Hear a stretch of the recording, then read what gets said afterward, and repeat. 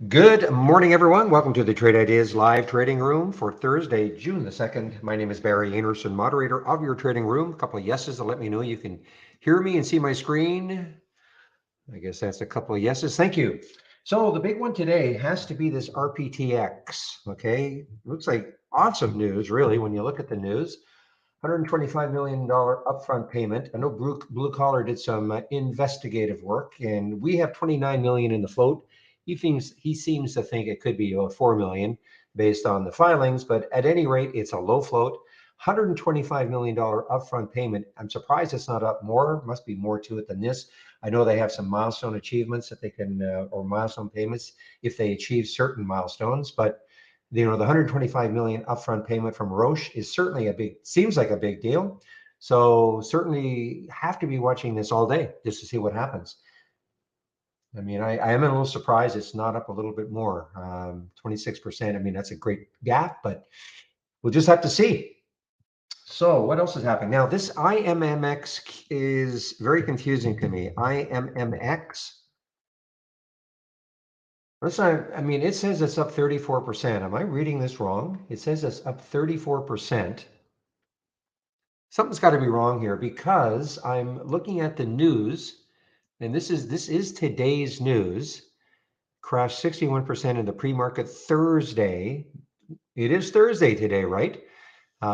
Phase two, we have it up 36%. So I don't understand what's going on unless there's another one, IMUX, which is plunged. But certainly, I can't believe they made that mistake. But maybe they did. If somebody can clarify that for me, because we have it up 36%. Certainly not a big crash. Whereas the IMUX, definitely, this one is down 56%. So maybe they've got it mixed up.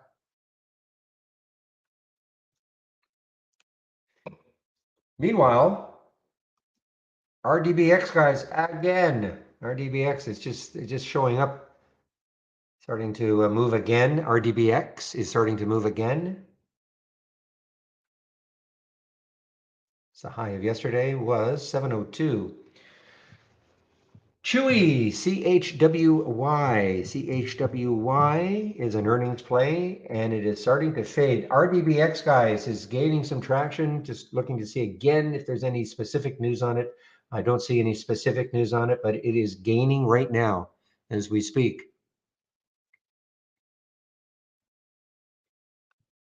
And how I know, of course, my gap ups. This is text to voice, so I hear this RDBX over and over again.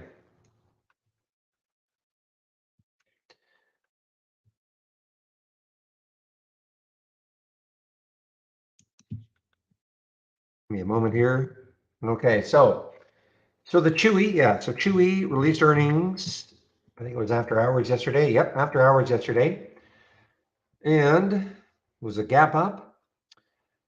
But, I mean, I just look at all these gap ups. I know the market is in for a modest open today, but, I'm just in that fade all gaps mode that I've been in for, it seems like, months now.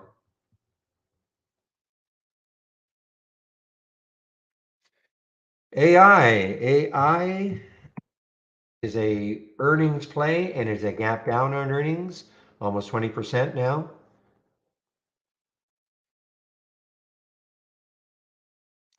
Pure Storage, PSTG. PSTG is an earnings play, a gap up on earnings. It's holding, gapped up after hours. It is still holding. But again, I just look at these and think fade, fade, fade. Look at the market, by the way, guys. Market's putting in a red bar now. We may not have a positive open. PDSB, yeah, as Zach was talking about this one, holding over that 410 level. Interesting, the AI had it as a short yesterday. Anyway, the FDA came out and gave them fast track designation for their drug, PDSB. And it's a fairly low float, 23 million. The next high looking left is 530.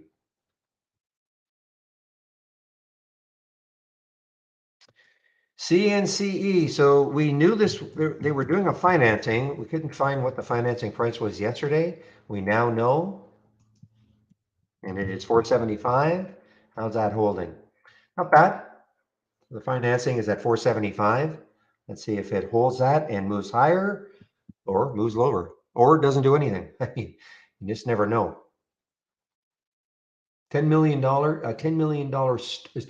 stock offering. So they're raising a fair amount of money, almost $50 million.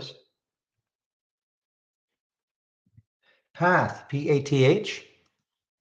P-A-T-H is another earnings play, and it's a gap up on earnings. Same thing, guys. Thinking fade, fade, fade.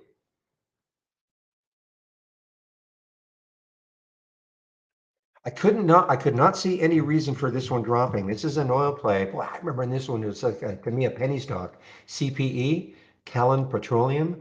I don't see any specific reason for it. I just keep scanning my headlines. I don't see any specific reason for this one to be down so much. It's down 7.5%. And that's CPE. And it's a fairly low float too, 42 million. It's certainly not a high float. So CPE is moving down.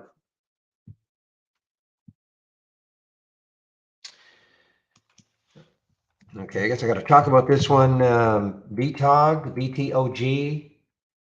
Yeah, so this is really, really fallen from the initial gap up. I guess they've got some kind of news. They're buying 850 bit miners. It's a China crypto stock.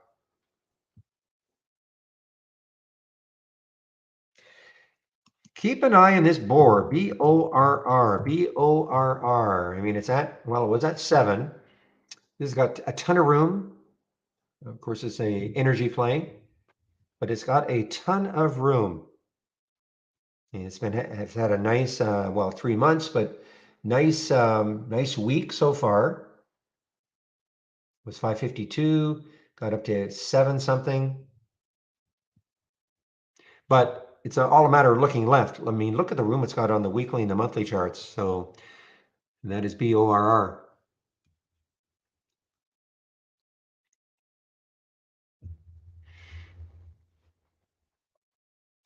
And SCOR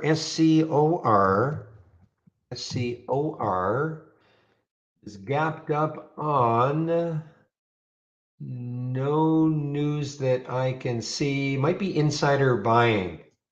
A director bought 600,000 shares. Yeah, that's it, I guess. Not I guess. I guess that is the reason. At $1.92 a share, so bought 600,000 shares. So he put 1.1 million into this.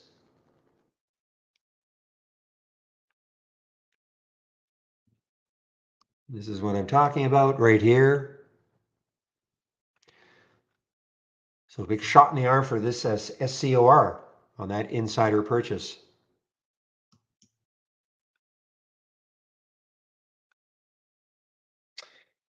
And Zach at 10:30, the Bear Cave. I got my little note here. 10:30. I guess the Bear Cave is going to indicate who they're going to slam.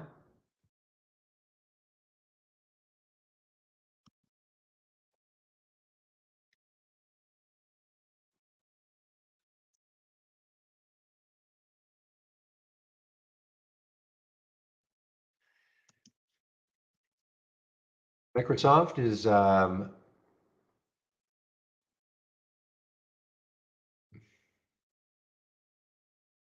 you're right. So they don't release earnings till the 26th, but I guess whenever they released 3 months ago, well, not 3 months ago, but 3 months before July the 26th. So now they're cutting their EPS and sales guidance.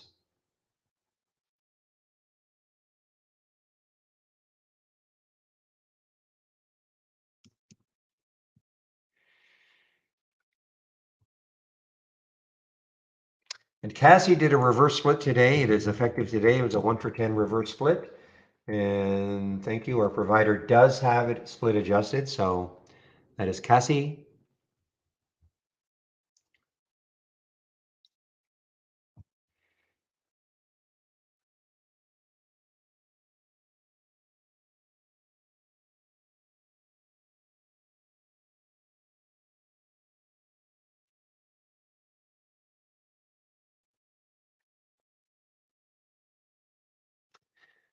All right, it is now 9:10. We're just going to do a quick check to see what sort of upgrades and downgrades we have from Interactive Broker, or not Interactive Brokers, briefing.com this morning.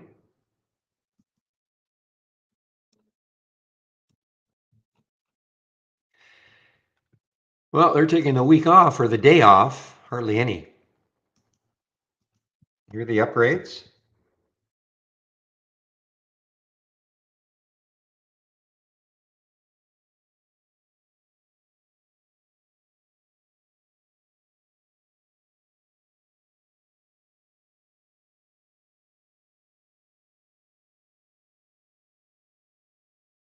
So there are the upgrades.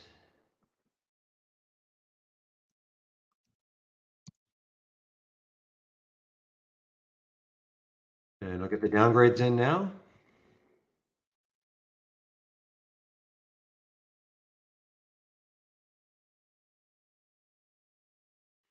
I saw Snap was pretty weak. I see it's got a downgrade from Piper Sandler. Actually, I also have this RPTX. Yeah, so I see Piper. So along with the Roche deal with 125 million upfront, I see Piper Sandler has also put a $30 price target on RPTX.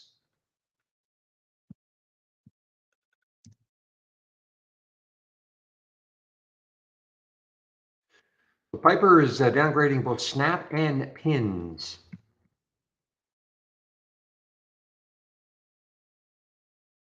And also AI. So Piper is the active broker.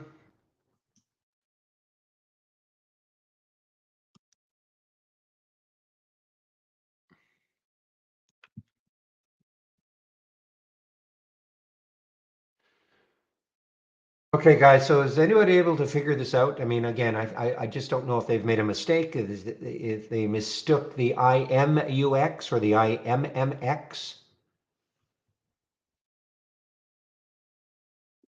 Because well, let's see if our news has the same thing. No, yeah, I just have a feeling maybe they've mixed up the symbols, IMUX.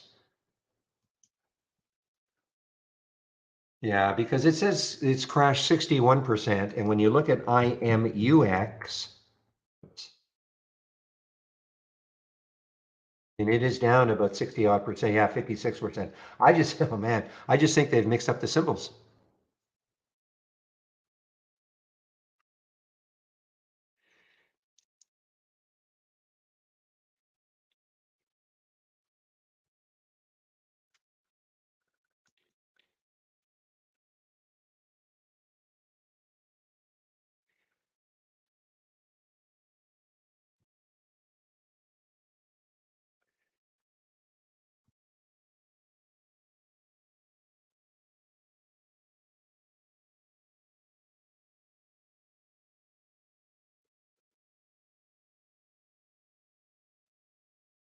Okay, guys, so I'm looking at, I keep definitely keeping an eye on the RPTX. I want to see, I mean, a lot of topping tails here.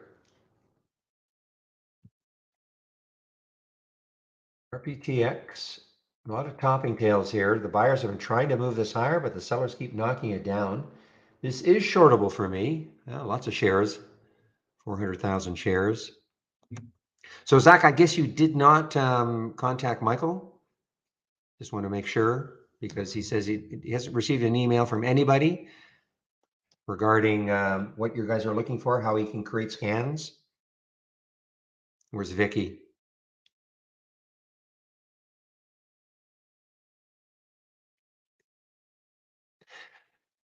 Yeah, I can't confirm that that is the mistake, but it seems like that should be the mistake.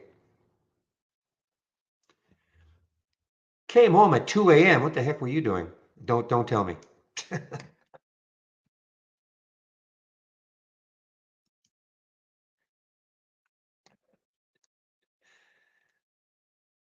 No, I just wanted to make sure that you had not sent it, Vicky. Hey, don't get your dander rough.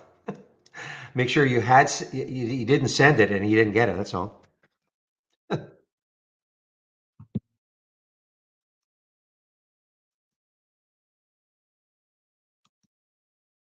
Anyway, it's out of my hands.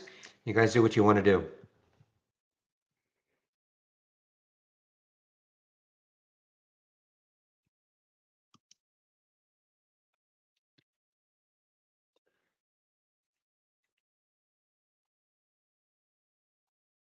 Morning, Real. So, for instance, Chewy, did that? Do you look at this that Bollinger Band in the pre-market also? I'm looking at if you can, I don't know if you can see my screen, but the Chewy on the 15, I see 3 attempts right at that 23, but that's in the pre-market. So I don't know if you look at it in the pre-market.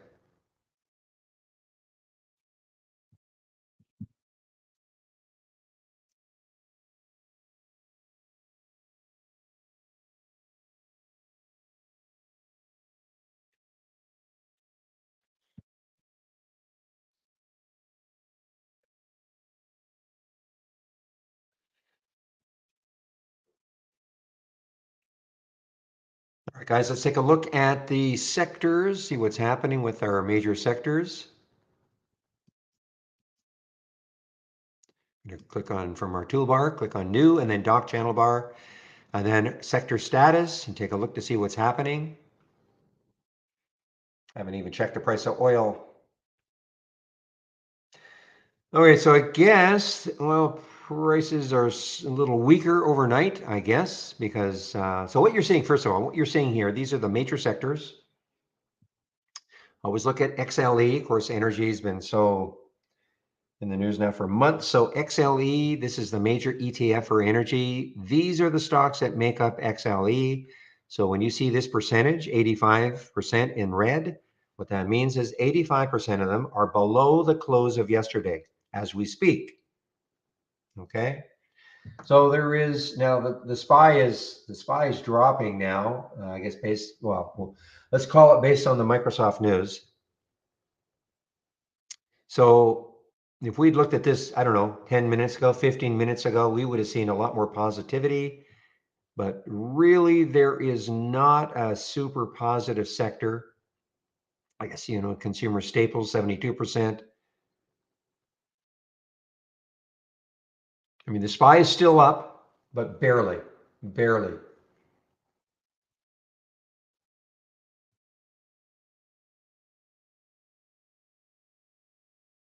But remember this number, 85% on the energy, because what I'm going to do if I can remember, maybe about half an hour from now, we're going to look at the change from the open and see, there's going to be a stark difference between the change from the close and the change from the open, of course.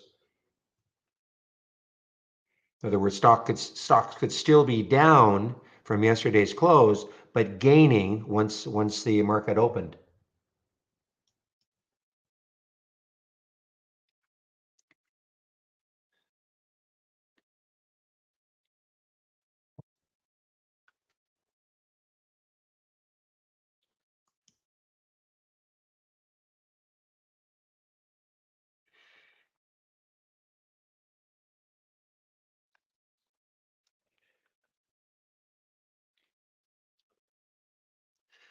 All right, Tess. Well, hopefully, I hope it works out well for you. Talking to somebody in our YouTube room, just our premium service.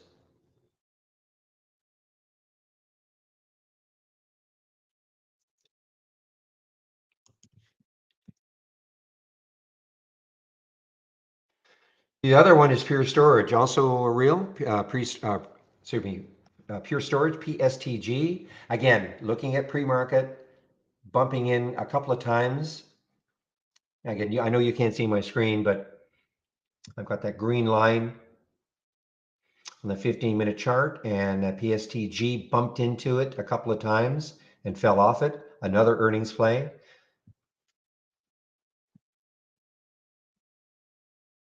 I mean, it helps too. Our bias is to short these pops anyway. I just don't see any of these things continuing.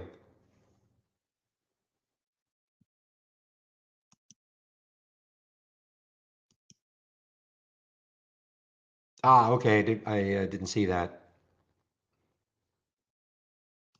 Freeport, I don't have that one.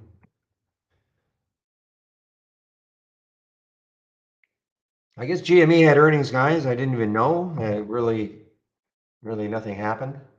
A little pop after hours, but GME had earnings, so that's out of the way now.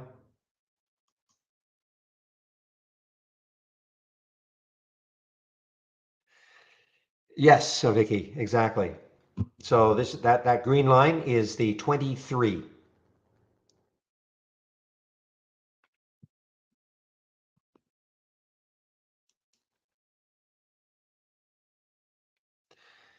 So I'm going to be a little distracted today because I'm going to try to keep an eye on these crosses. Michael, I believe this has been updated now, so some more filters are in here. Again, guys, Michael is very willing to create scans, within reason, and he gave you guys, his email address. So I'm going to keep an eye on this one. And I think what's going to start happening is on Tuesdays when Michael is in our YouTube room between 12 and 1, he's going to, take scan suggestions. And once we figure out how he can come into this room on the mic, we're going to do the same thing, probably as scheduled, maybe on a Thursday or something like that.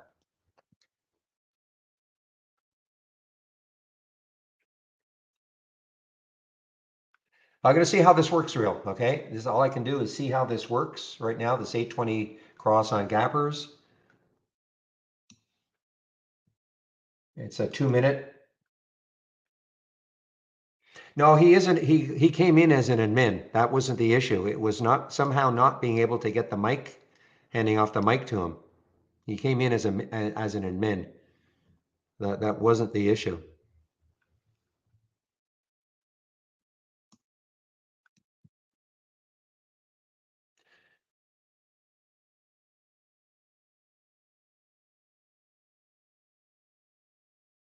Well, he was okay. Interestingly, well, I mean, he was able to post on this side, which usually means he's an admin.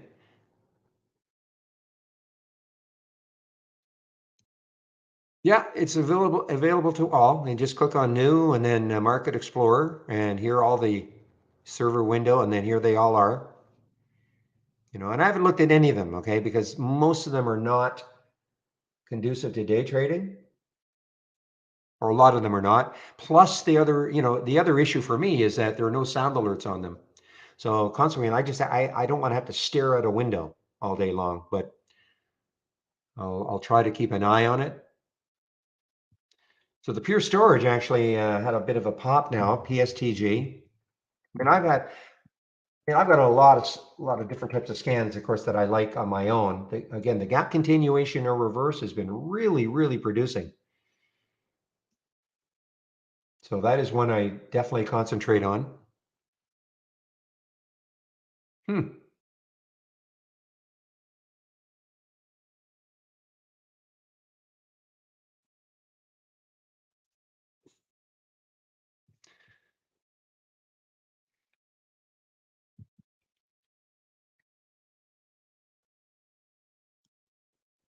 All right. Well, maybe I'll talk to make sure. Maybe you might be right then. I don't know. Let me just do something.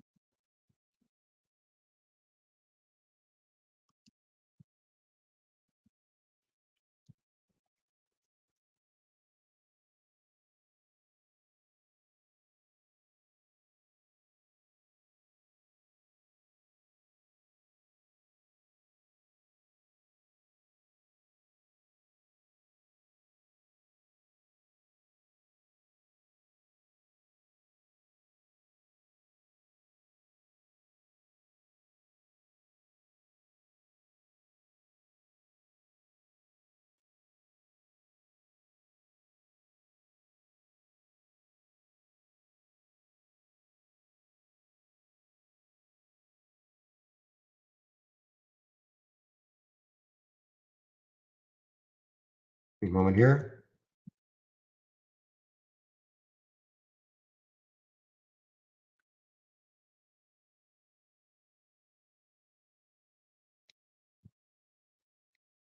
Okay, guys, RPTX, maybe getting ready now. Yeah, he came in not as admin. I'm pretty sure he came back as admin, real, like Bob is saying. Anyway, we'll figure it out. So the SPY has just gone negative. SPY has just gone negative.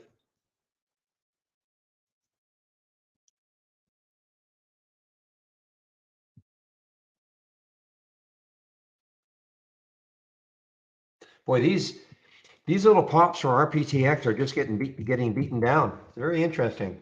Look at all these topping tails in the 15-minute chart for RPTX. Again, what does it mean? It means, the buyers have been trying to move this higher and the volume has been in. Not like the volume is not there, but the sellers keep knocking it down. I should have checked. I know right now there at Interactive Brokers there are 400,000 shares available. I think it was more before, which of course is telling me that people are piling into the short. Very interesting. That's an excellent press release and a low float. This goes to show you can't tell. Excellent press release, plus a price target of 30 now. Must be other stuff going on we're just not sure of.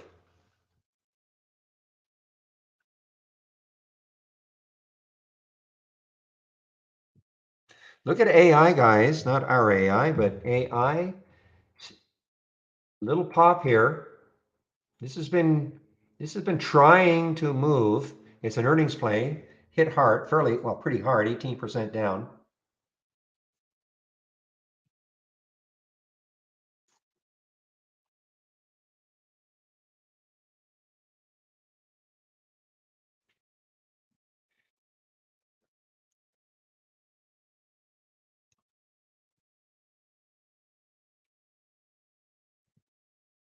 All right, guys, give me a moment.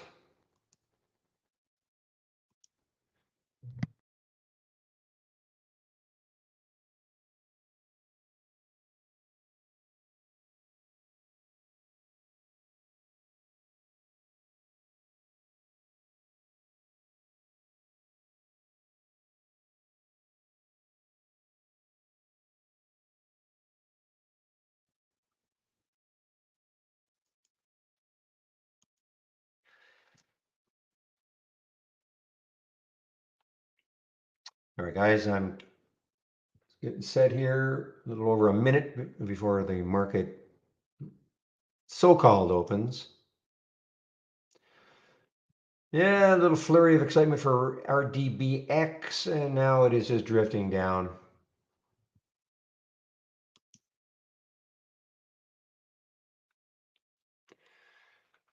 Now it's less than a minute. Yes. So let's have a great trading day, everybody. Typically, I don't trade in the first 15 minutes. I like to see the market settle down a little bit. If I were new to trading, I wouldn't trade in the first 30 minutes. Don't get so anxious to hop into a trade.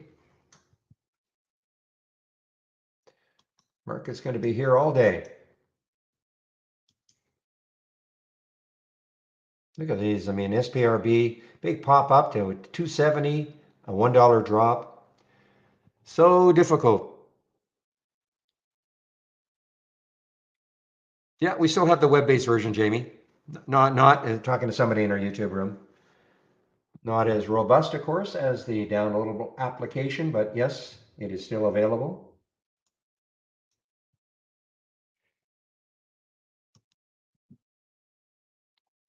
And we are now open.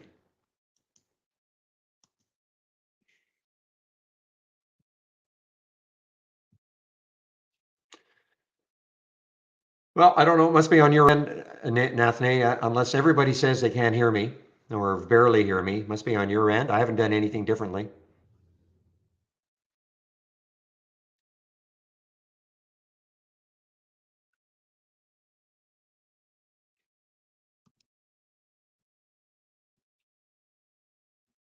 Yeah, there you go. So it must be on your end, Nathane. All right, we have a halt.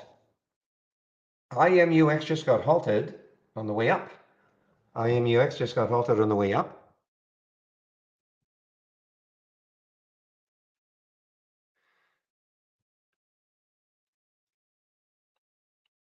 Well, nice pop for AI, guys. Just mentioned this before the market opened, and this is starting to surge a little bit here. Now I put a 15-minute delay on this, but this would have been a gap up or gap down and reverse if you don't have the 15-minute delay.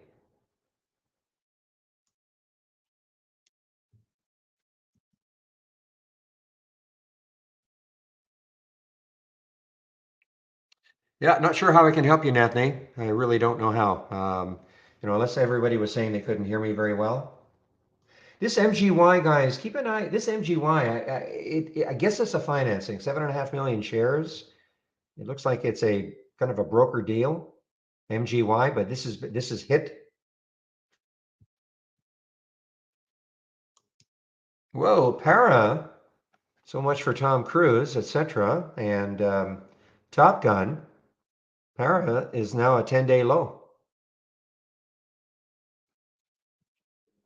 Price target cut from to 24 from 49 by Wolf.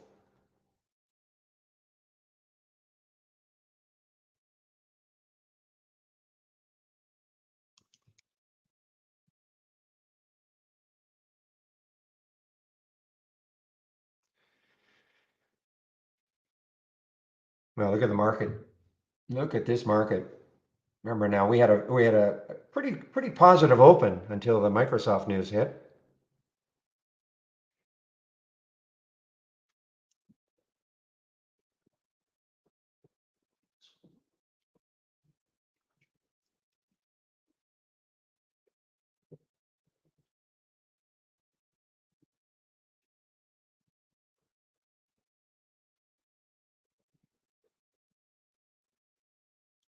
No, so Pure Storage and Chewy are going in the opposite direction so far. There's Pure Storage, PSTG. Pure Storage is getting relatively close to the 200-day moving average, which is at 28.20. So the stock is at 27.60 now, and this is now a 10-day daily breakout, meeting all the filter requirements.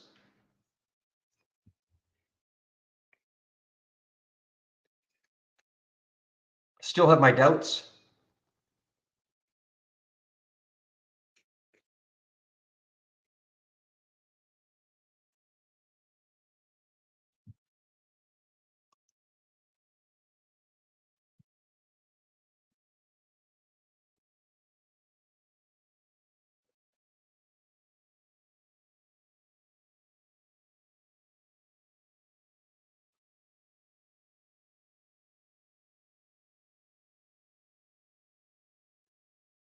Yeah, I saw it's way out of the price range, but I did see that one.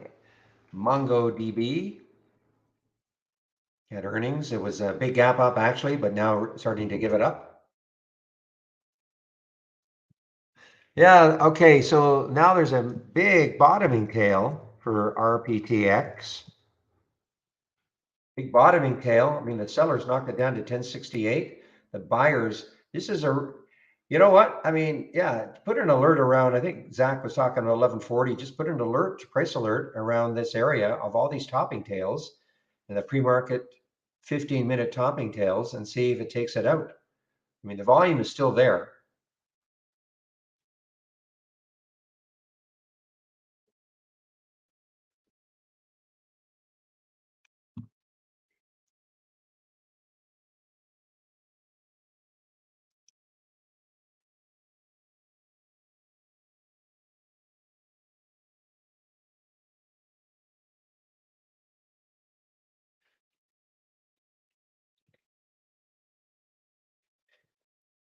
Yeah, TNXP, so monkeypox, TNXP down, Sega's down, SIGA is down.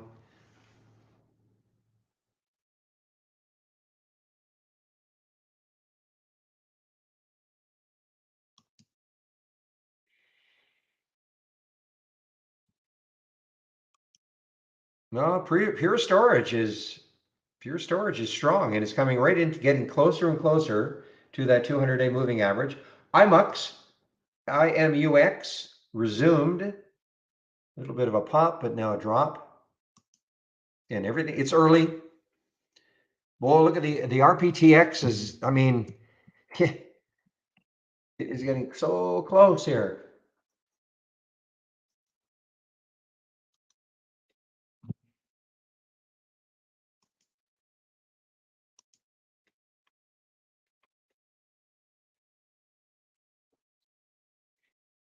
So pop, I mean, that, I don't know if anybody could have taken that and got out up here. That was just a very, very quick spike up.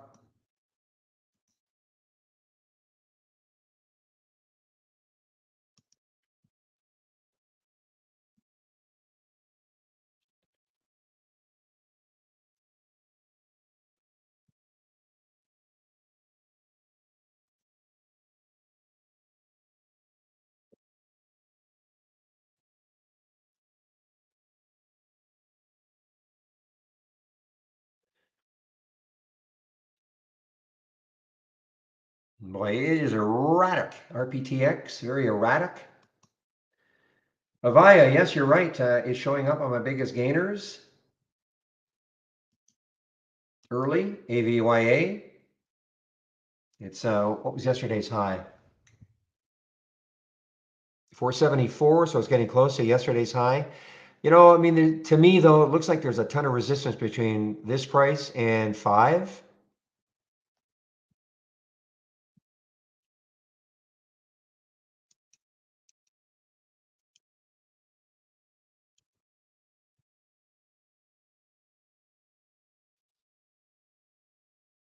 Wow, I mean, Pure Storage is super duper strong, guys. Wow. So far, coming right into that 200-day. I mean, what did it get to? Got up to 28, I'm sorry, 28.21, and the 200-day, I mean, it's right into it, as Real calls it, the area. So if it takes it out, I mean, there's room, I guess. 29.65 is the next high looking left. Actually, 29.65. Very strong.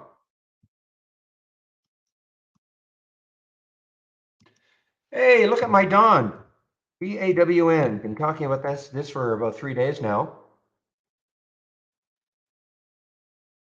No, like just inching its way up. No volume yet, but you know what?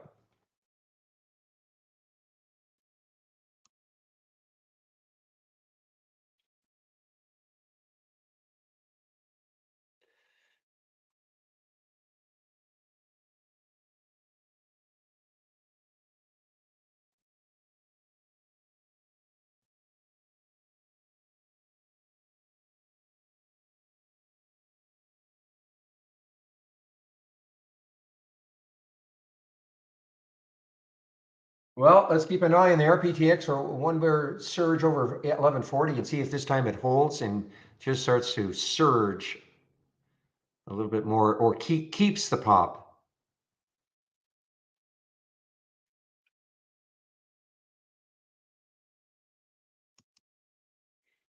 So yesterday, one of yesterday's big losers, LTHM, is trying to come back. LTHM trying to come back.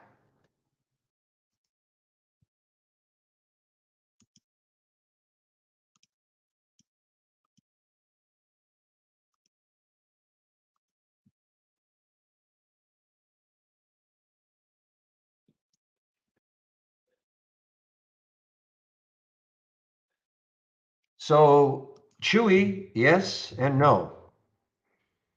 I mean, there's a big bottoming tail now for Chewy, 25.72, and then right back up to 27. So again, this is what can happen in the first 15 minutes. Things can be really erratic.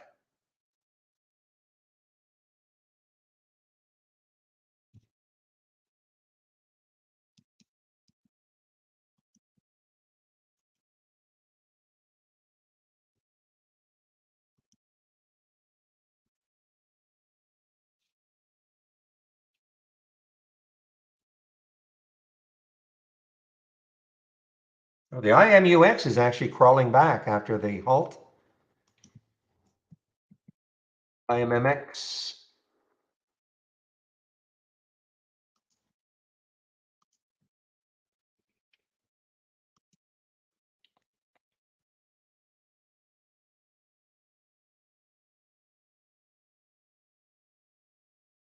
Boy, this RPTX looks like it really wants to go.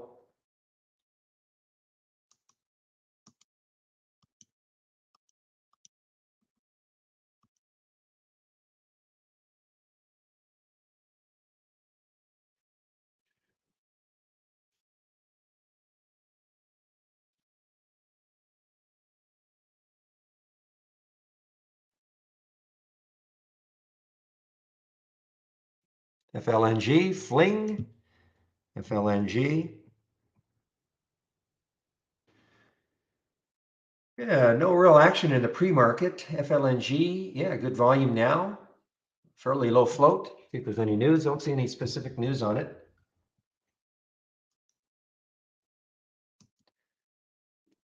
Well, guys, I have to tell you, you got to be on your own in trading this RPTX because it is very, very wild. Just have the feeling that it's with that news, once it really catches on. But I mean, it's been very, very wild and erratic.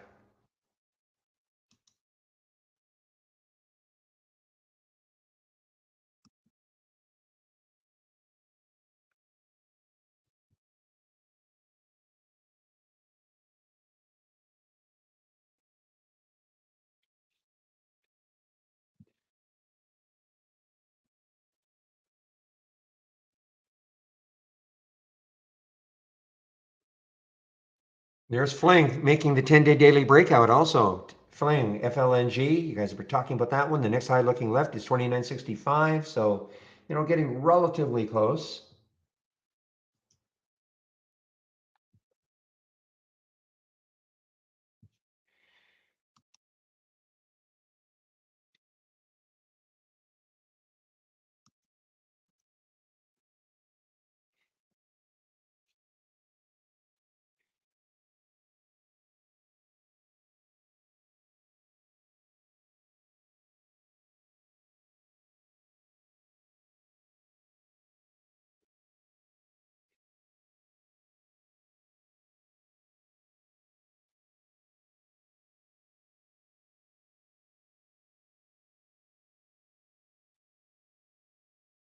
Okay, well, SPY's made a bit of a comeback here. We had a big bottoming tail here, that first 15-minute candle, and we're making a bit of a comeback.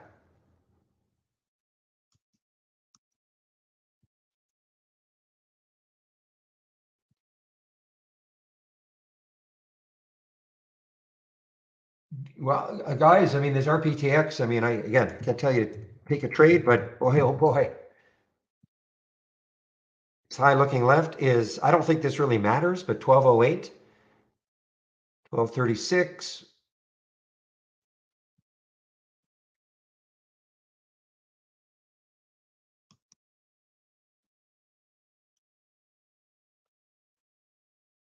Well, we know the $30 price target put on by Piper for RPTX.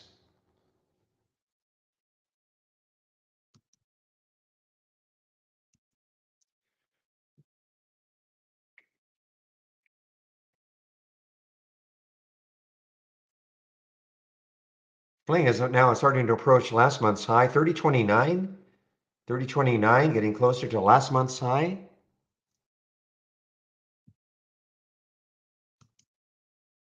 Boy, AVYA, wow. I mean, it is taken out.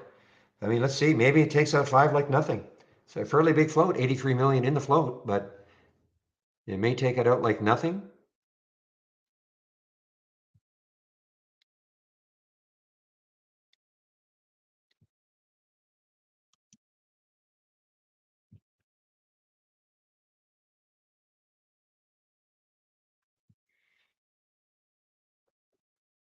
Okay, so we're starting to get some of my ones in the gap up and go and gap down in reverse. This is the gap up and go, pure storage. 200-day didn't really stall it at all.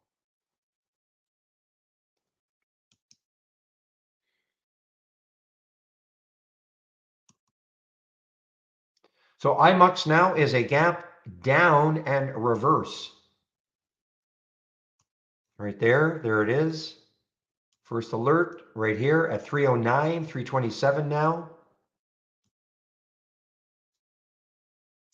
Again, these are scans that I am sharing.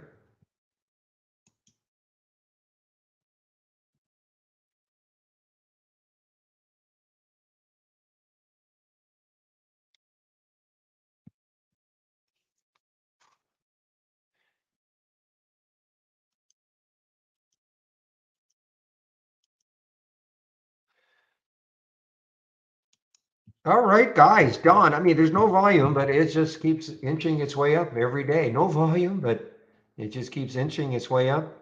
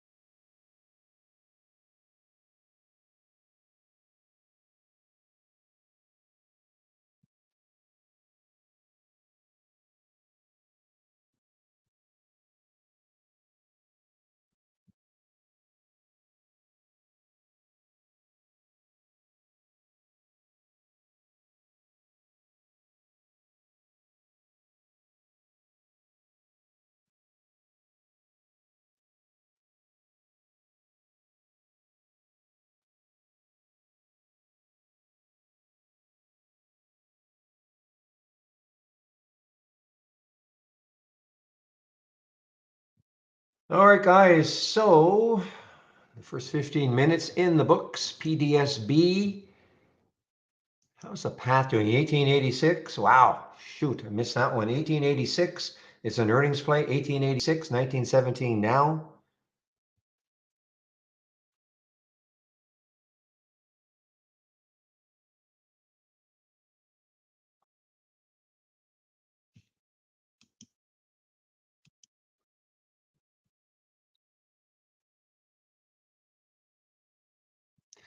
All right, reset my alerts now for the RPTX at that 1170 level. See if it takes. Obviously, you got to trade this out. I mean, you cannot hold on, in my opinion, anyway. Unless you have an incredibly wide stop, that means you've taken fewer shares.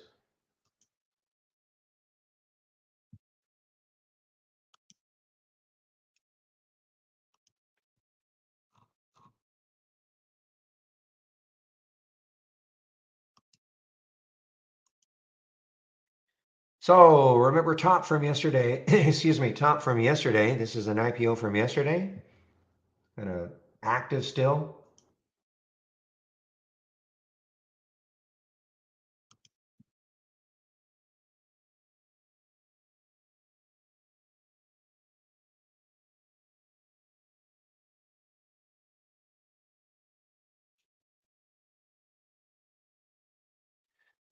Well, Path, my goodness. I mean, Path, we're actually seeing interesting action, in my opinion, with these earnings plays. Path and certainly Pure Storage, where gap up and goes. No fades yet.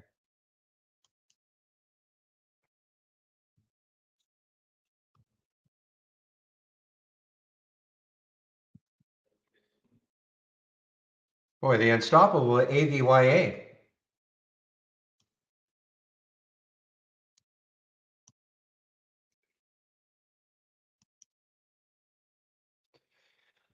All right, so and there's Chewy. I mean, Chewy also. I mean, yeah, it had the drop, but boy, oh boy, these have been strong earnings plays. The next high looking left for Chewy is CHWY is 27.92. So that's where it got to, I think, this morning in the pre-market. Not quite, but in fact, yes, it got over that 28.35.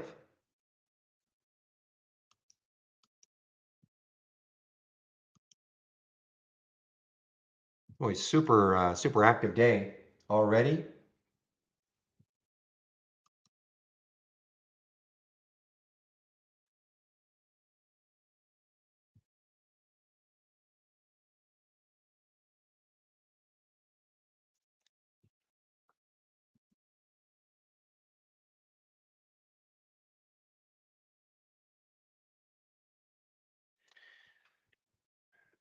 Okay, guys, so T-Doc on the move here. This is from Zach Scan.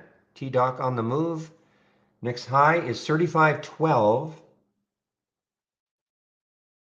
and 35.99 and 36. So between here, approximately, say let's call this 35.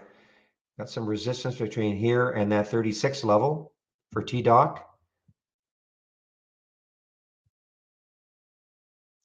I don't have AGL halted, so maybe it was a volume thing. Must have got halted. Oh, also must have been a volume. Must have been less than 20,000 when it got halted.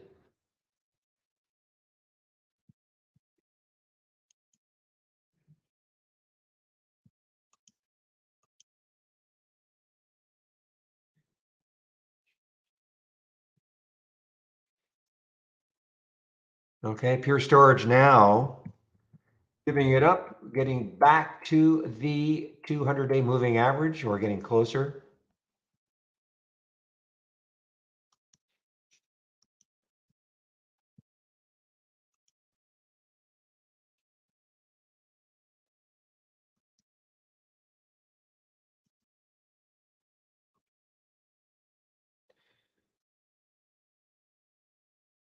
Wow, AVYA, how strong is this? I'm not in it, but man, oh man, I just thought maybe that 5 might hold it. It still might. It's not a crazy low float, 83 million in the float.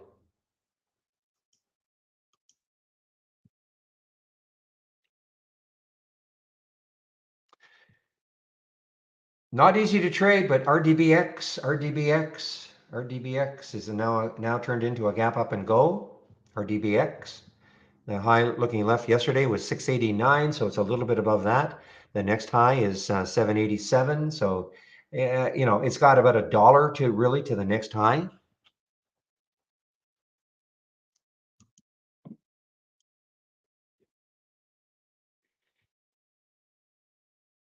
But it is a super erratic trader.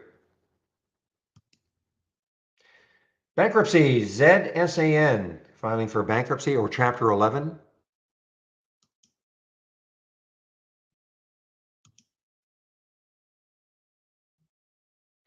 Yeah, Rob, I'm not interested in the RPTX, as crazy as it sounds, unless it takes out these highs up here. It's such an errata. I mean, I did okay on it, but you really had to watch it. It's a very strange action.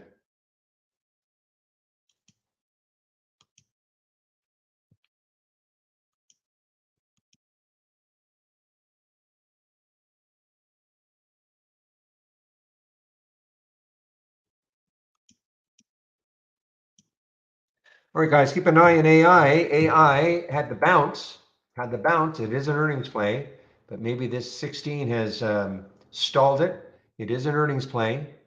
It's still down for the day, of course. AI.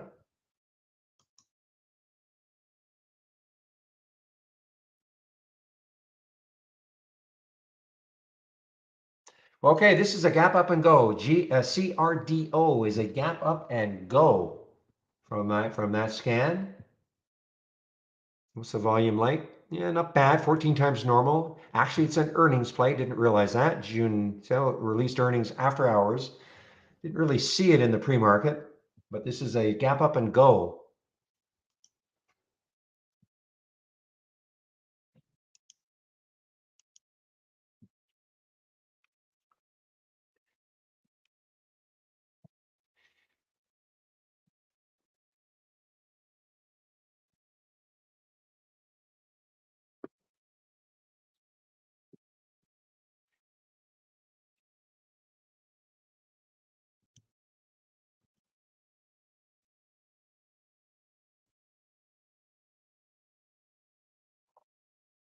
Again, guys, CRDO is a gap up and go.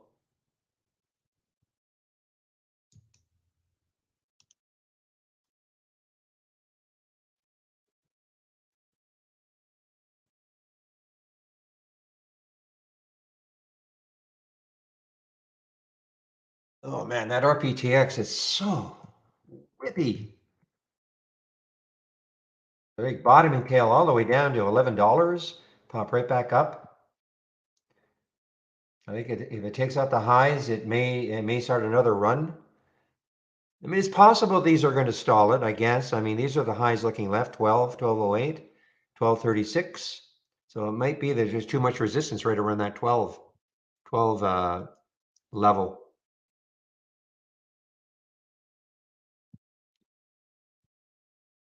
Or not.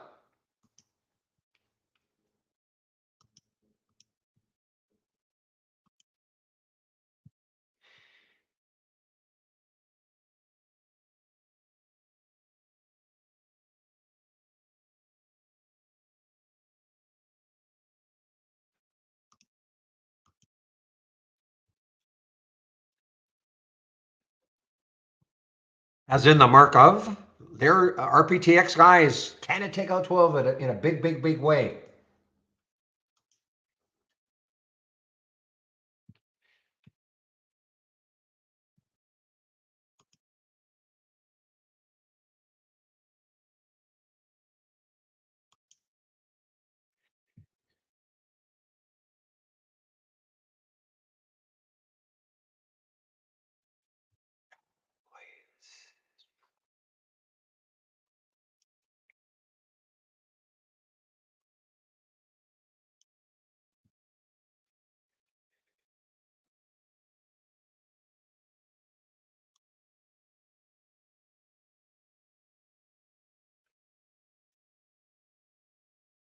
Oh man, this was a tremendous gap down in reverse. IMUX, tremendous gap down in reverse.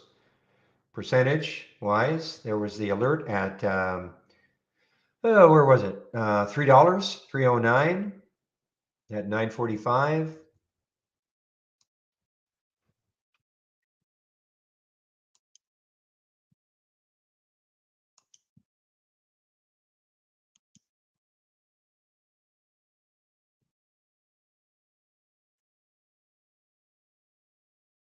Well, it's hard to know, Rob. I mean, that is just a real crazy trader, the RPTX.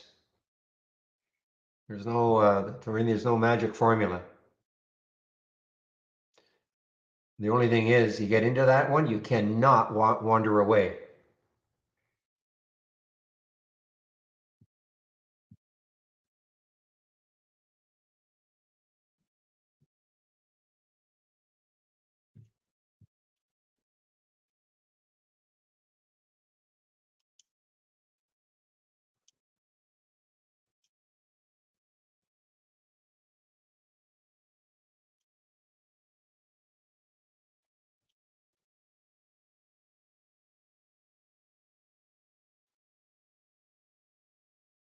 Oh, this is sorry. Obviously just watching this RPTX. You got to be careful.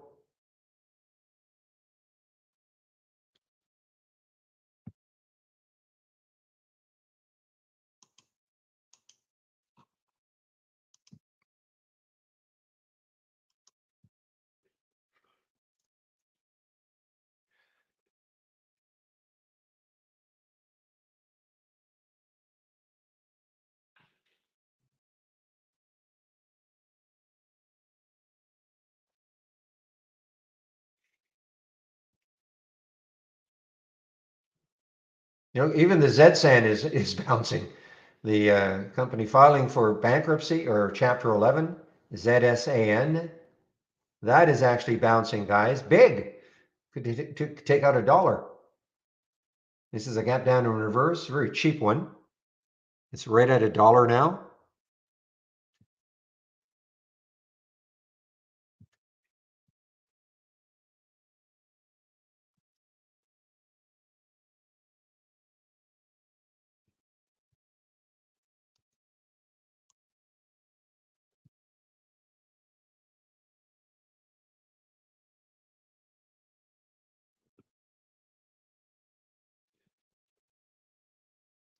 Power is still getting whacked. Let's take a look. That was on my 10-day daily breakdown early at 3104.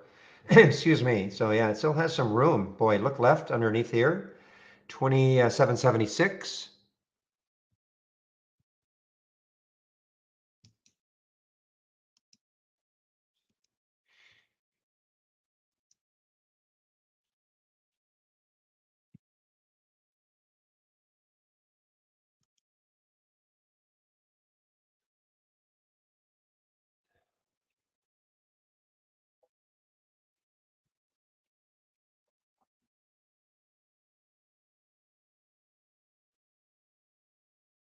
I don't see anything from this. No, nothing new today from that cross. Not that I can see anyway.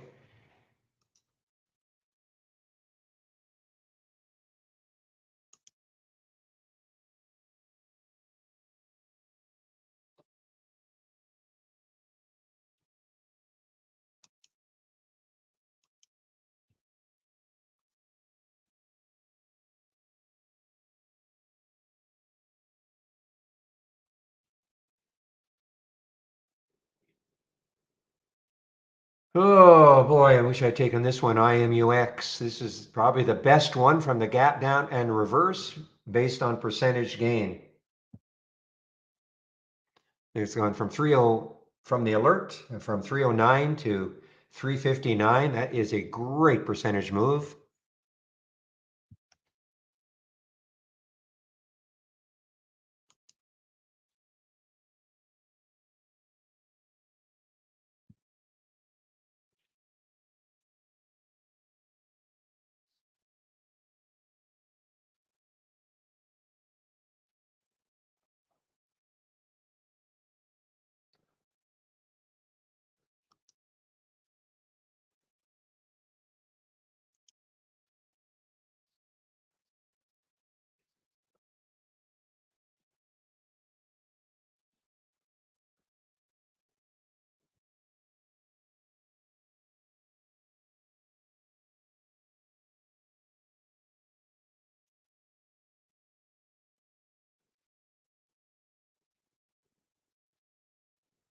All right, guys, I'm just checking some of my thumbnail charts, see if there's anything interesting happening.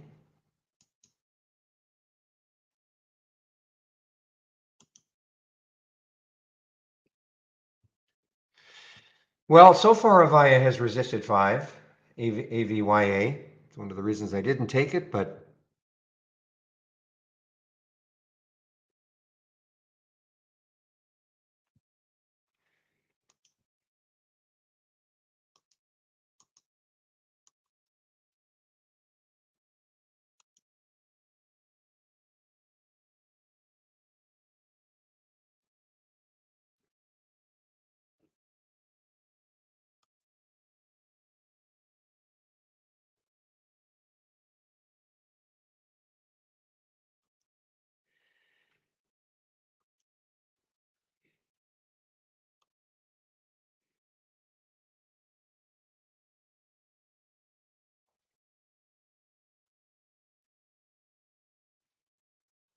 very nice fade. I didn't take it, but a nice fade on that 30. Wow, actually right at the price too.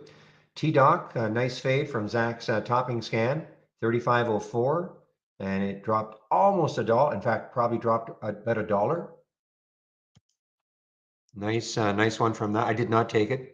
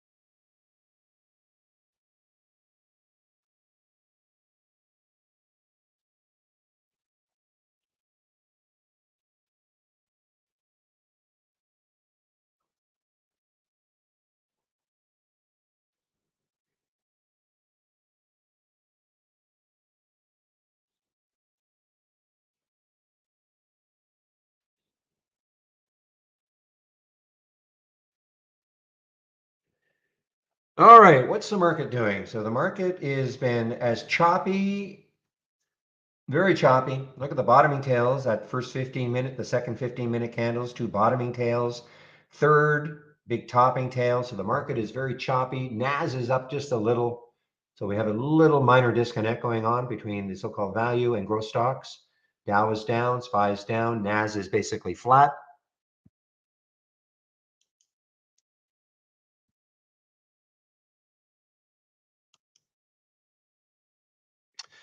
All right, so this is now a gap down and reverse, MGY, but I might be a little bit late. 26, yeah, well, 2676 was the alert. 2676, and this is for MGY, and it is a financing deal. That is what caused it to drop, and that is the MGY, but it is now turning into a gap down and reverse.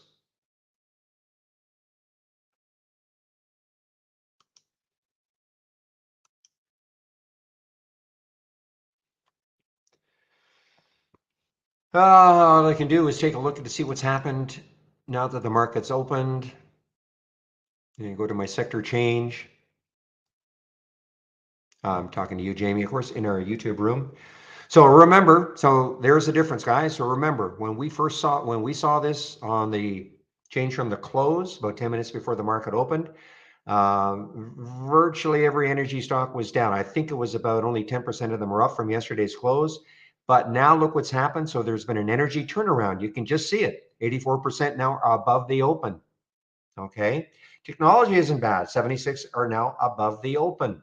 Okay. This was, I can't remember what the percentage was, but it was less than 50%. But this is the change. But this is the big change. Energy. Most of the energy stocks were down from yesterday's close, but 81% of them are above the open. That means if I take a look at XLE, we're going to see that XLE did something like, it's been choppy. There it was down here, and it's trying to recover. Very choppy, though. Very, very choppy. Like the market, just like the market. I mean, this is difficult. I mean, you think you want to get into a chewy short, looks pretty good, then it popped up on you. You want to get into a pure storage short. Now that really didn't, in my opinion, give a great short opportunity at the beginning anyway. That just ran. I mean, now, yes.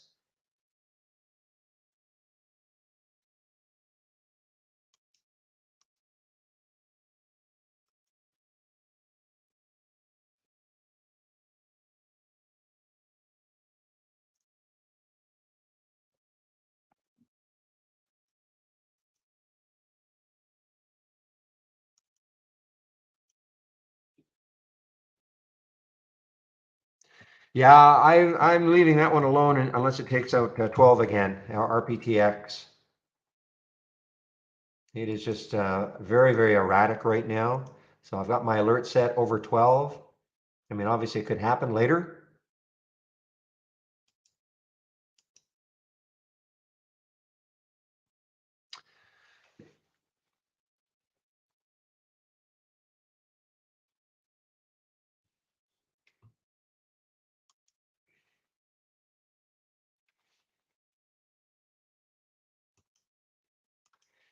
Yeah, I mean, yeah, you're right, Zoro. I mean, the SPY is a mess. Well, I mean, here was another one, guys. I mean, tremendous percentage increase for ZSAN.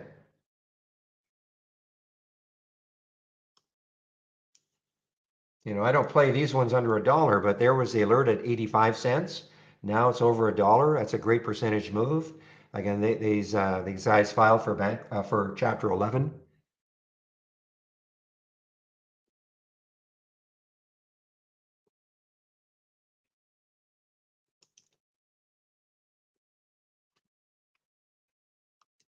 Silver play from Zach Scan 2354. This is a silver play. PAAS.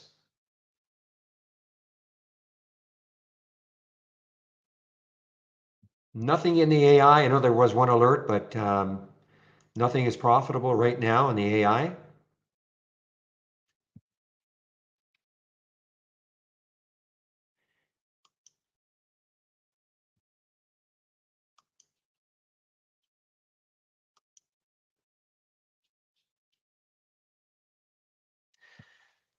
So Digital Turbine is trying to come back. APPS is trying to come back here. It was an earnings play yesterday. And there was the reaction, big drop, but it is, and there's actually a red bar ignored on the 15-minute chart for APPS.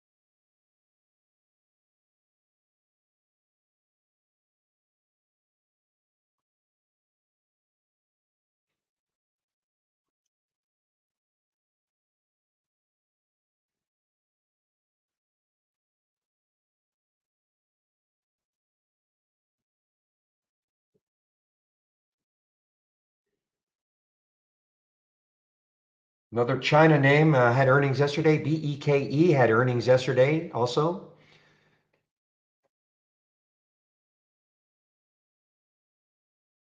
And this is from Zach's topping scan, 2358 on the PAS, so it hasn't moved yet.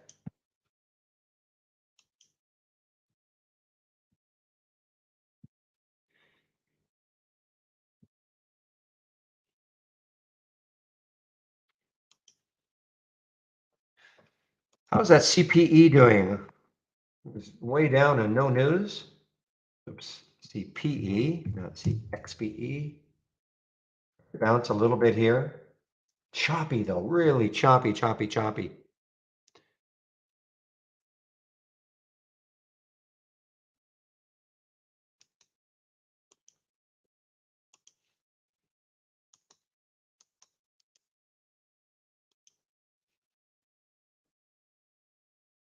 Was it a financing? Didn't see that financing news at all.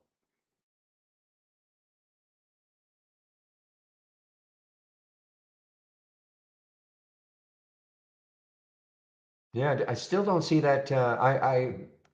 It's funny that Ivy doesn't have that news.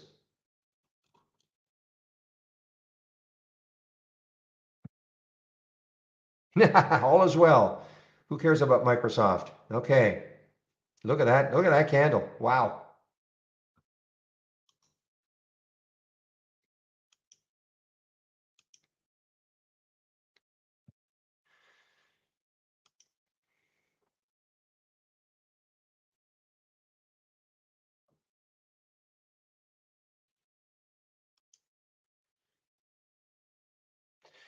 Yeah, this is a gap down and reverse. I think somebody mentioned this. Vicky may have mentioned this one. HPE is a gap down and reverse.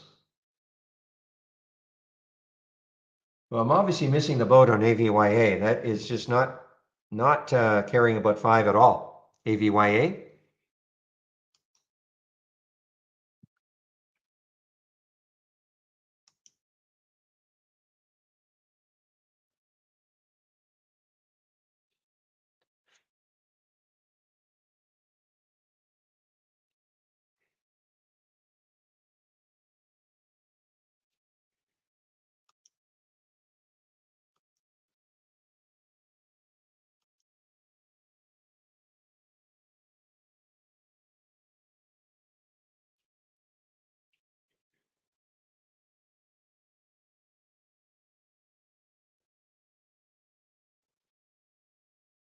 It's way above, yeah, way above that. At least on my chart, way above the that 30 at 23. It's also on Zach scan, of course, as a topping play. BEKE.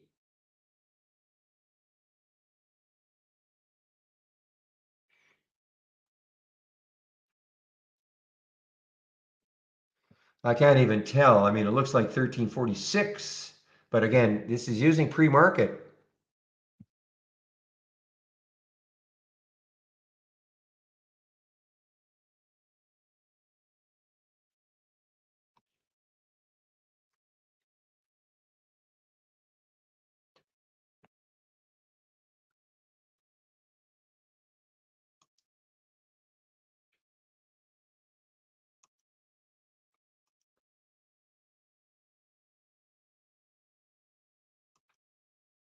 Yeah, BSX did not show up on mine.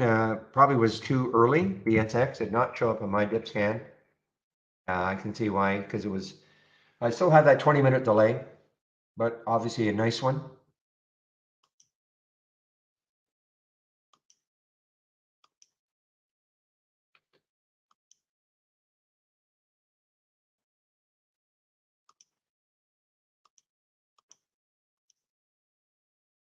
All right, BEKE, are you going to move down now?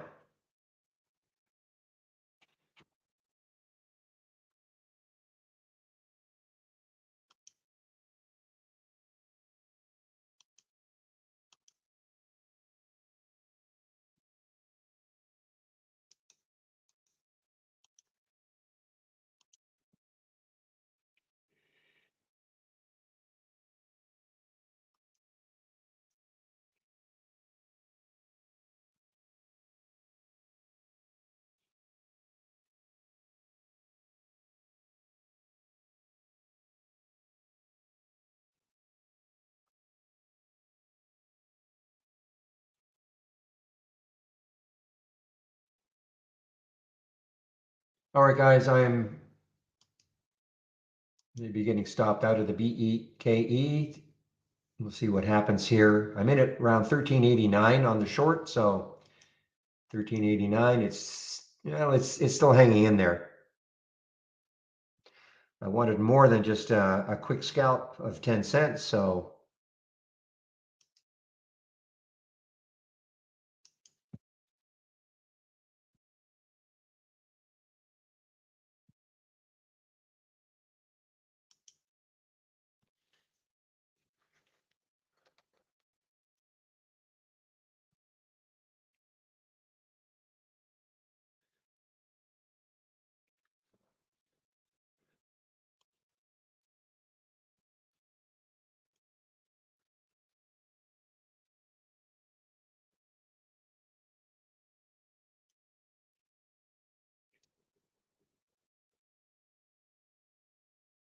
didn't have a great reaction to it. No, I guess it did. I'm sorry. This is all right. Let's see if RPTX can come back a bit now. Um, yeah, I guess it did. I'm sorry. I guess it did have a good reaction. That was a reaction to earnings. Yesterday had a drop, well, kind of a drop.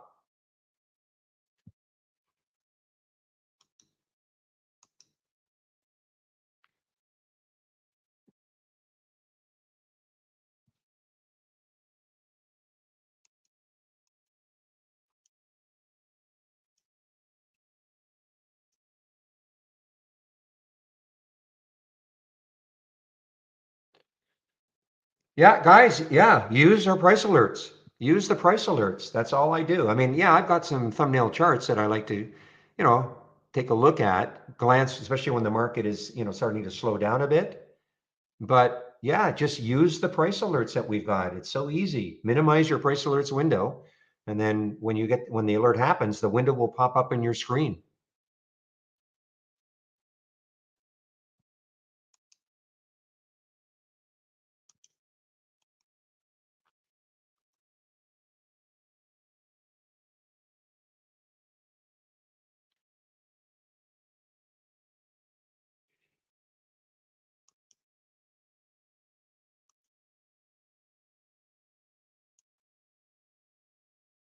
Okay, I'm just getting set to get out of this short, the BEKE short. Maybe not. Come on. Teasing me at 14.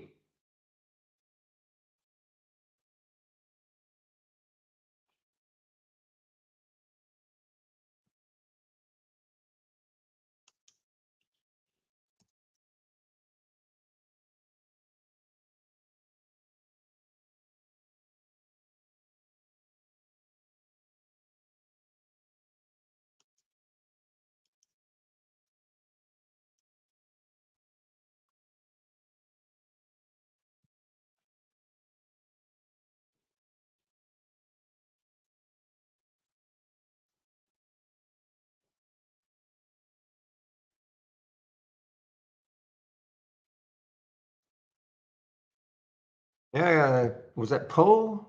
You're the one. I think Poe, is that the one? You're the one who took the Sega anti-GA?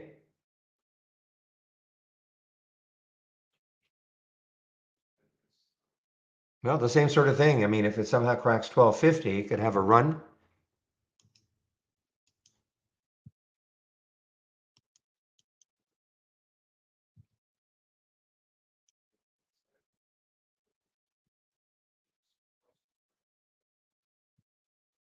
All right. Well, I've still got this on watch, but RPTX, you see what's happened here? Look at the volume. I mean, just look. I mean, there was that big pop, got through 12 on that volume right there. And then since then, the volume has just been dwindling, dwindling, dwindling, putrid. Look at them. I mean, this is a difficult day, guys, because look at the SPY also. I mean, it depends what you're in, of course, but look at the SPY. I mean, we had this big green candle. Now we've got a giant red candle wiping that out. So very difficult.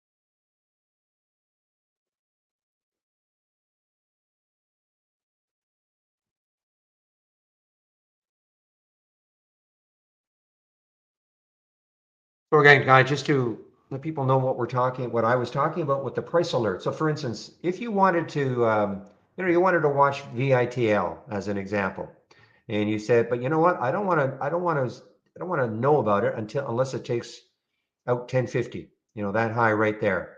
So you don't have to stare at the chart. All you have to do is just, move your pointer until you see that dotted line right where you want the price to be. Then just right click, and then create price alert. And there it is at 10:59. Now, of course, you can change it if you want to make it 10:56. You just type that in, and now you save it, and that's it. And what happens is, first of all, you have to have your price alerts window. So from our toolbar, click on New and then Price Alerts window. And I don't know why I've got two of them up. Okay, just give me a moment here.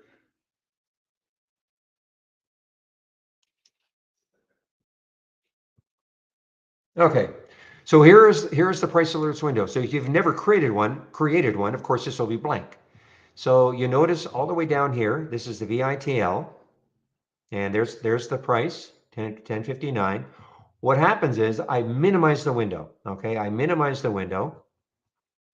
I have the triggered time column. If you don't, I would suggest you add it, move it all the way over to the left, and then you sort on it so that the last alert will appear right at the top. So all you do now is minimize the window. And when you get an alert, the price alerts window will pop up on your screen. You can actually put a price alert, a sound alert on it also, if you want, in case you, like me, with a wireless headset, wandering away from the computer every now and then. So I would hear that alert. But that's all. So as Real said, you don't have to stare at the chart anymore.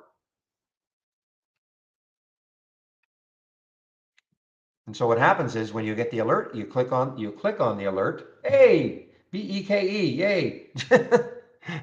Can't believe it. I took my eye off it. I didn't think it was going to get disastrous for me. But BEKE.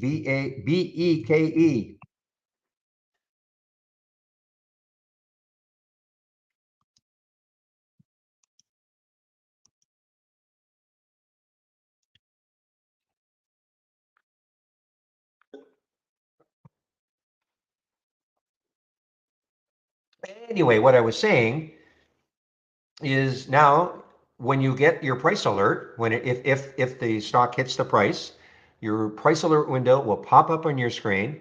Then you just click on the alert and you see what's happening. Is it still a pattern that you like?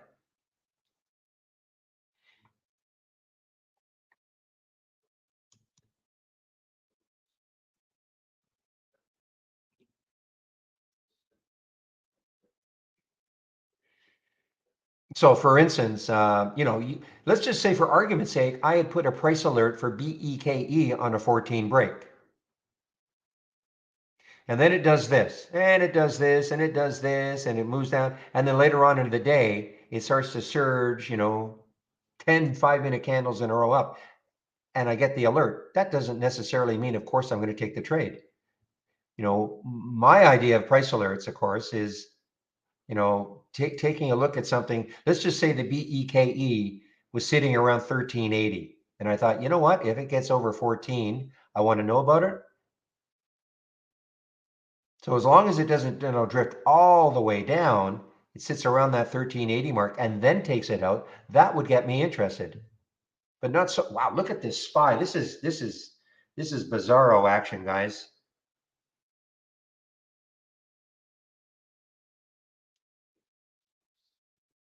Oof.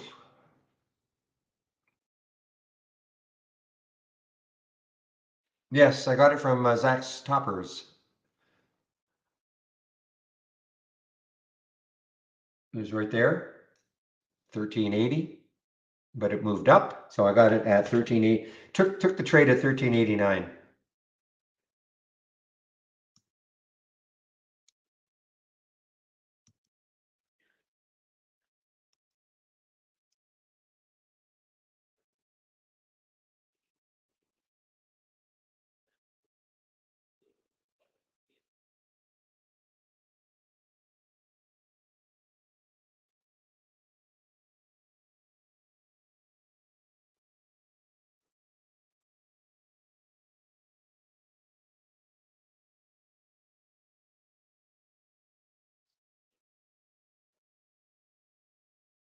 The RPTX is still acting like the market.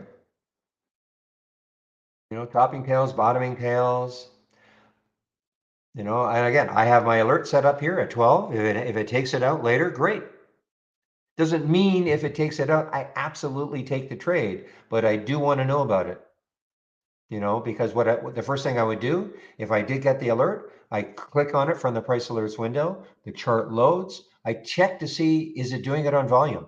I mean, this volume is still putrid. I mean, it's still dwindling and dwindling. That's why I have a 2-minute candle or a 2-minute chart up. It's really the only reason I have a 2-minute chart up. Is just to check these volume levels.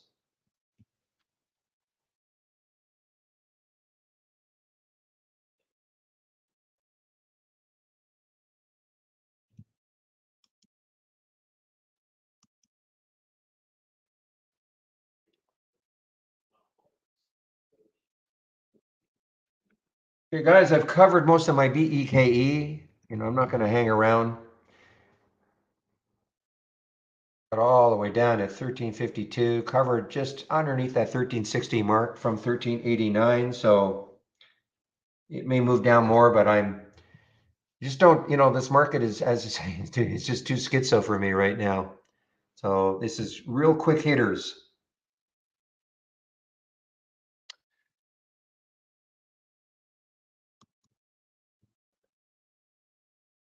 Why 2-minute volume? I don't know. I like to check the 2-minute volume. I mean, I'm also checking the 5 and the 15, but the 2 can start it off.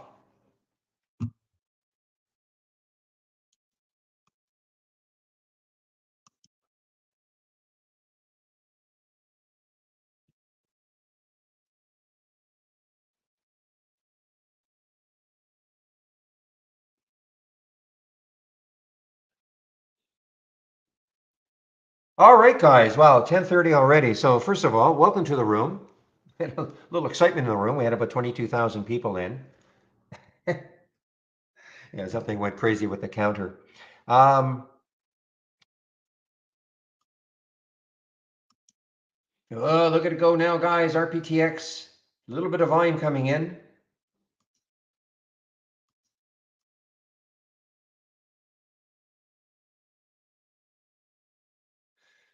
Still not great on the 15 though. You know, it's still tailing off. You'd love to see a big pop on the 15 also, and the 5. You know, just a little bit of one. I mean, on the 2-minute.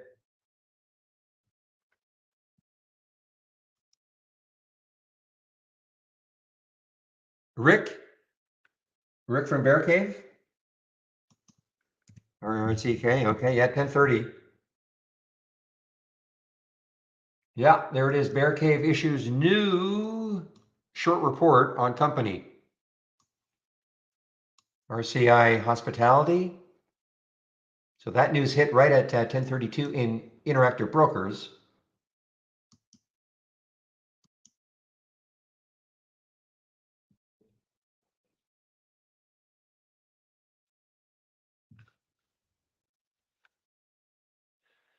Does anybody, I'm sure there are some, Desi, the question is monitor the ratio of stocks up to down and how did they find it working?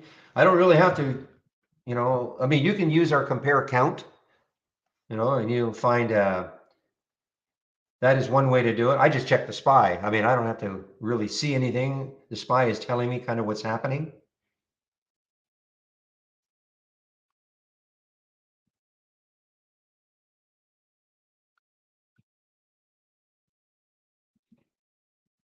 The question is, how do you use it to your advantage? If I told you the ratio was 90% are down and 10% are up, how are you going to use that to your advantage? You know, I mean, the obvious thing is, okay, if 90% stocks are down and only 10% are up, you better be really careful. But if you're going to go long something, I mean, that's just obvious, I guess. Unless it's truly, truly, utterly trading on its own, kind of like an RPTX. Kind of, though it has been a super erratic trader.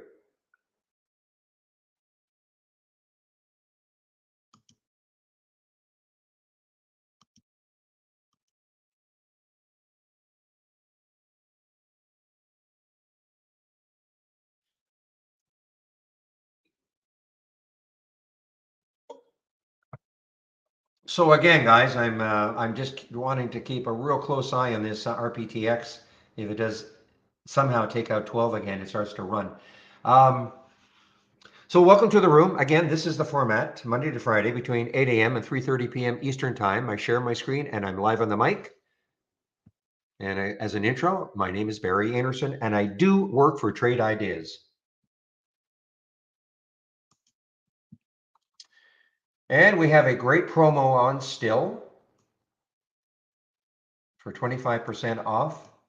Let me just get my homepage in.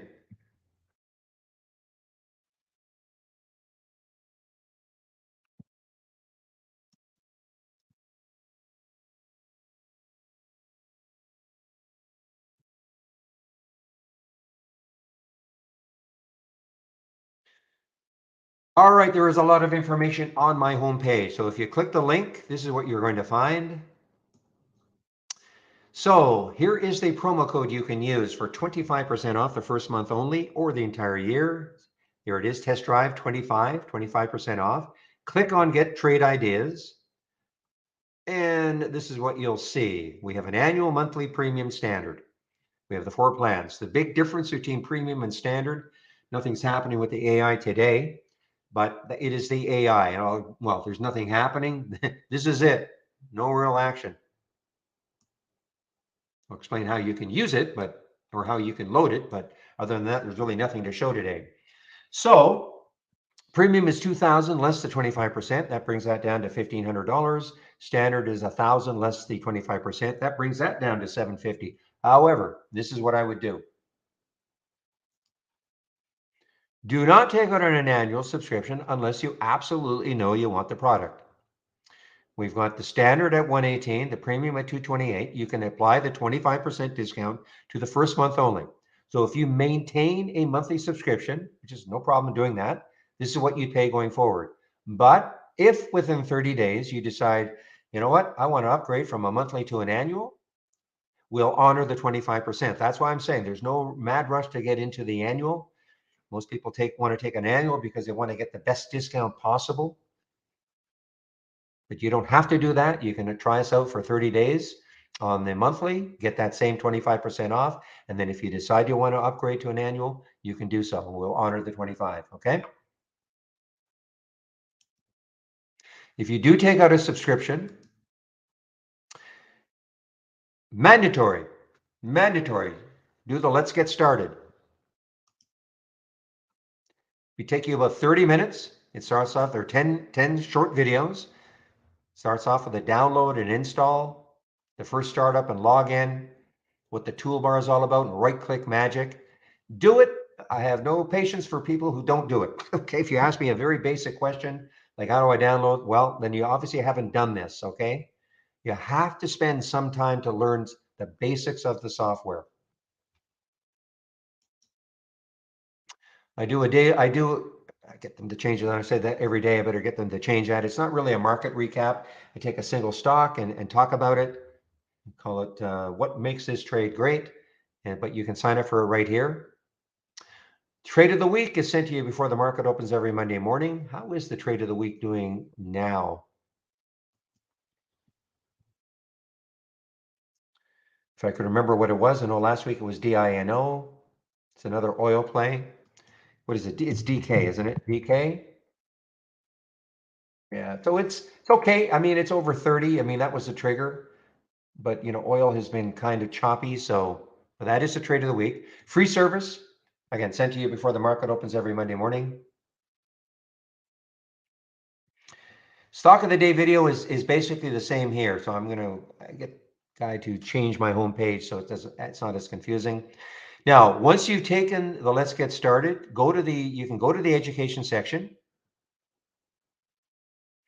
And now you can take a look at the user guide. And don't get hung up about how much information. You don't have to learn everything all at once.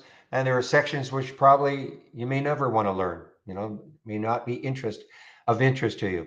But the getting started, you should know what the channel bar is because the channel bar has a lot of layouts, a lot of scans that we've created. And you should know what an alert window is, what a top list window is, what the differences are. And if you want to create your own scans, this is going to show you how. So concentrate on this. Afterwards, you want to start talking, I talked about price alerts. You don't want to put sound alerts, things like that, but concentrate on this first. Get the basics down before you start diving into the rest of it. Daily support. Today is Thursday, so it is Steve in our YouTube room. So I take a break at around noon from 12 to 1. One of the other traders takes over in our YouTube room. And today it is Steve Gomez. He's the originator of the trades of the week. So before I take my break at noon, I will put the link in so you can head over there. And I think Chris is going to abandon the Zoom meetings that he was doing on Tuesdays and Thursdays. Nobody's showing up. So he's going to, I think he's going to be back in our YouTube room between 3:30 and 4:30, Monday to Friday. Okay, I'll confirm that. So when I close the room down, the main room down at 3:30, you can head over to our YouTube room between 3:30 and 4:30 and listen to Chris. The daily webinars, so there is one today. Next week it's Monday, Wednesday. This week was Tuesday, Thursday. You can sign up for them all right here. And last, back to basics. If you're new to trading or just looking for a bit of a refresher, Michael Noss put this together of Trade Ideas, all free. It starts off with what is a stock? Okay. So a lot of information there. And of course, my scans, all the scans that I'm sharing right here.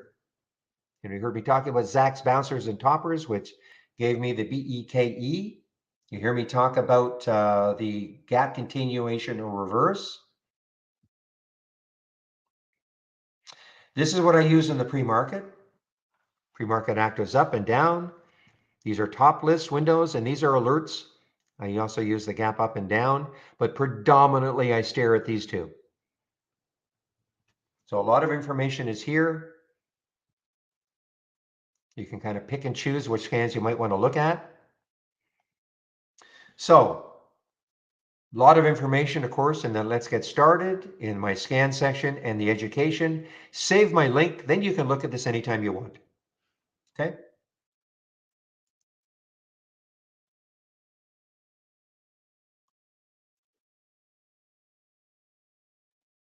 Katahula, good morning to you too, in our YouTube room.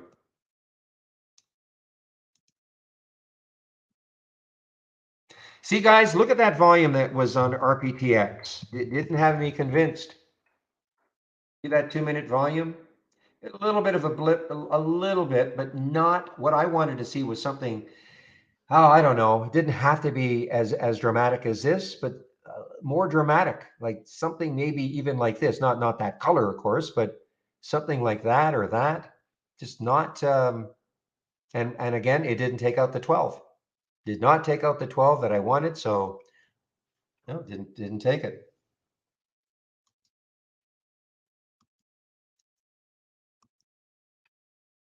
So you heard me talk about my scans from my homepage.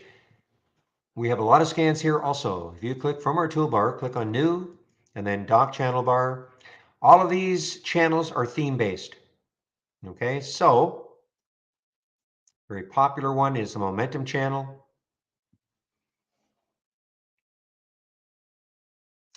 So what I'm really trying to describe here, though, is how I mean, you don't have to have the channels up and running. Typically, what people do is they take a look at a channel. You know, if you're interested in some kind of a momentum scan, you can look at this one that we've created. If you want to see what it's looking for, and just like my scans, if you right click, configure, summary, this is going to tell you what the scan is looking for. So in this particular case, you see the RVL, that's a real-time alert. So all these filter requirements were met. The stock was between 1 and 50, etc. All of these filter requirements were met, and a stock just made a new intraday high. That's when we get a real-time alert for PVL. Okay, if I click on it, no, I can't do it because this is in the way. But if I click on it, you'll see exactly what happened. See, there was a intraday high just made. So if you like this one, you can just duplicate into a free floating window. So then it's taken out of this layout and it's free floating. And then you can save it to the cloud. And then you can go to the next scan or another channel and take a look at other scans. So again, the concept is this. We've created a lot of scans for you. I'm giving you a lot of my scans. So in theory, if you never wanted to create your own scans, you don't have to. But of course, even this scan or my scans, if you wanted to adjust it, in other words, now you right click configure and that's summary. So maybe you don't like that price range. Maybe you want it, you know, it says 1 in 50. Maybe you want it between 10 and 100. You make the change. I'm going to click on summary, see how it's changed. Now I can click on OK, and then you save it to the cloud. So in other words, you can do it in two ways. If you like it the way it is, fine, save it to the cloud. Or before you save it to the cloud, maybe make some adjustments and then save it to the cloud. Okay. And again, that is how you can actually create your own layout, because once it's in the cloud, you just bring them back one at a time, and then you can create a layout based on scans that we've created for you.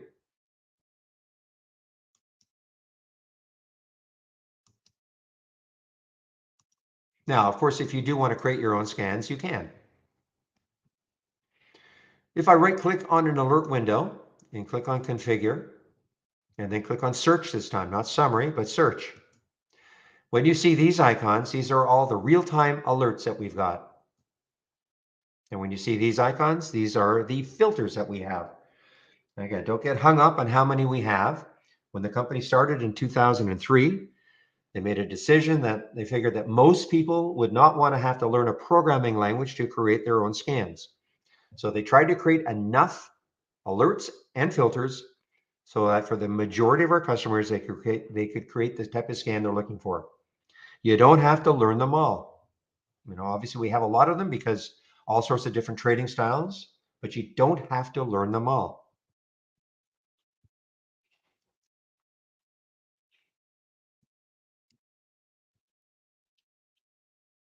Okay, well, you caught me right. At the time, I'm going to talk a little bit about the AI, which is doing nothing today. So if you have our premium service, this is what I would do to watch the AI. Click on new and then AI/Holly strategy trades window. Make it super simple. You don't have to go to the channel. Okay, make it super simple. When you do, this is the window that will show up. This is the window that'll show up. Notice it's blank right now. That's because there's nothing profitable right now. I don't even know if there have been, I think there was one alert today. Yeah, there are a couple, but they're not profitable. So what I do is I just follow the profitable trades. Okay, if I'm going to trade any of the AIs, I just click on the profitable trades from that filter, and then I use this like a watch list.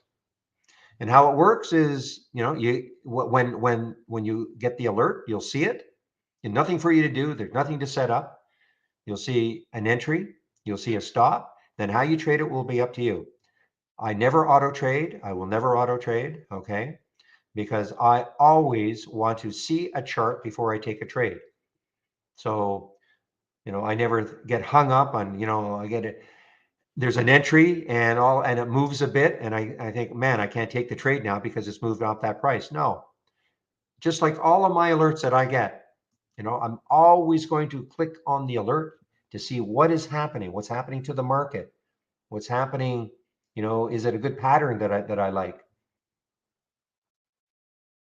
How much room does it have on a daily, a weekly, and a monthly chart? Room meaning most of my alerts are near the high of the day or the low of the day. So if it's a high of the day alert, then I want to look left on the daily chart first to see, okay, where is the next high? Where could it keep going until it hits that next high? If I don't see anything on the daily, I switch to the weekly. And then if I don't see anything in the weekly, I look at the monthly. That's how I trade. That's not how you have to trade, but that's how I trade.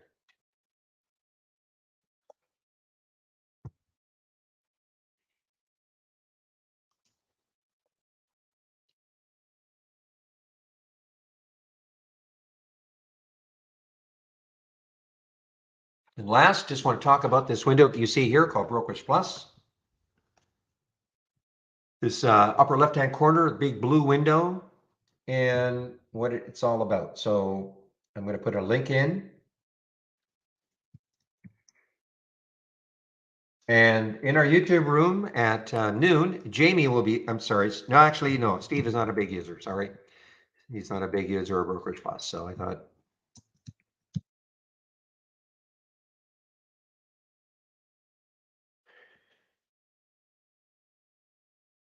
All right, I put the wrong link in. Sorry about that.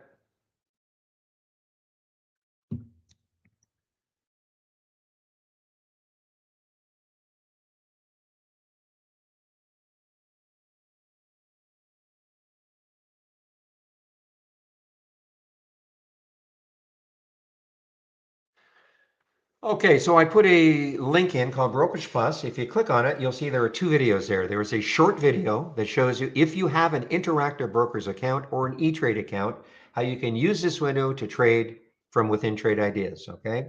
An Interactive Brokers or E-Trade account. But if you don't have an E-Trade account or an IB account, don't worry. We're a scanner. It doesn't matter who your broker is, you can use us. I forgot to say that at the beginning. We're a scanner. We scan the US stock market. Doesn't matter who your broker is, doesn't matter where you live in the world, you can use Trade Ideas. But if you do have an IB or E-Trade account, this is an option, a feature that is available to you. And again, only available if you're using our downloadable application. If you're using our web-based version, not available.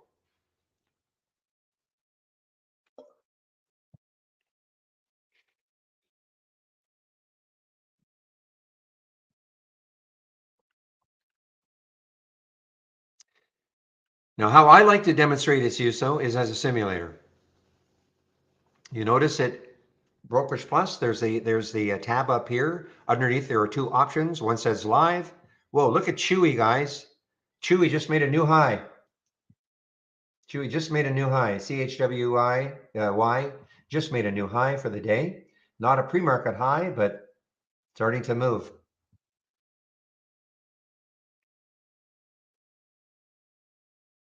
So I'm sorry. So how I like to demonstrate its use, though, is as a simulator. So if you're new to trading, or you may even have, maybe you create an alert window and you like to test some of the ideas that you're getting from it. Okay, you can use our simulator. All you need is our standard service to use our simulator. It could be stimulating also, but it's all you need is our standard service. It doesn't matter who your broker is. In fact, you don't even need a broker. If you're still undecided about who your broker is going to be, doesn't matter. It uses our real-time data so you can practice trading. Okay, you can practice trading. It's super simple. You just click on the alert. Any alert you get, you notice the symbol will show up. You pick how many shares you want to trade, the price you want to get in at. You click the buy button, that sets it up, and then you send it. It's that simple. Okay, so this DXLG, why you see it here is that I wanted to demonstrate how you can use the simulator to also practice swing trading. If I don't get, I took this trade yesterday in the simulator. I did not exit it at the end of the day, so it carries forward. So you can practice swing trading using the simulator.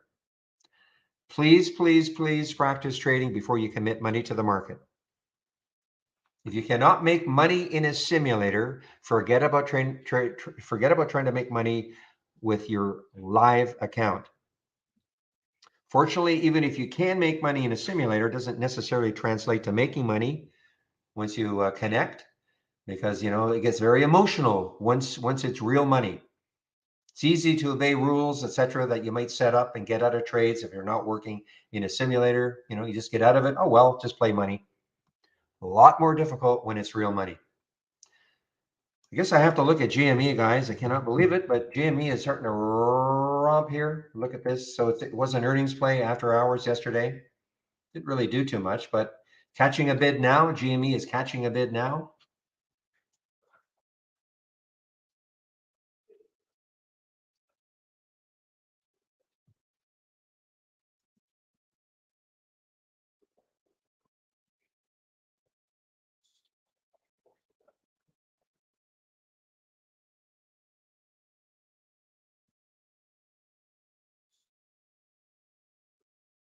I'm not getting too many new alerts, guys. So I think what I'll do is I'll just, I don't want to do it every day, but just talk a little bit about money management, etc. The whole concept of, getting into a trade, having a stop. In other words, if the trade doesn't work, where am I going to get out? If it's not working for me.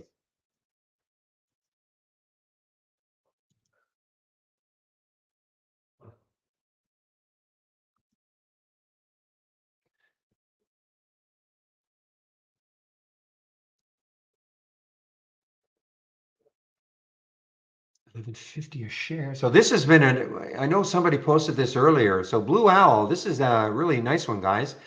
10.7 million shares. So they're raising a lot of money at $11.50 a share. But what's notable is that they're raising it at $11.50 a share and the market is shrugging that off. Okay, that's it's a dollar, it's about $1 above it. So the market is not punishing them for raising that money. Like they're saying, okay, great. Raised over $100 million. So let's take this trade, okay, in the simulator. I just want to demonstrate. I'm going to take 500 shares. I'm going to explain why I'm doing this. There's just a spread of 1 penny, so I can buy it at the market, no problem. And then I send it. Oops, I better click on the simulator. Now I'm going to send it. Okay, so it took the trade at 12.40.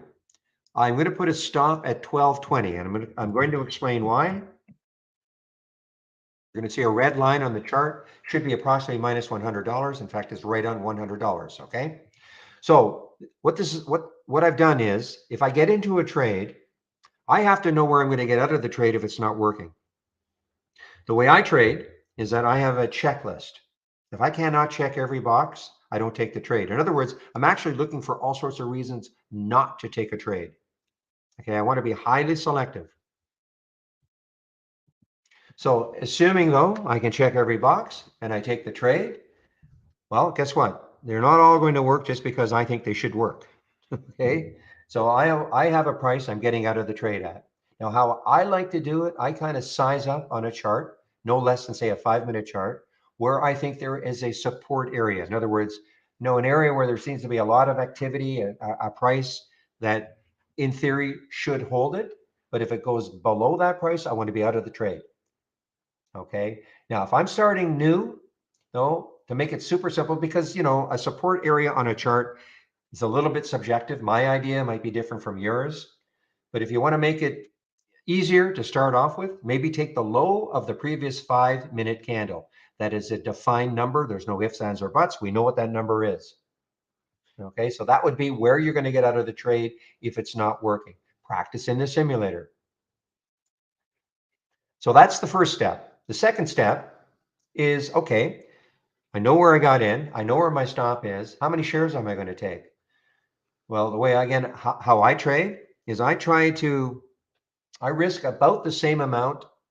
Whoa.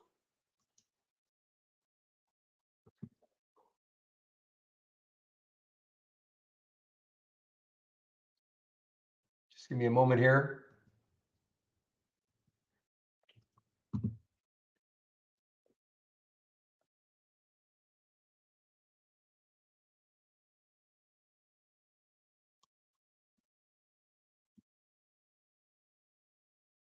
Just give me a moment here, guys, on this RPTX.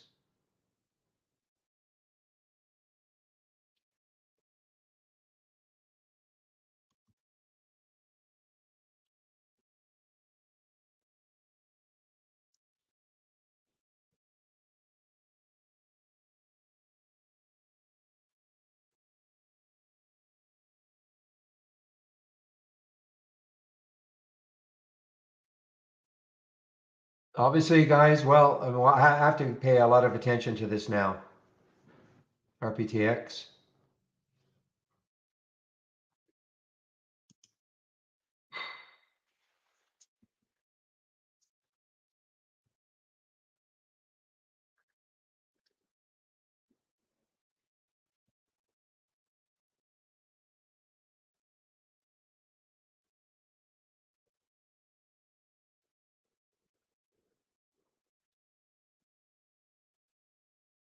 I mean, look, because of the news, I didn't really think this. I mean, it's 1236 and 1208, so it's above that 1208. The next level is 1236. I didn't really think that would matter too much, but we'll see.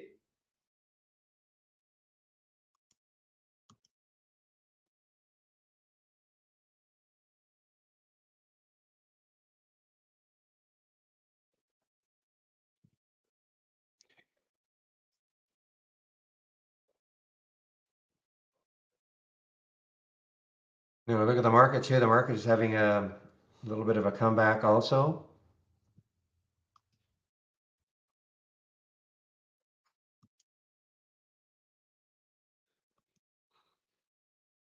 Come on, pop, pop, pop, pop, pop, pop.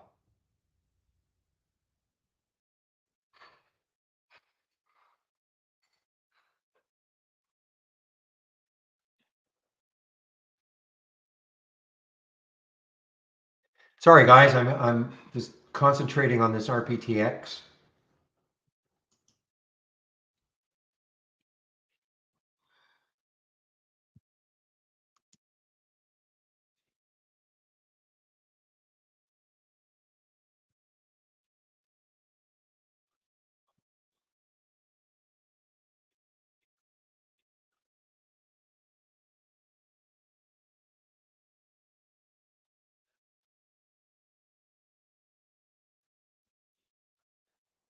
I'm gonna put myself on mute for a minute here.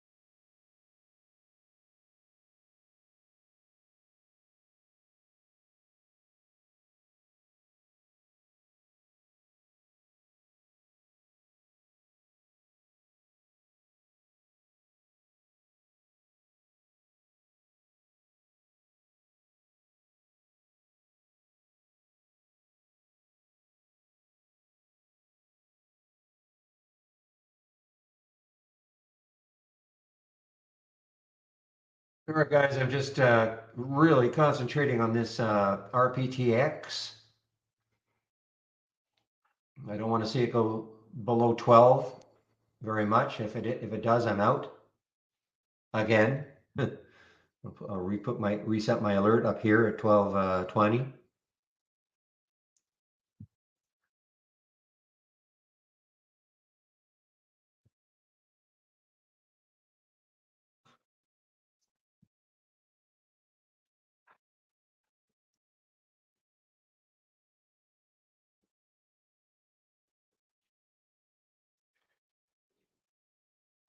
Okay, boy, this is just teasing right at that 12 level, the RPTX, just teasing at that 12 level.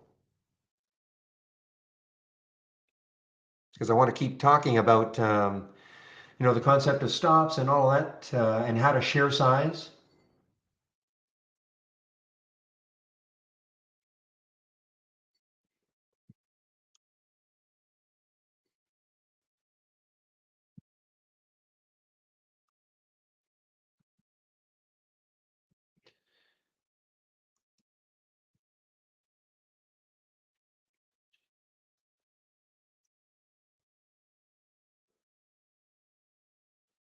Boy, this is what a game right at 12 for RPTX.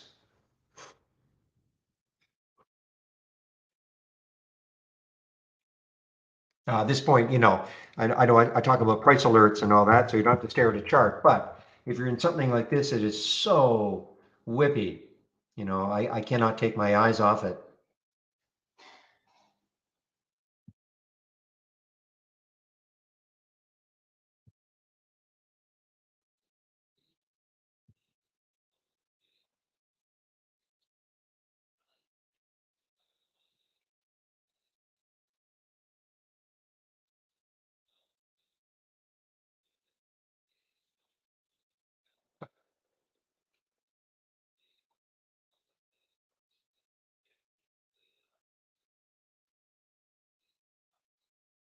I mean, if it gets down to like 11.98, I'm probably out of the trade.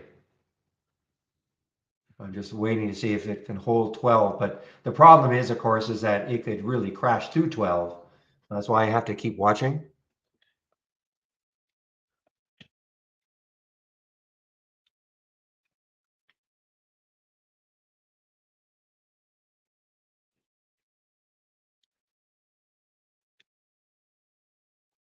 All right, guys, I'm out of it. I'll reset my alert up here. Again, it really didn't, I mean, the volume did pick up. I mean, it did pick up. You can see the volume did surge right there. The 15-minute chart right there. You can see it did have some volume coming in. It just couldn't sustain it. Not yet anyway. So reset my alerts, 12:20, see if it takes it out later on. Okay, getting back to the owl. So here's my stop. Why does it say minus $100? So if you agree with the concept that you should have a price you're going to get out of the trade if it's not working, well, how much are you going to risk on the trade? Risking meaning if it doesn't work, how much money am I willing to risk? How much can I afford to lose? So I hope it makes sense that if you have a $5,000 account, you should not be risking $1,000 a trade.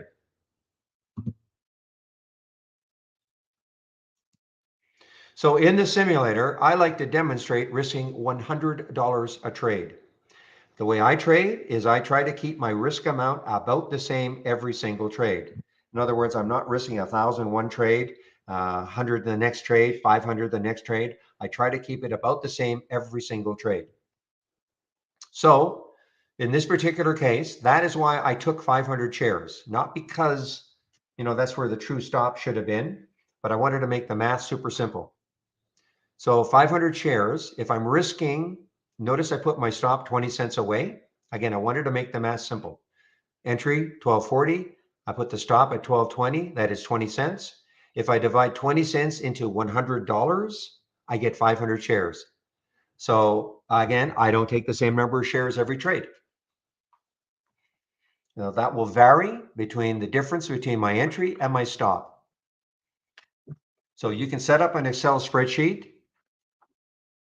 so you can quickly, if you're risking, say, that same amount, say $100 a trade, you can then very quickly set up an Excel spreadsheet that says, okay, if my difference between my entry and my stop is 15 cents, this is how many shares I'll take. If it's 17 cents, this is how many shares I'll take. 21 cents, et cetera, et cetera. So you can quickly know how many shares you're going to take. That's why you got to practice, though.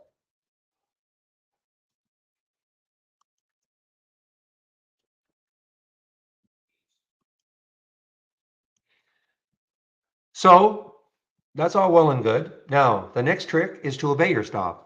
You can make money in the simulator. You can get stopped out and think, oh, well, just play money. But as I said before, once you start trading, and don't trade until you can make money in the simulator. Once you start trading, though, it's a whole new ball game. Emotions come in. Discipline can fly out the window. So what can happen is this: you'll take that first, you get all excited, you take that first trade, and then it's not working. You can't believe it. Everything was perfect, great setup, even had news, everything was so good about the trade. You thought, we're talking about it in the trading room. But guess what? Sometimes they just don't work. But you refuse to obey your stop. So you allow that minus 100 that you're willing to risk on the trade to turn into two, three, four, $500 before you finally give up and you sell and you kick yourself for not obeying your stop. Allowing that $100 manageable loss turn into $500. That's number one. Number two, almost as bad, is not obeying your stop, allowing it to be two, three, four, $500 loss, and then it does turn around, and now all of a sudden you're up two, three, four, $500, and you congratulate yourself for not obeying your stop. And can that happen? Of course it can. But all I'm saying is that, in my experience, not obeying your stop can lead to disaster. So that's why, you've got to practice and get that discipline. So when you finally start trading, don't worry about getting stopped out. I mean, the thing is that, maybe you were a little bit early, maybe it turns around later and you can get back into the trade later on. If you're constantly getting stopped out, then of course you have to evaluate, number one, what were the reasons why you took the trade? Maybe your reasons weren't good enough, really. Number two, maybe your stop is too tight. Maybe that low of the 5-minute candle, maybe that's not working for you. Maybe try the low of a 10-minute candle or a 15-minute candle. You've got to practice. Figure out what works for you.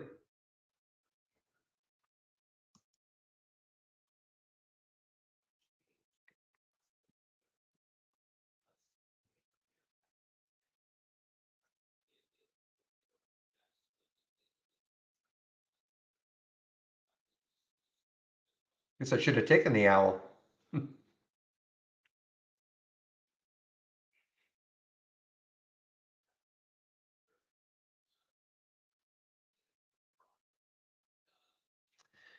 All right, guys. So that is it. Off my soapbox. Practice, practice, practice.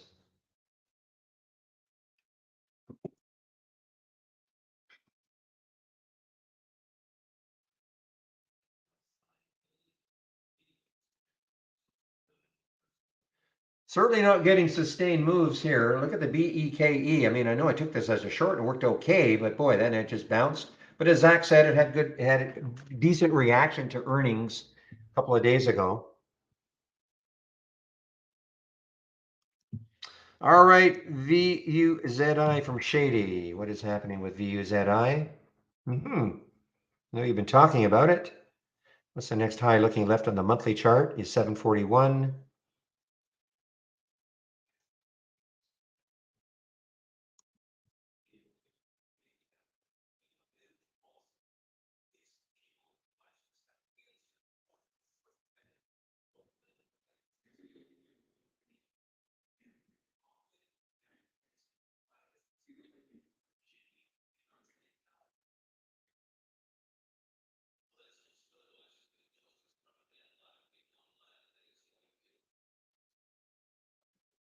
All right, give me a moment, please.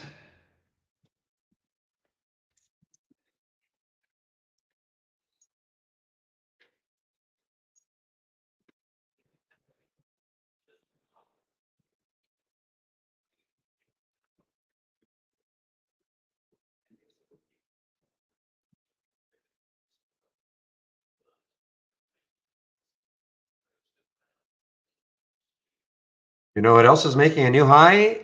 Is our favorite monkeypox play is SIGA. Here's making a new high. There's actually a red bar ignored in the 15-minute chart. Look at the SPY now, guys. Holy smokes. You talk about a schizo day. I mean, this is a real schizo day. I mean, we had a nice open or pre-market. Then, of course, Microsoft came out with their news, poor guidance, etc. Market tumbles. Then then the 10 o'clock candle. Okay, all's well. The next candle, all's not well. And now we've got 45 minutes straight up. I mean, it's just been a crazy market. Crazy, crazy, crazy day for trading.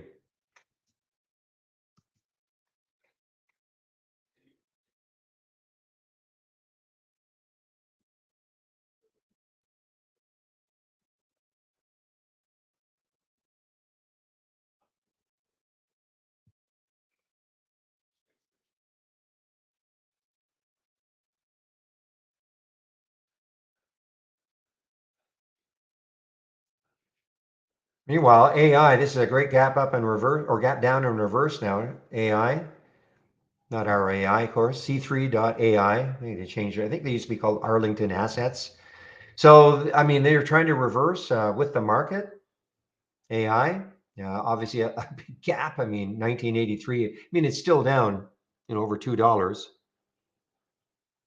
Yeah, I don't scan for a bull flag laser sharp, but if you click here, so if you can see what I'm doing, click on new and then click on Market Explorer. And then if you right click and hover over the server window, we have something called bull flag here. Okay. What types of alerts it's giving you? I mean, well, it's called the bull flag. Okay, laser. So shall I do that again, or did you see what I did? Somebody asked how to scan for a bull flag.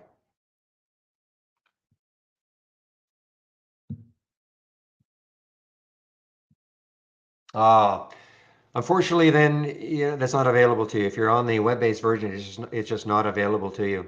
I can't help you then. You might want to. I don't have anything, but if you go to support at trade-ideas.com, I typed that in correctly, and ask some of the other traders I don't have a bull flag scan. Okay, that's why I can't personally help you. What are the other traders may have something that they can give you? Okay, don't give up, because if they can give you a scan, then you can of course use it on the web-based version.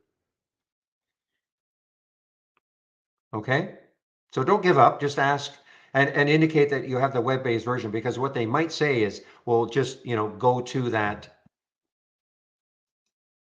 just go to the new and all that, but and get to the Market Explorer. But once they realize you have the web-based version, they should realize you don't have access to that. Okay.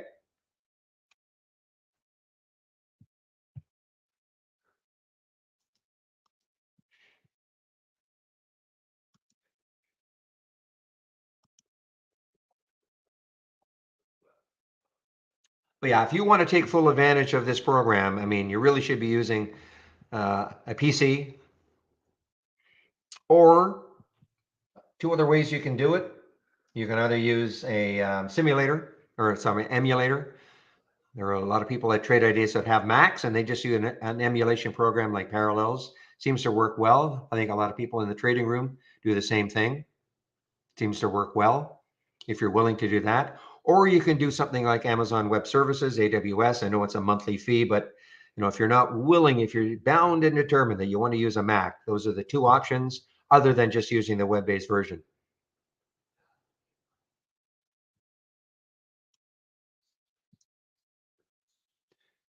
Meanwhile, give me one moment, please.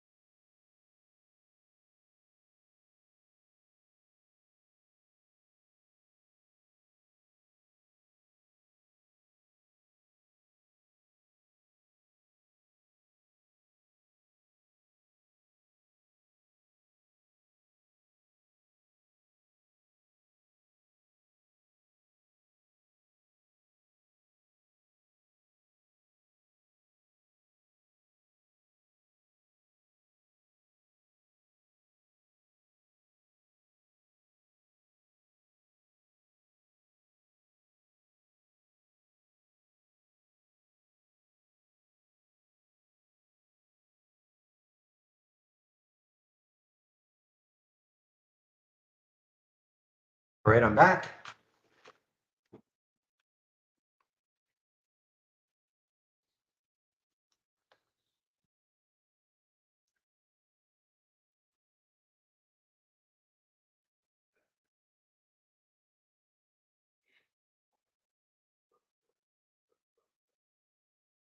So how did Rick do? Wow. Yeah, that is a that was a big bounce from 49 to 55. So got hammered down on the bear cave.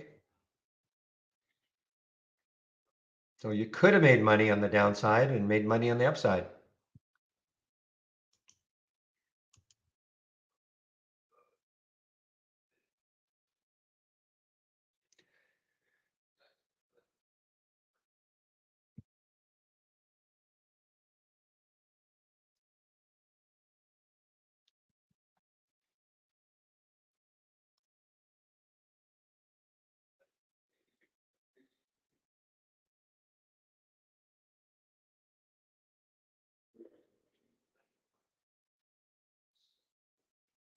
Well, here's an interesting one, guys. CTKB, CTKB. I mean, it's already moved a lot here. Not a low float, 80 million in the float, but look at this daily candle, wiping all this out. So the next high looking left is, let's see, 1075, 1020. So this is what I'm saying. I have a daily chart, I have a weekly chart, and I have a monthly chart. So the first thing I do, because when I get these alerts, they're typically near the high of the day. So then I'm looking left on a daily chart to see, well, where is the next high? I don't see a next high on the daily chart. Now, could I start expanding this? Yes, of course I could. But what I tend to do is then I'll look at a weekly chart and I'll check to see where the next high is. And it looks like the next high is 1160. Okay. So it's got some room on a weekly chart. If I didn't see if I looked left and everything was underneath this price on the weekly chart, then I start looking at a monthly chart. Okay. So that's when you'll hear me say it all the time. Look left, look left, look left.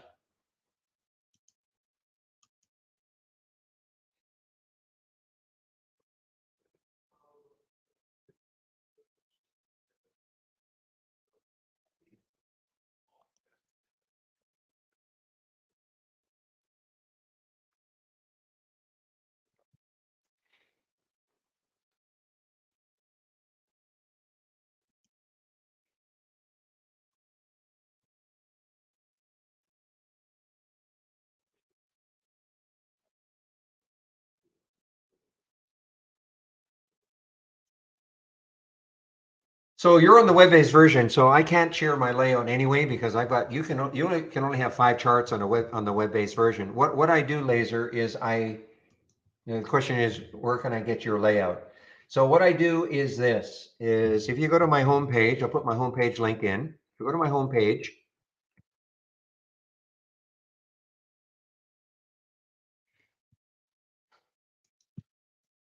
click on the link.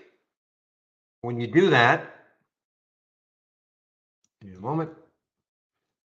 Yeah, okay, there's the download. Okay, so when you do that, go to the scan section. And I'm sharing individual scans, okay? Most of them are here. So you hear me talk about now what you can't see, for instance, one of the scans that I look at is the gap continuation or reverse, but it's on another monitor as an example. But that's one that, I would probably want to see.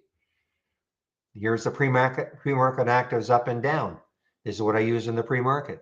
So I do it this way. I create different types of scans and you can kind of pick and choose what you might like. Okay. And then you can create your layout in that fashion.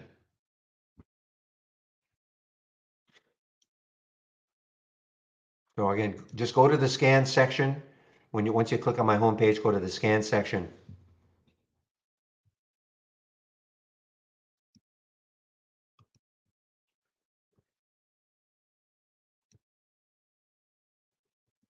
Come on, come on.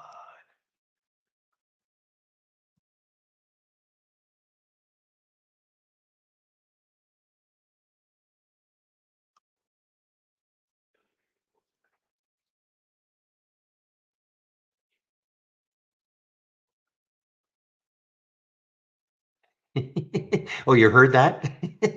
I thought I was just whispering. I was whispering, but it's a very, this mic picks up everything.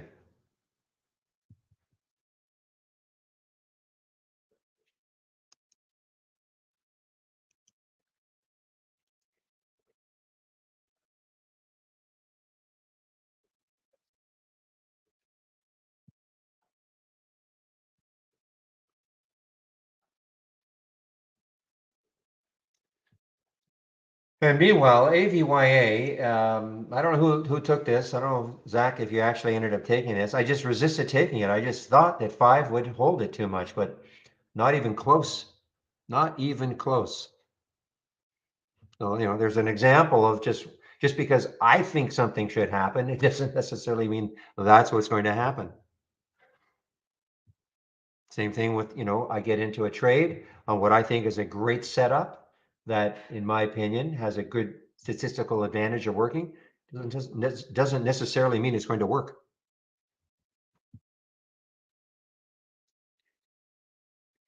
All we try to do when you're trading is try to put the odds in your favor to a certain extent. There is no certainty in anything.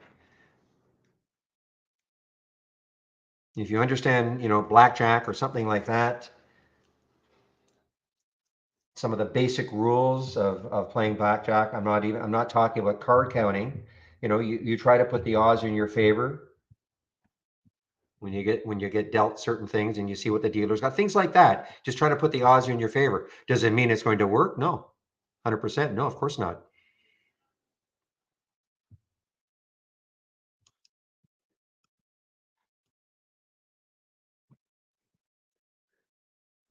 Yesterday when this AVYA went up, we didn't really see any news, did we? We couldn't find any news for the AVYA. I couldn't. How good is this though? Oh,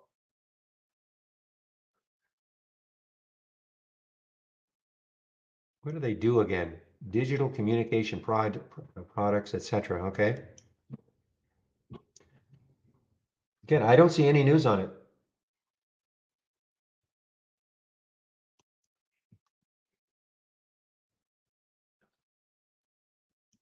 And it's not a crazy low float either. I mean, that's a big move. 25%, 83 million. Come on, explode.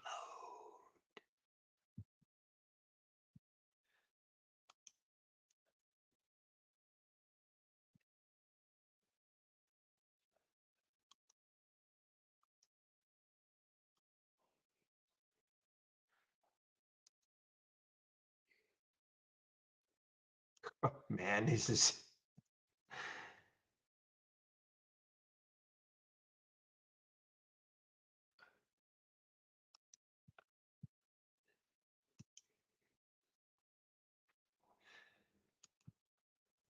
Well, Joby and that one are linked, sort of. They're same sector, JOBY.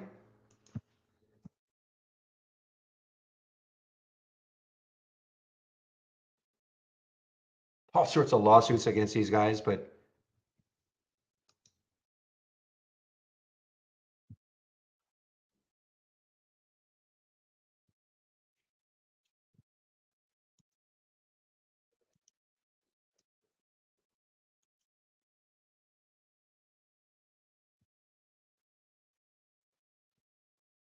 okay, we have another grunter here. CTV is an all-time low now. CTV grunter in that this is my sound alert for my 10-day daily breakdown. It's the oink.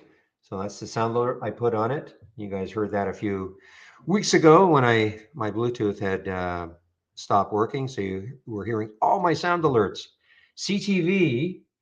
So what are you doing here? CTV all-time low. Not that many shares available at Interactive Brokers, 35 million, or sorry, 35 million, 35,000. So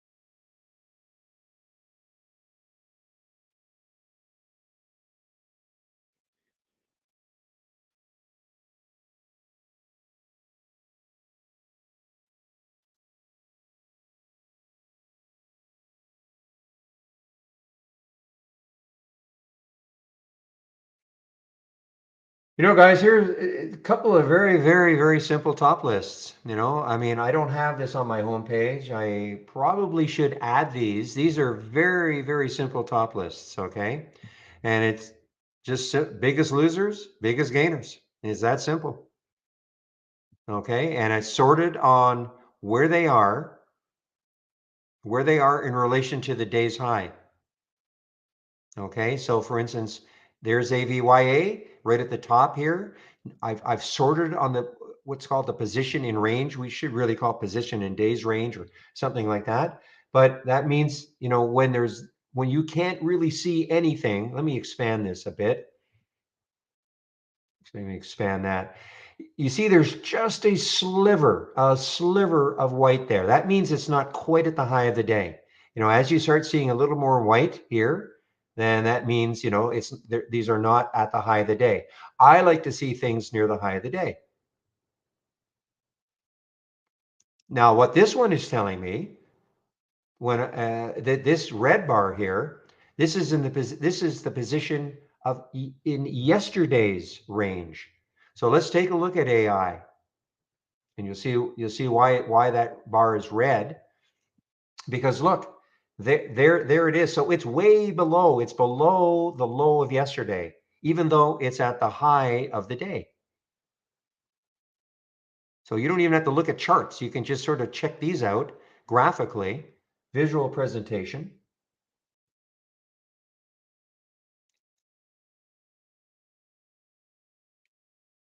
Okay. And this is so simple. I mean, here are my filters. There's nothing really to it. My price range I like 2 and 35. I want the current volume to be at least 3, which means it's trading at least 3 times normal. 300,000 minimum. I want it to be 3% up from the open. And this is a little hack that makes sure that I only see stocks instead of ETFs also. I mean, that's it. I mean, it's really, really simple. But really what it's all about is how I sorted it. Okay? Sorting it so I can visually see the ones that are working the best. And this is just the reverse. This is the same filters basically in place, except, it has to be down 3% instead of up 3%. And I've sorted it on where it is in relation to the day's range. And you can just sort of see just a little sliver. Probably it's hard to see, but there's just a little sliver of white there, which means it's not quite, here's CNTA. You can see that it's not quite at the low of the day. So those are two really, really simple. So in order to not get too overwhelmed, you just shrink it. I mean, I don't shrink it, but you just shrink it like this, and then you just see the ones near the high of the day, near the low of the day that are super active. So instead of, looking at all sorts of different setups and all that, that might be something if you're new, and if you don't mind, playing momentum type trades, because it's not everybody. But you know what? If you didn't want to take ones that are, I think you can take a look at the ones sort of in the middle. So these are stocks that have probably pulled back a little, just a little.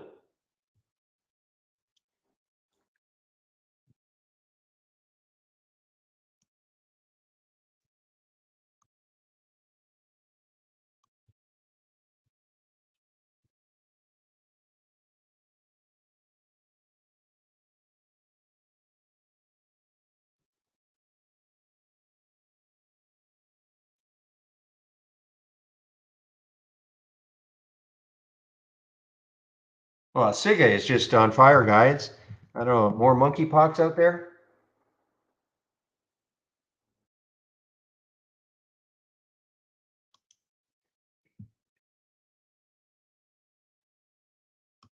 Here's a little news. I guess the EMA discussing extending Bavarian Nordic smallpox vaccination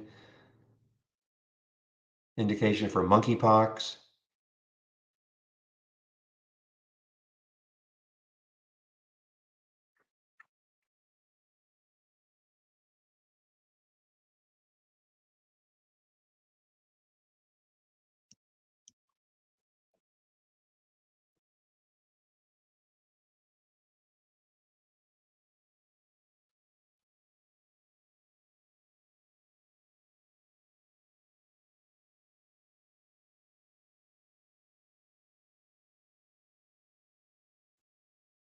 All right, guys, let's see, what time is it now? It is 11:34, so I just want to confirm that Steve will be in our YouTube room at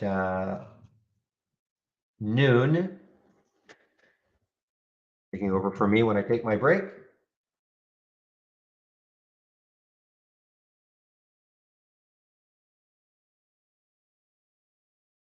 And Steve is the originator of the trades of the week. So there's the DK. Yeah, I mean, it's okay. I mean, the trigger was 30, so tough to come up with one idea a week.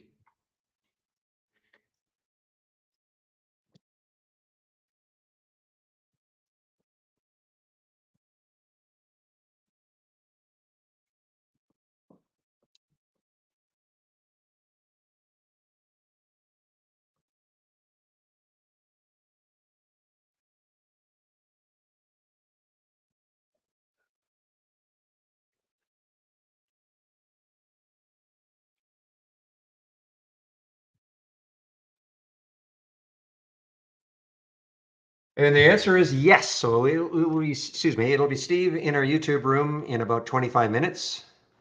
And before I take my break, I will put the YouTube link in if you want to head over there between 12 and 1 and listen to Steve. Steve is way more of a swing trader than I am.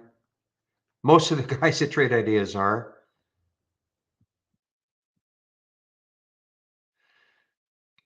But again, he is the originator of the trades of the week.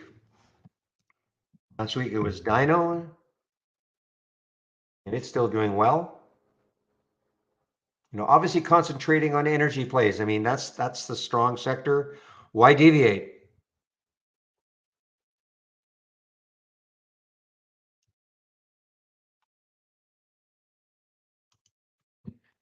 All right, Zach's bounce. Did that bounce? LWLG. LWLG, not, well, it did, but not near the alert. So that would have been a little more difficult one.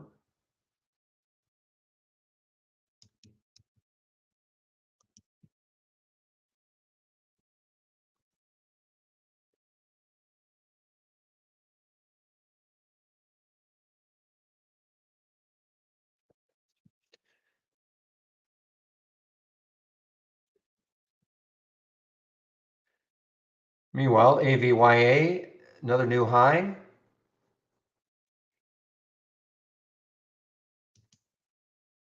Sierra Wireless, SWIR, coming from that biggest gainer scan, is made a new high also.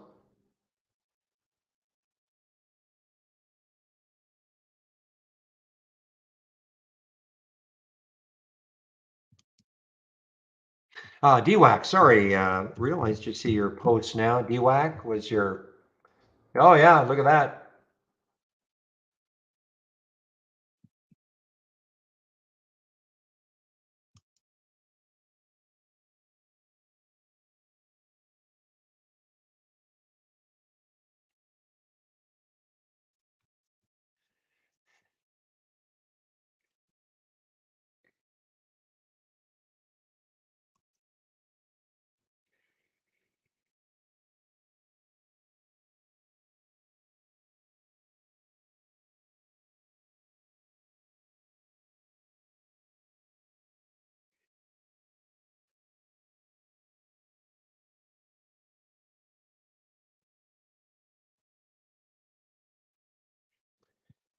All right, CTV. Okay, so you're at an all-time low. Let's see if there's any news on this one. Don't see any news on this one. Just an all-time low. Came in the 10-day daily breakdown. Plus, it's an all-time low.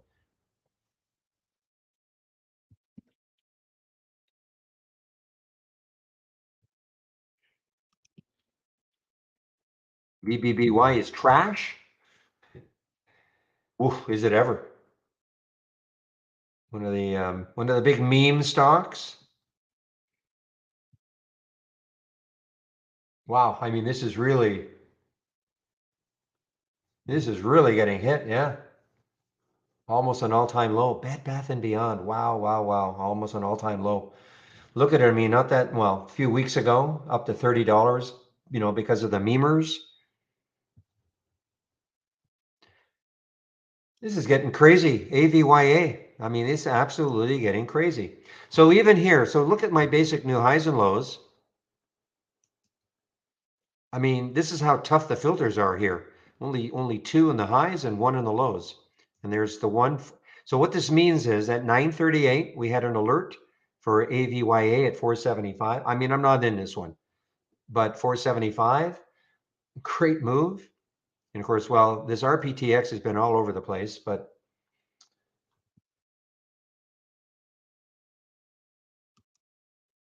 again, no news.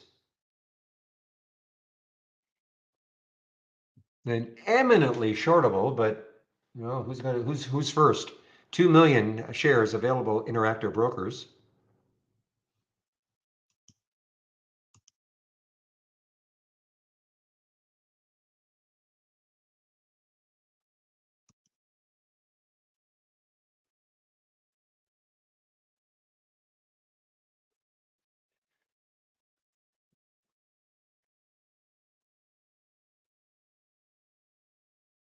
Well, basic new highs and lows gave it right here at 475 at 938, but this was showing up in that biggest gainers. It was showing up in the biggest gainers and just a top list. It was showing up right at the top. I was just explaining about that a little while ago, but it also showed up 8 minutes after the open at 475 from just the basic new highs. But this was one that probably had to be watched today because it had the great day yesterday.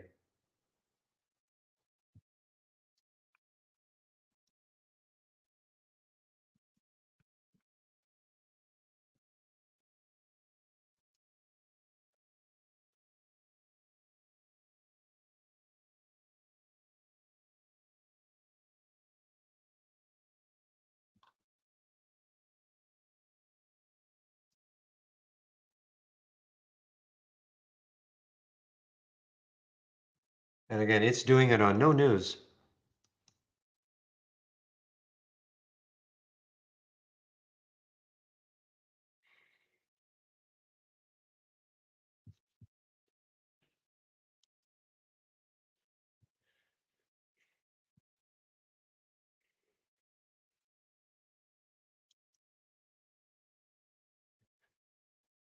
So again, as I said, if I don't get out of this trade, this OWL trade, the OWL trade, if I keep it, in other words, I don't exit at the end of the day, I don't get stopped out, I don't exit at the end of the day, then this turns into, this is how I can practice swing trading.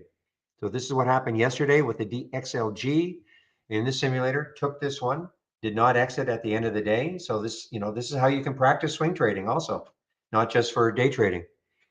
These are hotkeys over here. So if I highlight a trade, and I want to get out of it, I can click flatten, or I can get out a half, or I could double my position. Of course, I could go down here and pick exactly how many shares I want to get out of. Okay, but these are just some hotkeys.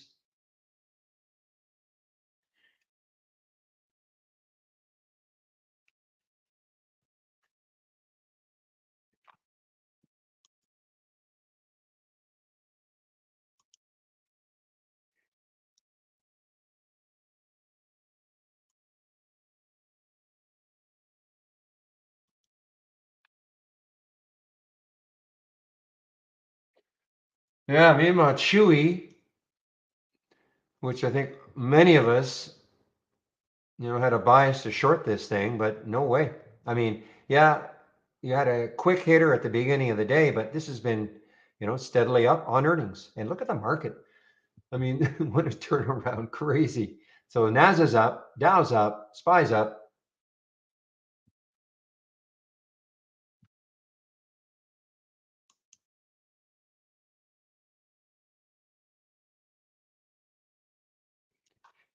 It's from if you go to my homepage, Rosa, let me just get my link in again. Okay, so I just put my homepage link in just underneath your post.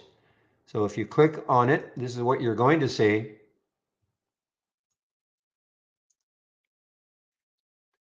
So if you go to the education section right here, click here on the education section, and then scroll almost all the way down until you see back to basics. And here it is. Watch the videos. And I think Michael said there were 39 videos, but I have 36 here, but it starts off with, yeah, what is a stock? As basic as you can get. Okay. Highly recommend it. You're new to trading.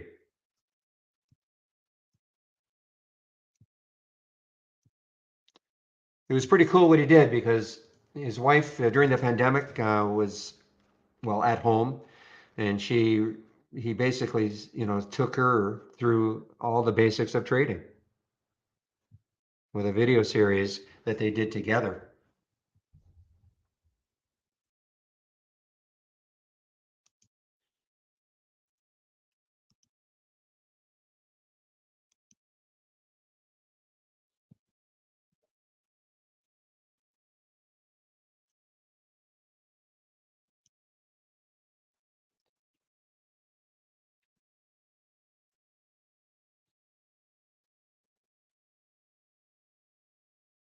All right, guys, in about 15 minutes, it'll be my break time.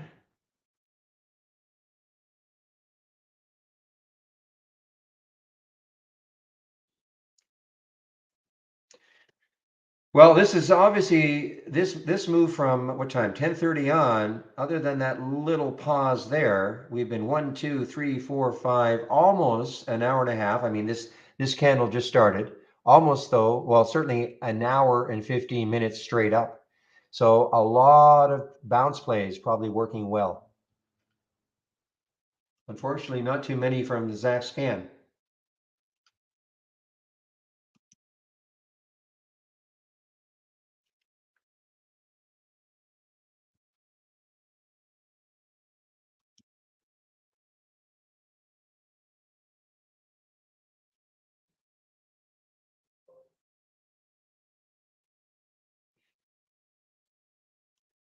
Huh.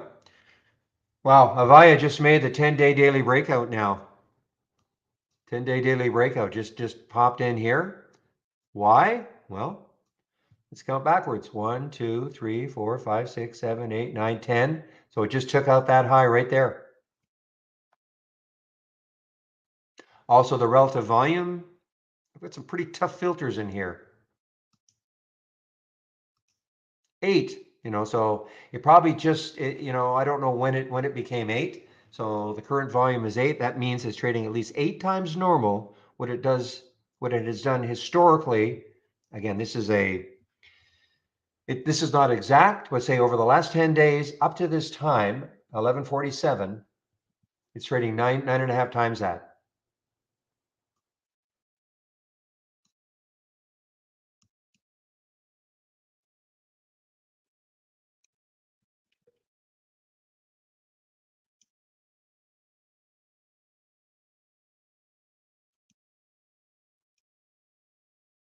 I'll bet you we're seeing a lot of reversals. I mean, the gap down and reversal scans probably working quite well.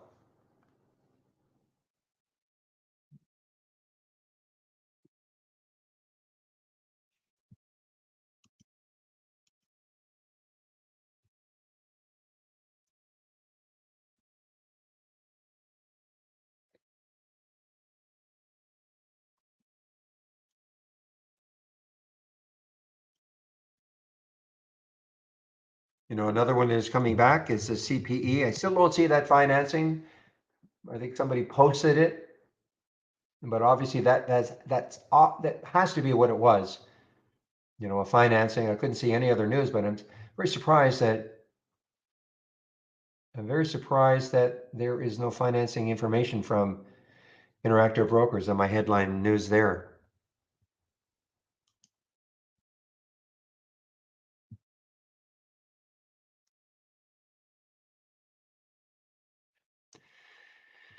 BKSY, Blue Sky, BKSY. Let's see what it's doing. Haven't seen it today on any of my scans. Ah, yeah, okay. Little pop here, guys. This is, of course, has been active. A little pop here for Blue Sky. This is from doodledum in our YouTube room. It just took out yesterday's high, and the next high is 373. So yeah, this has got some room. And volume coming in. See the volume on the 2-minute? Volume is coming in.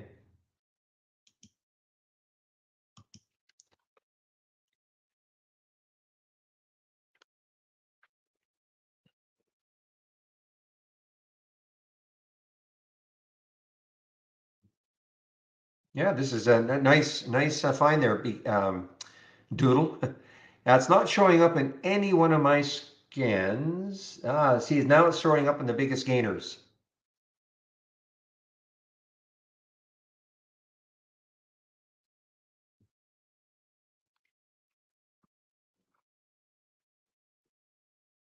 Telling you guys, you just want to follow the strong stocks all day long, or the very weak stocks all day long.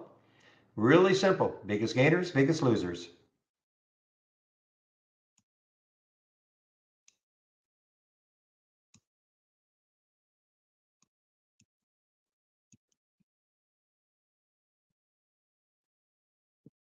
I mean, this is super interesting. Look at the UDMY. Why? Well, it just, of course, it's above that whole number. But when you look left, what do you see? 1492 is the next high looking left. You're at 1408. I mean, this has got a lot of room. When I say this, I mean, I'm not saying it's going to get to 1490, but at least you don't have to worry about chart resistance. You know, it's all about trying to put the odds in your favor a little bit, so that, you know, if I saw that the next high looking left was, you know, at 1410, I wouldn't take the trade. Or at 1420, I wouldn't take the trade. Too close. You know, but it becomes now a candidate. And especially, you know, if the market's going to continue to do this, why not?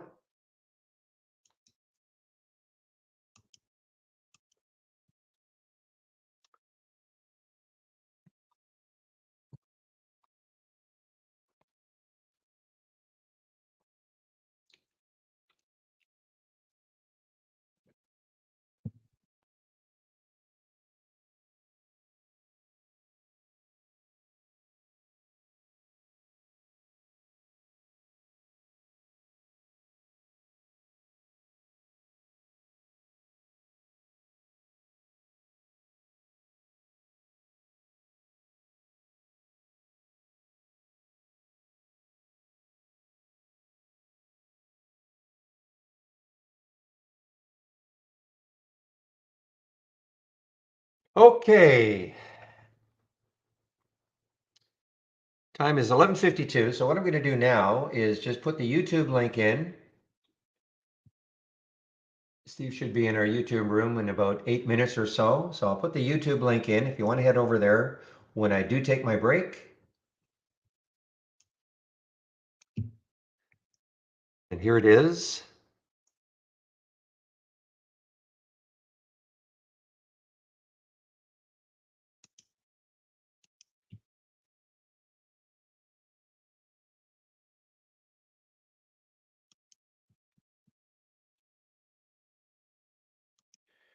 LE, I'm hearing LE. That's lending. Is that lending? Lanzan, sorry. Lanzan, LE.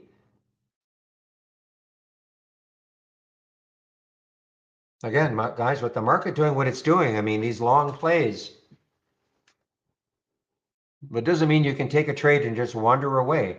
I mean, look what happened. All of a sudden, we may get a giant red bar out of nowhere. So you've got to be aware of what the market's doing. That's why I have a SPY chart always, just to take a glimpse to see, okay, I want to take a long trade. What's the market doing?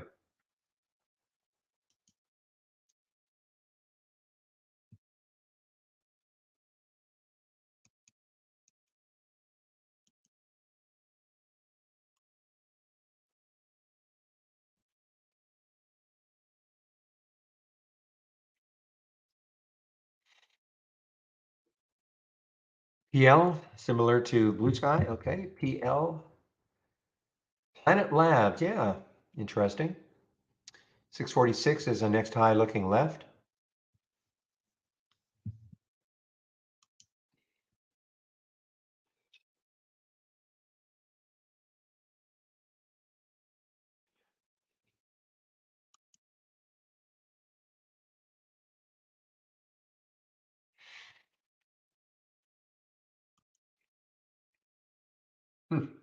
Okay, guys, even this stupid Cassie is moving.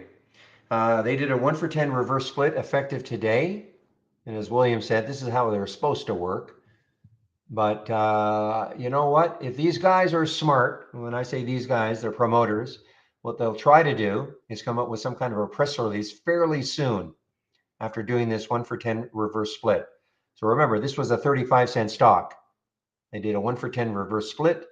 More than likely is to regain a NASDAQ listing, etc. So, but a lot of times what these guys, what happens after a reverse split, if they're smart, within, say a week, they try to come up with some kind of a press release to really get people pumped. So 84 million, it's 8.4 million now. Okay, that is it. That's the actual float now after that 1-for-10 reverse split.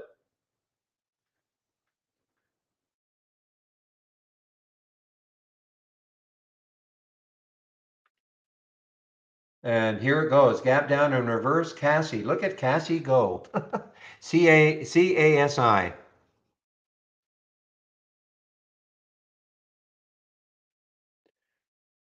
Tough spread though. 362, 374. Not shortable. Generally speaking, when a company does a reverse split, I would say generally speaking, you will not find shorts available for a while at your broker. I can't speak for every broker, of course, but that is the case with Interactive Brokers.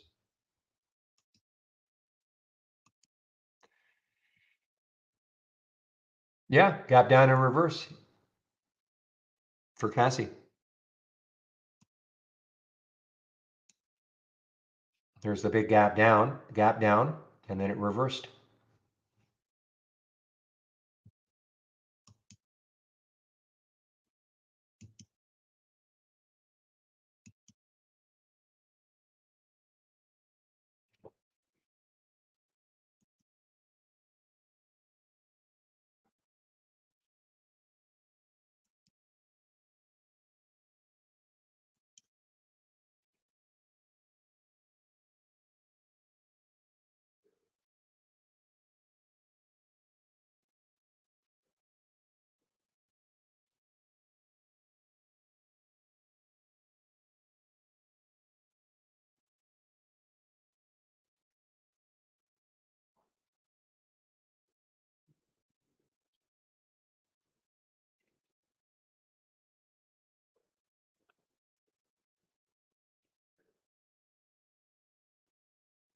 All right, guys, I'm just waiting for Steve to show up. So what I'm going to do is just put the announcement in. I'll be on the mic until he shows up.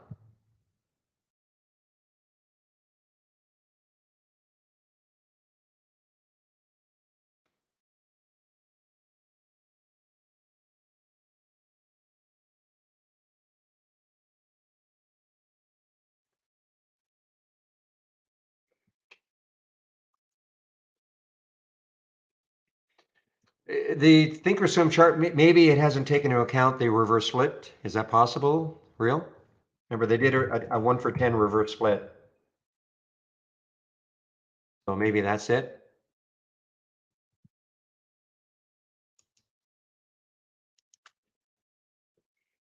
Finally, our provider actually had it right. I mean, many times, when these companies do a reverse split, our provider doesn't have that information. And so you'll see a stock, it looks like it's up like 1,000% or 1,200% or something, and it's really not. So I think that's probably the reason.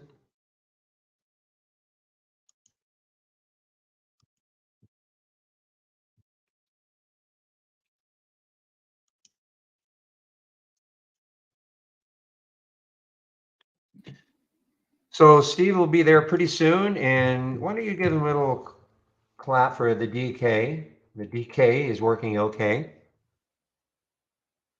Can you hear me, Barry? In fact, I see him. Do I have the site on mute? Maybe I have the site. Yep, you're on mute. There you go, Steve. You didn't jump on me when you heard the click. No, it's because I had the site on mute. So I just unmuted so I can hear you now. So you can take over now if you want. Sure. All right. Just about that time. I'll probably pop in about 5 minutes before 1. All right. Okay. See ya. Okay, bye-bye. All right. Let me make sure that I am broadcasting. Hang on a second. I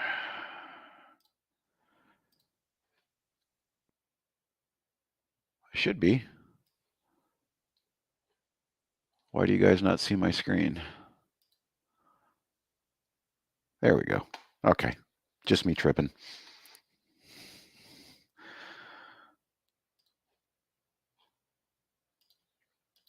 All right. Hello, everybody.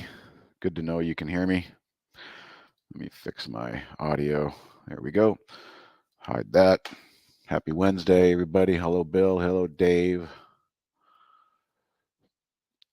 Yeah, the ADM, that one worked well last week. The one that worked well for me was DNA. That was a perfect 3-day trade for me. Let me get my drawing tool. Hello, Jacques. Hello, Rajiv. I am good. So yeah, this is my wheelhouse right here. I was long this DNA, just leaning on that 10 period. I got day 1, day 2, day 3. There was my target, the 50-day moving average. I said, boy, 3 days of green at the 50, you got to take this and take all of it. So I did. I took all of it, and it pulled back nicely, and now it's bouncing up again. But I'm out of that trade. I've got, a couple things in different accounts. The trade of the week is working well for anybody that took that. DK, no reason to get out of that. The trade of the week prior to this one was DINO. I still have some of that. No reason to get out. And we'll see what happens this week. But it's Thursday already. You guys found me here, so you realize this is my new day. I'm no longer on Wednesdays. I'm on Thursdays now, which actually worked out pretty well for me too. So I swapped with Jamie. So anything you guys want to talk about? I mean, I've got a couple things I can talk about as always, but feel free to just pop questions in there.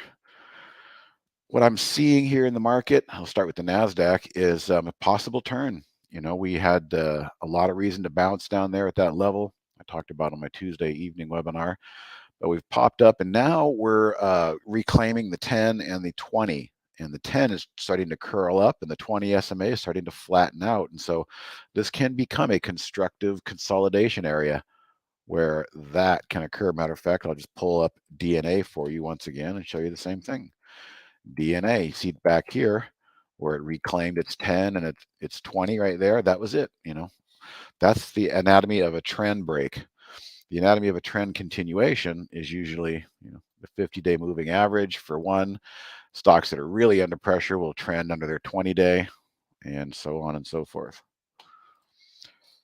S&P land, same thing. Okay, we've got 4 days now breaking back above this numerous bottoming tails there. All right, interesting to note the candles, bottoming tails.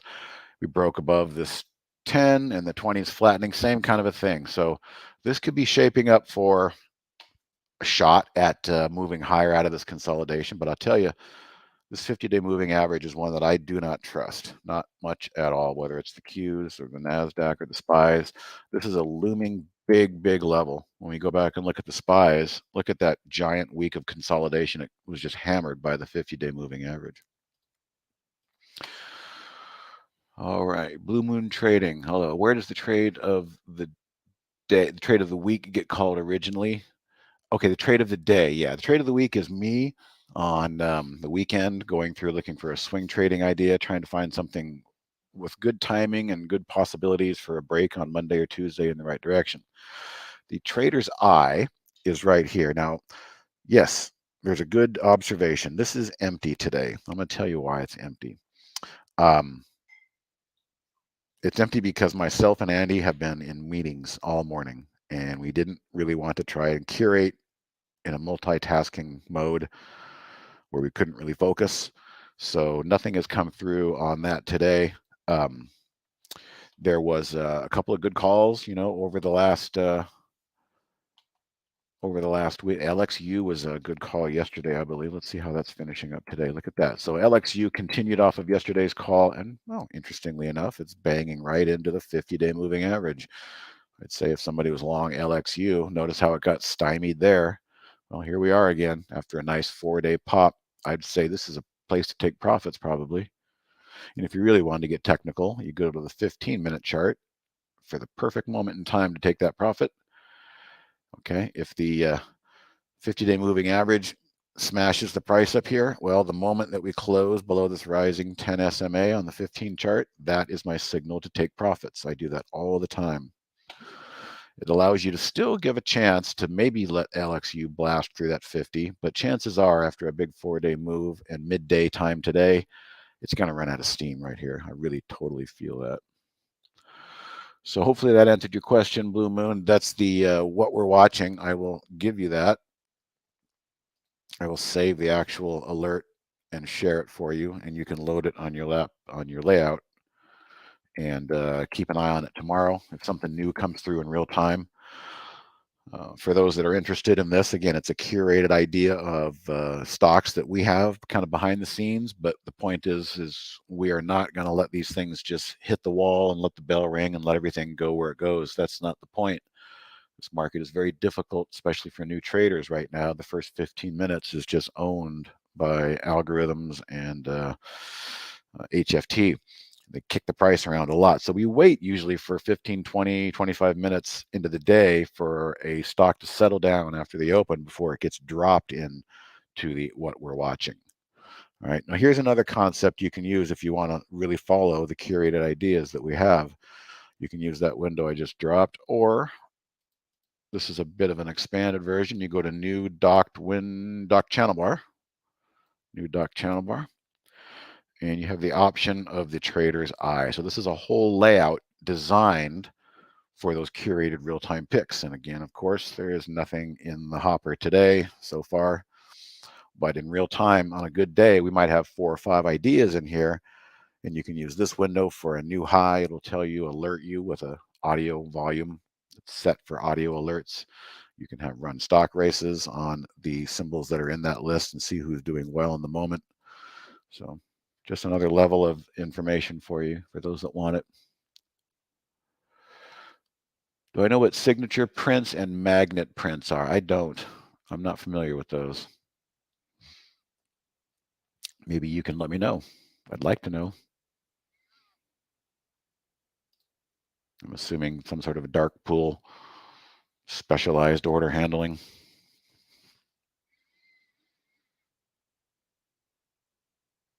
Magnet print, that sounds like kind of an interesting setup. So like a block trade or a bad tick.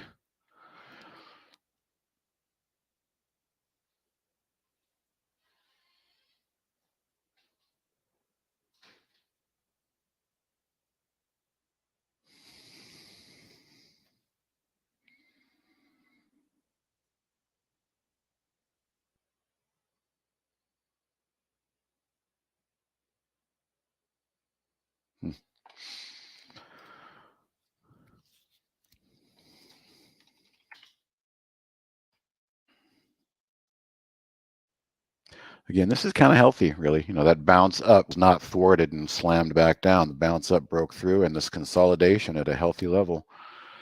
It's given the bulls hope.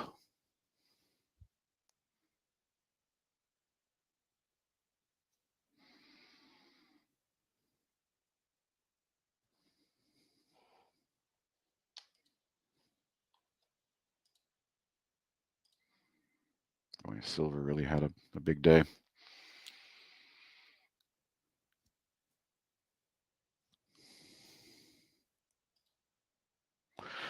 All right, Laser, what learning path do you suggest to go from novice to profitable professional day trader? Learning path, okay. Well, you said day trader, so I assume that means you want to be in and out of positions and flat at the end of the day. So the first order of business is to always determine what time frame you want to play in. So the time frame of intraday is what you just said. Yes, so that's the first order of business. So now you're looking for faster real-time ideas. I would say in this market right now, the first thing that beginning learning traders do is they wait till the stock feels safe to chase it. Tesla's right here on my screen, perfect example. You know, it's already had this move. I'm going to show you something here in a second. This is a good segue. You're going to like this. Notice this line right here. This is a 5-day moving average. It's just 130 candles on my 15-minute chart. And we're going to talk about this at length here for a minute. You don't want to be this guy, Laser. You don't want to be the person that says, okay, look, the crowd likes this stock. It's been going. I feel safe in buying it here, when in fact, you should not feel safe buying it here. You should be expecting some sort of a give back. Right? It just broke out to new highs. These stocks take 3 steps forward and 2 steps back many times. So the idea is, where do you want to start focusing your buying?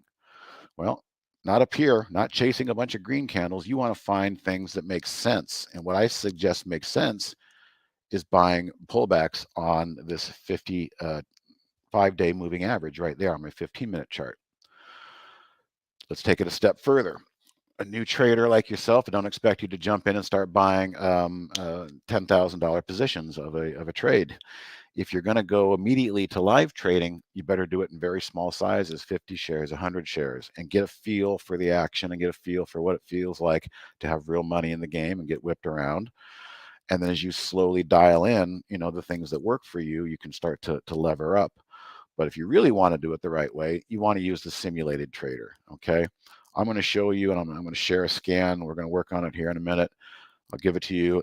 But you might want to start playing around with the scans that you're creating or using, in addition to the choice of entry, where you choose to enter, putting all those things together in the simulation trader. You can't lose real money in the simulation trader. All right. I've been working on my trading game for 25 years. I've been working on my golf game for 45 years. I just went to the range again yesterday because I want to play this weekend and I wanted to work on some things. So I'm not going to go out on the golf course and start sending swing thoughts through my head in the middle of a beautiful fairway. No, I'm going to get on the range and I'm going to get familiar with the feeling and the feeling and the groove until it's become second nature. That is what you want to use the simulated trader for. So there's your answer. You figured out your time frame, figure out where your entries want to be. Don't chase things. Try and be contrarian and catch a move and then sell when they're buying and buy when they're selling. And definitely practice your strategy on the simulator. All right, so that brings us to an interesting topic I wanted to talk about. I've talked before about this guy right here, the slam into the 130. That was a trade that was a short sell trade that was working really well using the underside of this. All right, you see this? Look at this. Tesla slammed into the 130. Slammed into the 130. It was a short sell.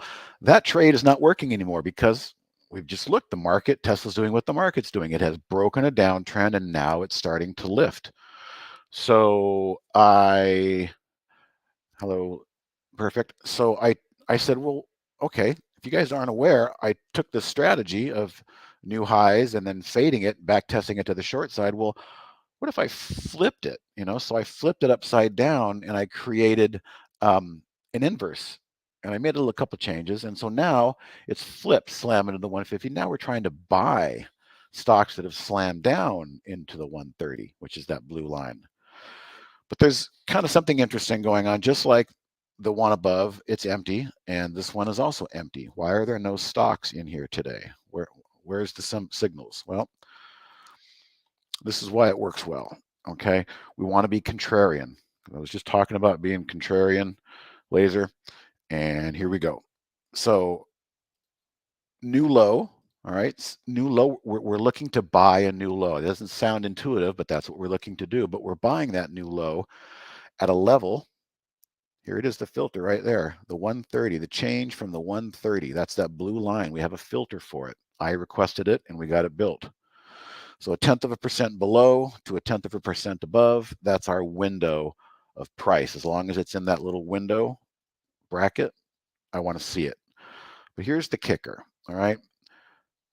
The stock has to have been up in the last few days, okay? But today, this is why these are empty today. The S&P needs to be down 0.75%. So this isn't the kind of thing, but we'll experiment and see if we can do better and find these kind of stocks on a regular day. But I'm going to back test and show you when the general market is having a bit of a panic and stocks that were strong for the last 3 days come down and bounce right into this 130 level, I'm going to see a new low, and I'm going to want to consider buying that new low. So let's look at yesterday. What we're first going to do is look at them individually. I'm going to history yesterday, and here we go. So midday yesterday, I started looking at some of these trades. What I want you to do is focus on the blue arrow yesterday, not today, yesterday. So this is a day trade. This is not a swing trade idea. It's more of a day trade. Maybe it's swing, I don't know, but data so far shows it's a day trade. So the blue arrow is what I want you guys to fixate on, and notice the price tagging the rising 5-day moving average. And this is a trade to just hold into the close. We're going to back test that. But first, let's visualize a few more of these. ALLY yesterday. There it is. Look at, I mean, just perfect. It's like the algorithms reach down and tag that number, and it becomes one of their critical inputs, and they reverse price and move higher. What else did we have yesterday? DDM bounced right off that into the close. FVVR bounced right off that into the close. Cisco, a name everybody's heard, bounced right off that into the close. Cargill, I think this one was a little bit sloppy, but still did the same thing, and it's following through today even better. MRVL, perfect bounce. So I've just given like a bunch of examples. When I saw this thing yesterday and I looked at those arrows and how they were just bouncing, I thought, oh man, this is interesting. So it's the exact opposite of what was happening last month. Short selling, the bounce is up. And in that configuration, the S&P had to be up like 1% on the day. So it was just a giant tide market lift, lifting everything. And one by one, these stocks would run into this key moving average that I'm highlighting here, the 130. So let's do this. Since there's nothing today, let's take a look at the data. And I think you guys might want this scan after we see the back testing. Now I'm going to do something here. I'm going to start it there. I'm going to go all day. And here's the key time to exit. This is not a swing trade. This is a time to exit end of the day. You're just going to close this trade out at the end of the day. Risk management. I like to let things, slop around a little bit. You could change this, but I'm just using my continued 2% downside, 7% upside target. We're going to test 64 days, and let's see what happens if we simulate a buy every time one of those new lows comes into it. So it's a pullback into the 130 SMA, then you enter. Well, I think you can evaluate the price, Laser, when it hits there. You just kind of watch it and see what it's doing. And if it closes a candle with a little spike below and then closes a 15 candle right there and starts working on a new candle, yeah, that might be a time to take a chance. But as long as it's touching that area, you're giving yourself a lot of cushion on the entry. Okay, so here's where it gets fun. You're like, oh, what's this, Steve? This means nothing. This equity curve started at 50, went to 53, had a drawdown to 44, and back to, this doesn't look like something I want to participate in, and neither do I. But here is what we're going to do. Remember, I scanned the entire day. So this is a unique time of a day scan that kind of really pops out at a certain point, and we can see that by going to optimization. We're not going to optimize by price, even though we could, but I'm not. This is a very interesting one. Take a look at this heat map. Let's do it actually in 30-minute increments. Okay. So what I'm noticing is that this seems to be the sweet spot of the day between 8:30 my time and 10 o'clock my time.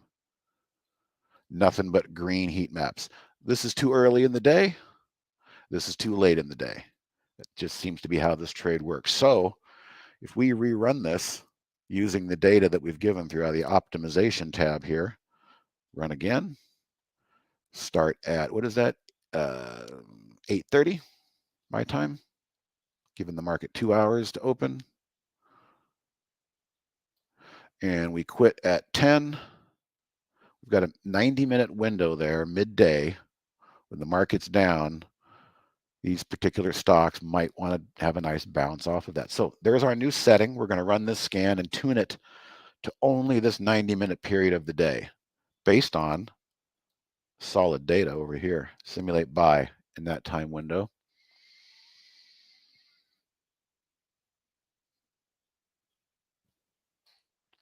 Well, look at that. So, yeah, the first half of that 65-day period didn't really do much, but lately, this thing has been on fire. So if you're like a manager of a baseball game, you've got a closer that's just on fire, or a middle relief pitcher that you just know has got a hot hand. Well, that's what we're looking at here. It's not going to stay hot forever. At some point, it's not going to work as well. But I'll take it, 14% over 65 days, 71% average return. It's just a pretty solid scan. So the only problem is, as I said, there's nothing in there today because the backdrop of the market isn't right. So it's just one of those scans that kind of sits on the shelf like, celebratory liquor, and you break it open when you need to. So I will share this now for anybody who wants it. And we'll move on with the questions.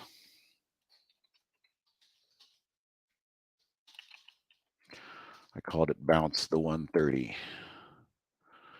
Yes, Doodle Dumb, it's bouncing off that 5-day moving average. I'm going to show you right here. I just happened to click Marvell. I think that was in yesterday.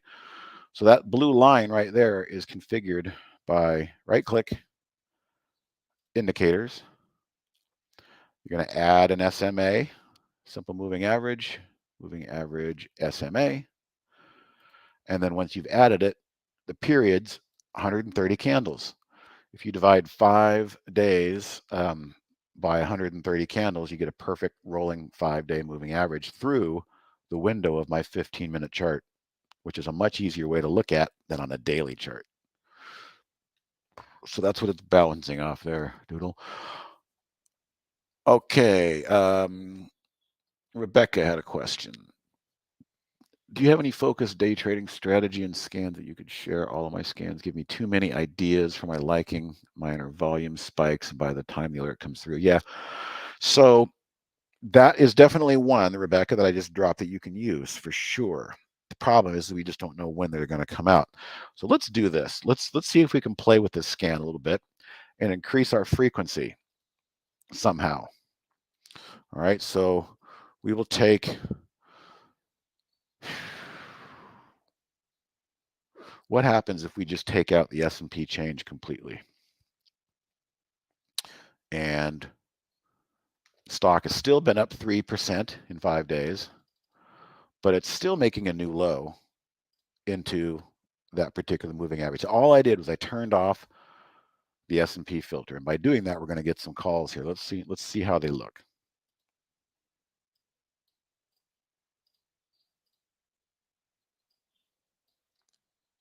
All right, so let's key off of that today.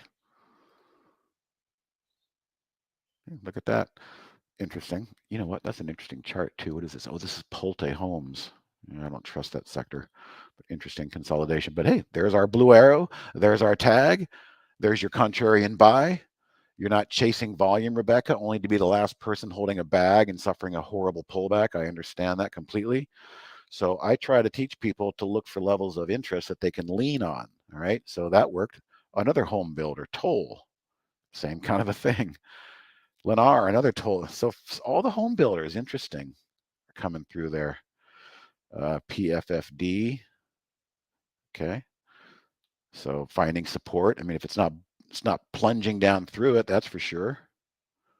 Like that one did, but then came back up. TMHC, a little sloppy, but still working. So let's back test this now and see if we can really improve it. There's going to be a lot of data in here because there's a lot more trading going on. We'll open it back. We'll open it back up time-wise. Keep everything else the same. Simulate buy.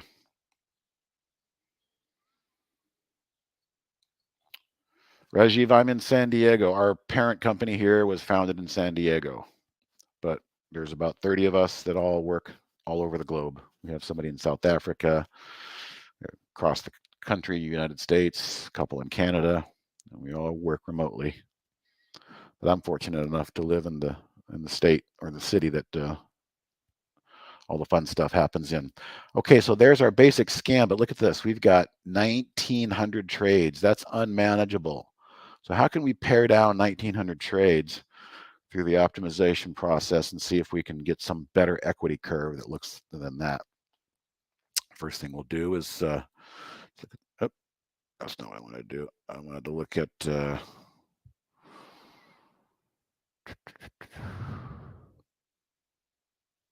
optimization. Okay, there's nothing in price. Price works all from $20 on up.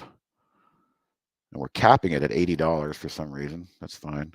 Time of day. Okay. So it looks like we've got a lot of trades that come through here in the first hour of the day, but not much win percentage. So I'm going to do this. I'm going to say we can rerun it from 8 o'clock. Geez, I don't all the way into there. Wow. That's a long one. Let's just do this. We're going to rerun it again from 8 o'clock to 12 o'clock for me. But we've got a lot more work to do than just the time of day, I can tell.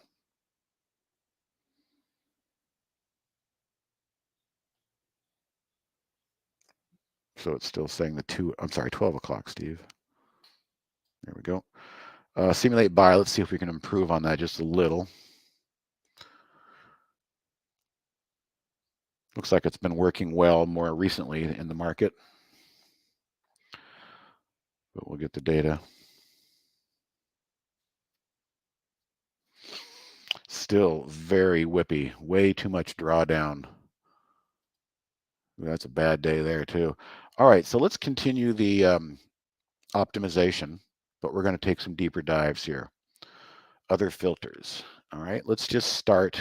Let's go back to where I had it before. The S&P, change in the S&P. S&P change today. There's our heat map. Let's do it in 0.5 increments. Interesting. So it looks like we're getting the most green here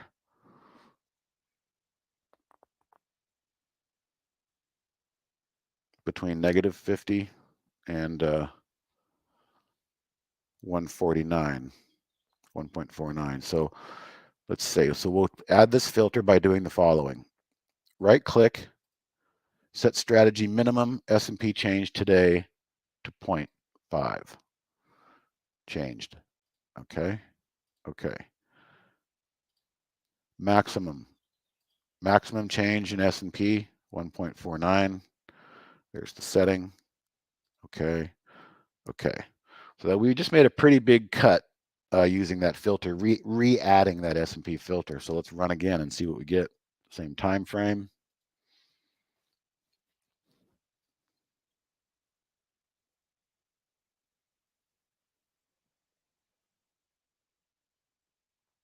That's why we are here, Rebecca. I'm glad you spoke up and asked questions. You'd be surprised. Some people are new and they feel like if I ask a question, I'm going to be seen as stupid.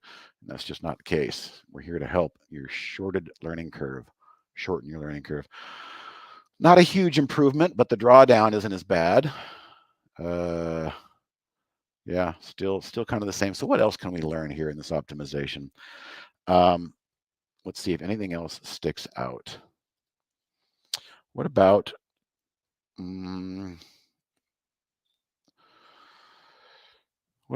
VWAP? Change from VWAP. Let's see if that bears anything.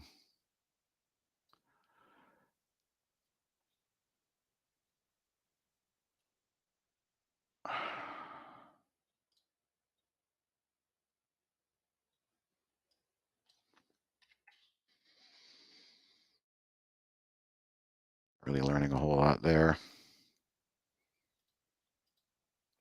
What about relative volume?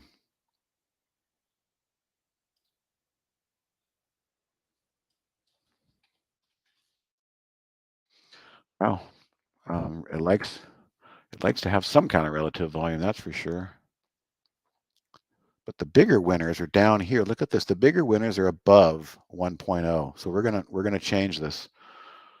We're gonna make that our new minimum relative volume 1. Okay, let's run again.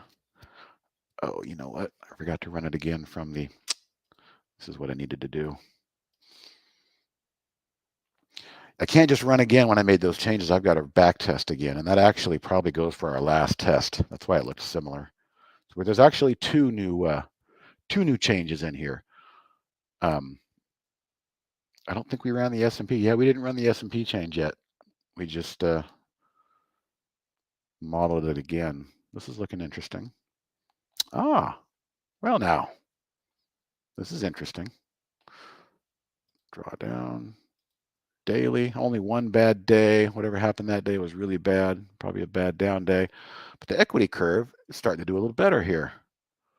I'm actually just going to call it. You know, this is probably as good as you can get. You guys have watched what I've done here by going to optimization and going through other filters and then just studying that heat map and trying to bracket the best possible, whether it's time of day or relative volume minimums or the S&P minimums. But you can see how we started with something that was shit. And we slowly work through the optimization process, time of day, S&P change, relative volume change, and we got something that is workable.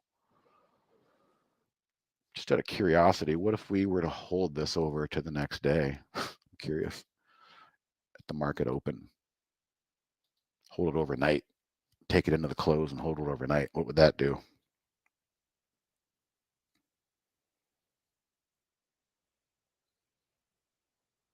Doesn't look like it's doing as well. And we kind of saw that today when we looked at yesterday's trades. A lot of those gave back some of that today. Yeah, not as impressive. So it's a good day trade, Rebecca, and you know I want you to take away that you're not alone when you're a new trader. There's a lot of lights and bells and whistles flashing, and you feel like you're behind the curve, and you don't want to miss something, but at the same time you want to learn. And the worst feeling in the world is just chasing and being a bag holder and watching it just reverse on you. So you want to flip your brain to try and become that person, to be buying the shares from the person that did that, and they're coughing them up because they bought too late. And you can say, I'll take this right here. And that's where Trade Ideas comes in. It tells you in the exact moment of time, you might want to take a look at this stock right here because this is something you've been configuring and back testing and programming. Yeah,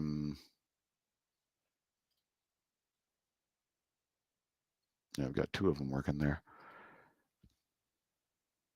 I'm going to go ahead and keep that one up that I just made because I'd kind of like to see a lot more stuff come through than just when the market's up or down big. So I'm going to pop that in there like that. I'm going to close that. I'm going to save my layout with the new updated scan. We just kind of back tested there together, optimized. There it is. There's the cloud link for that scan for Rebecca and anybody else that wants that. Good place to start. And it looks like the SPY are making highs. Well, look at that. Look how the SPY fell off today. Anybody care to guess where it found support? This is why I only have two moving averages on my intraday 15-minute chart, guys. The 10 and the 130, which is a 5-day moving average. That just tells me all I need to know, really.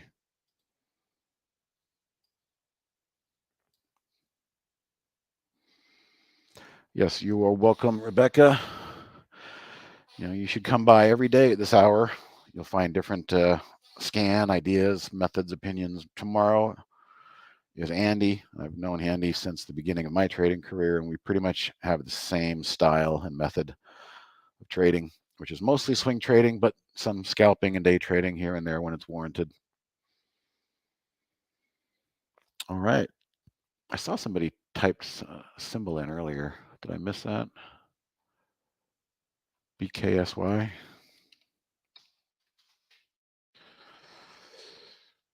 Strong daily. It's not giving back much. It got repelled by that 50. Didn't even want to come close to the 5-day moving average there. It's hanging on, but it's still way above its daily moving averages, so it could get very volatile and sloppy. Sloppy is probably the word I would use up here.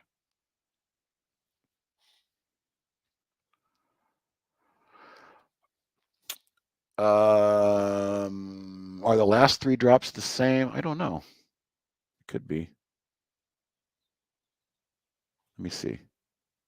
No, I think one of them is the one that I had before with the S&P that we back tested and I showed you worked pretty well, and then the second one was a bit more looser with the S&P. We'll have much more stuff coming through, so the second one's going to be much more active. First one scored better, but you have to wait for that right day, and that's not fun. When you're a trader, you want action, you want things to do. So the second one's probably the best link for you.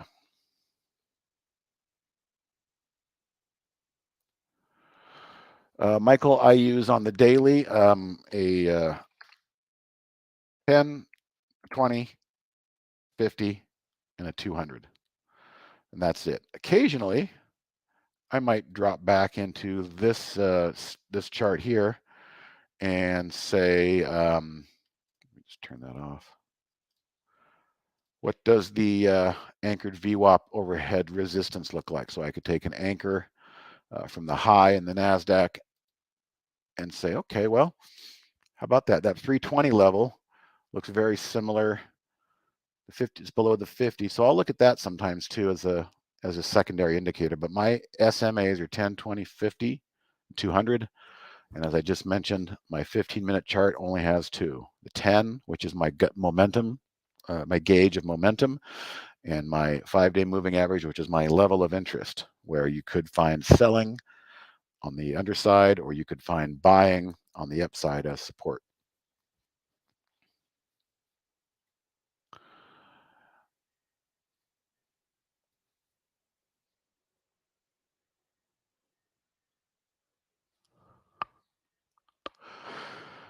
Well, Rebecca, there's no, excuse me, small group outside of Trade Ideas. Really, this is our group. And of course, Barry, I'm taking over for him. This is his live stream for the most part. No, there's nothing outside here. It's all free. I just recommend coming, every day at noon Eastern, this channel. And of course, Barry's always hunting down the action for good day trades. I kind of chuckled because Andy and I, who's going to be on tomorrow, we did have our own group at one time. We got hired back in 2008 to go over to China once a month for a week and mentor their Chinese traders that trade Western markets in the middle of the night. So that was kind of a weird experience. But when we got back, we needed to keep in touch with them. So we had that early WebEx technology before GoToMeeting and discovered, well, wow, this is pretty cool. Well, now we can share desktops with people and private groups. So Andy and I actually started a service called Today Trader back in 2009. And we did that for a few years and kind of burned out on it, quite honestly. I don't know how Barry does it so often. And we did a detour, started investing in some other stuff outside of the stock market. And then we just sold that brand to somebody else. And it looks like it died in the water. Might have to buy it back. It's like a good stock, right? Sell it and buy it back cheap.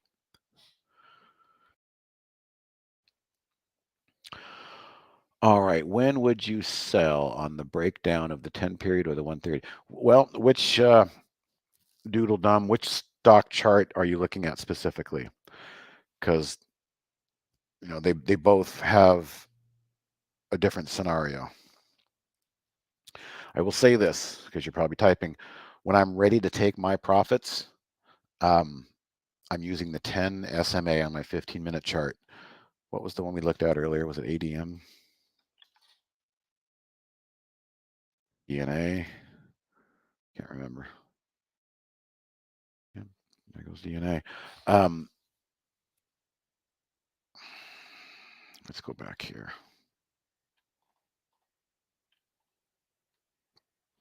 I'm going to show you when I took profits on DNA and why.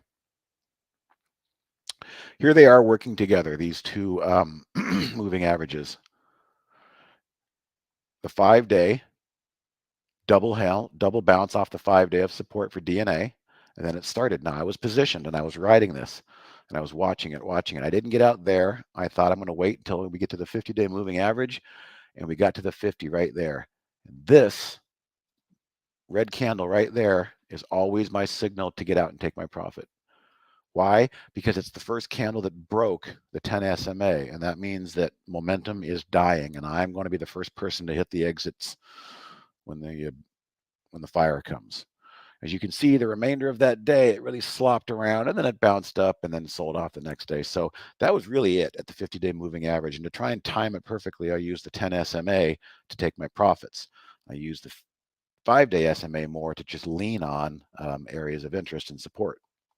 So look at here today, DNA, a little sloppy, but holding the 5-day from this morning, rising, pulled back, found the 10 SMA back to highs.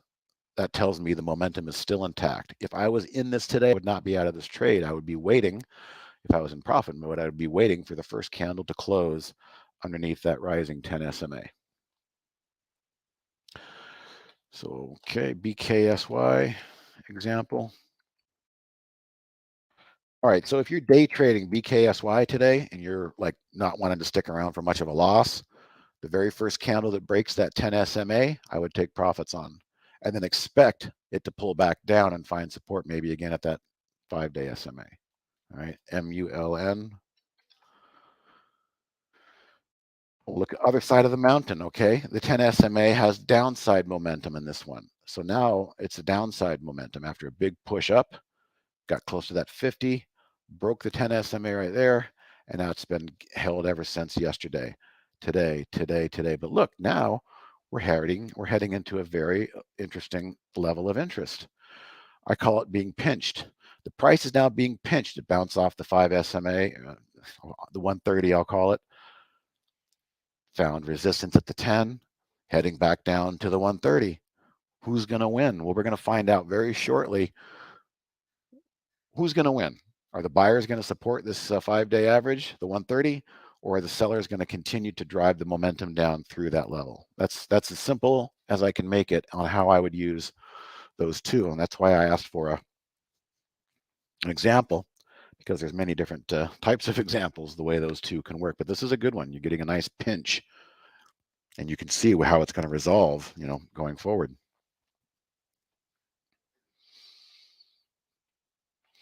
Guys, give me 60 seconds. I'm going to get some water. My throat's getting dry.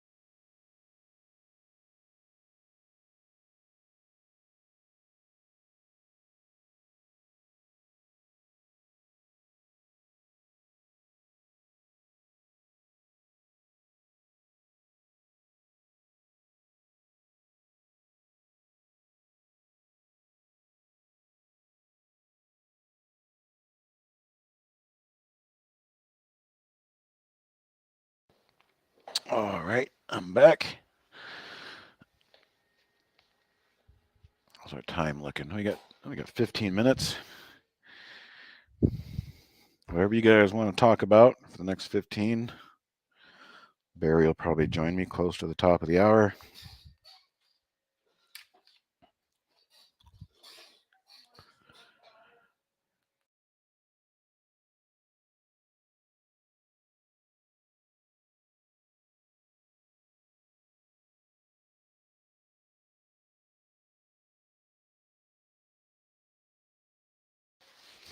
Can you explain your favorite intraday setup?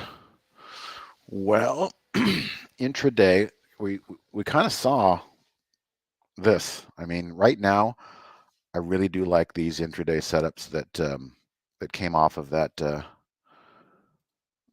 that little demonstration we had using that 5-day moving average. Intraday setups. Okay, there's a couple. Let me see if I can illustrate actually with a new alert.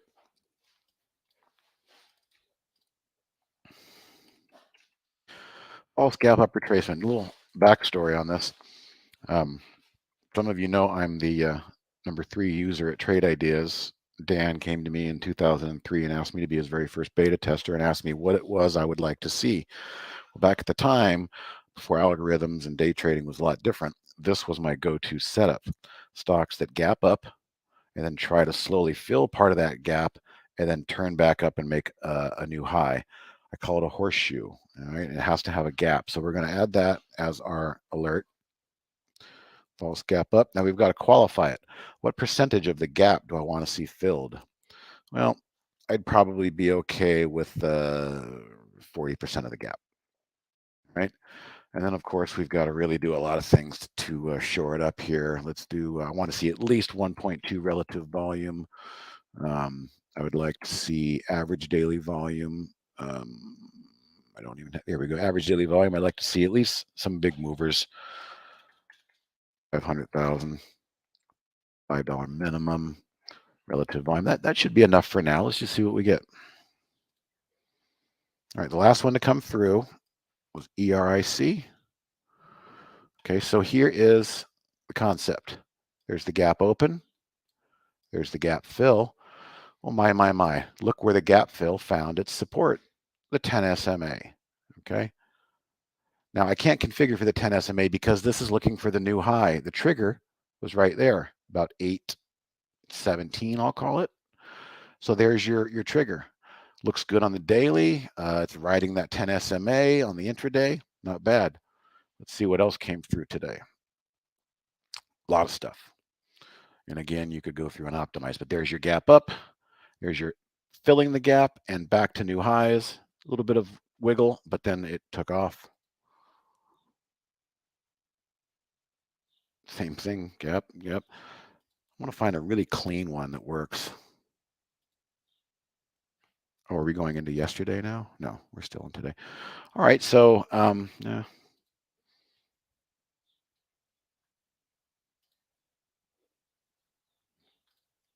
It's a lot of stuff in here.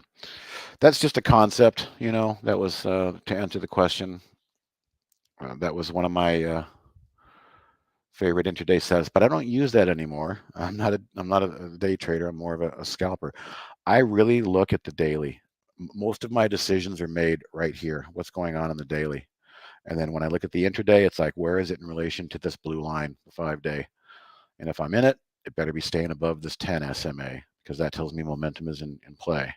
And I switch back over and I say, well, how far does this OSK have to run? Well, looks like if it does run, I might want to start thinking about selling it at that declining 50-day moving average. So you can tell, I mean, I will use pivot levels as well, you know, pivot level trend lines. But in today's market, all right, the market is run by the algorithms and the machines and the computers, and they need throughput, they need key inputs, they need thens, reverse, and then. And I'm convinced that they use a lot of these moving averages as their key inputs. So when they get to those levels, things can change and things can bounce, things can hold, etc. Let's see. So that's the best answer I really have for you, Laser. Sorry. With your analysis, MULN should be on watch. Let's see. That one. So big, I don't know if it was news or earnings. No, big news. Okay, popped up 2 days of run, actually a day and a half. That's my theory. Let me show you this. Day and a half. Here's day one. Here's day two. But look, day one held that moving average, held it, kind of not so much at the close. Day two, follow through, and there it is. That's a day and a half. People who get a nice day and a half move, they feel like they took the risk home overnight.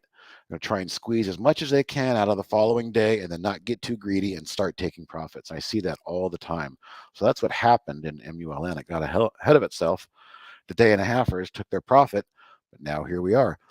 Honestly, if I was in the mood to do something right now, I would probably buy this right here because it's double tapping this 5-day and it's trying to break back above. So this could be a day trade, maybe back up to 133, 134. That's how I would see it. I will keep it. Actually, I'm going to put it on my heart list and I'm going to keep it. I'm going to start to watch and see what happens around these moving averages on the daily. And I like to do the same thing on the daily. I like to buy close to that moving average, especially like if it plunges down in the morning and pops back up 30 minutes later. I'll take that entry sometimes. Or at the end of the day, if I see that it popped down and closed handily, safely back above that moving average, I'll take it home at the end of the day as a swing trade. So hopefully that helped, Rajiv. Vide, I like the 80-20 crosses. Is there a way to optimize the scan for these? There is. There's no way to optimize it, but maybe we've already showed you this. The new Market Explorer under E, Market Explorer TIQ. TI Quant means it's been hard-coded in our TI Quant platform. And when you see that, that means there's no customization, no configuration or optimization. But the good news is, if you haven't seen it, we do have 80-20 cross on gappers. So this is really the closest thing that we would have here, and looks like these all came out yesterday. We don't have any today. These are all from yesterday. So that's the closest I can steer you towards the 80-20 cross.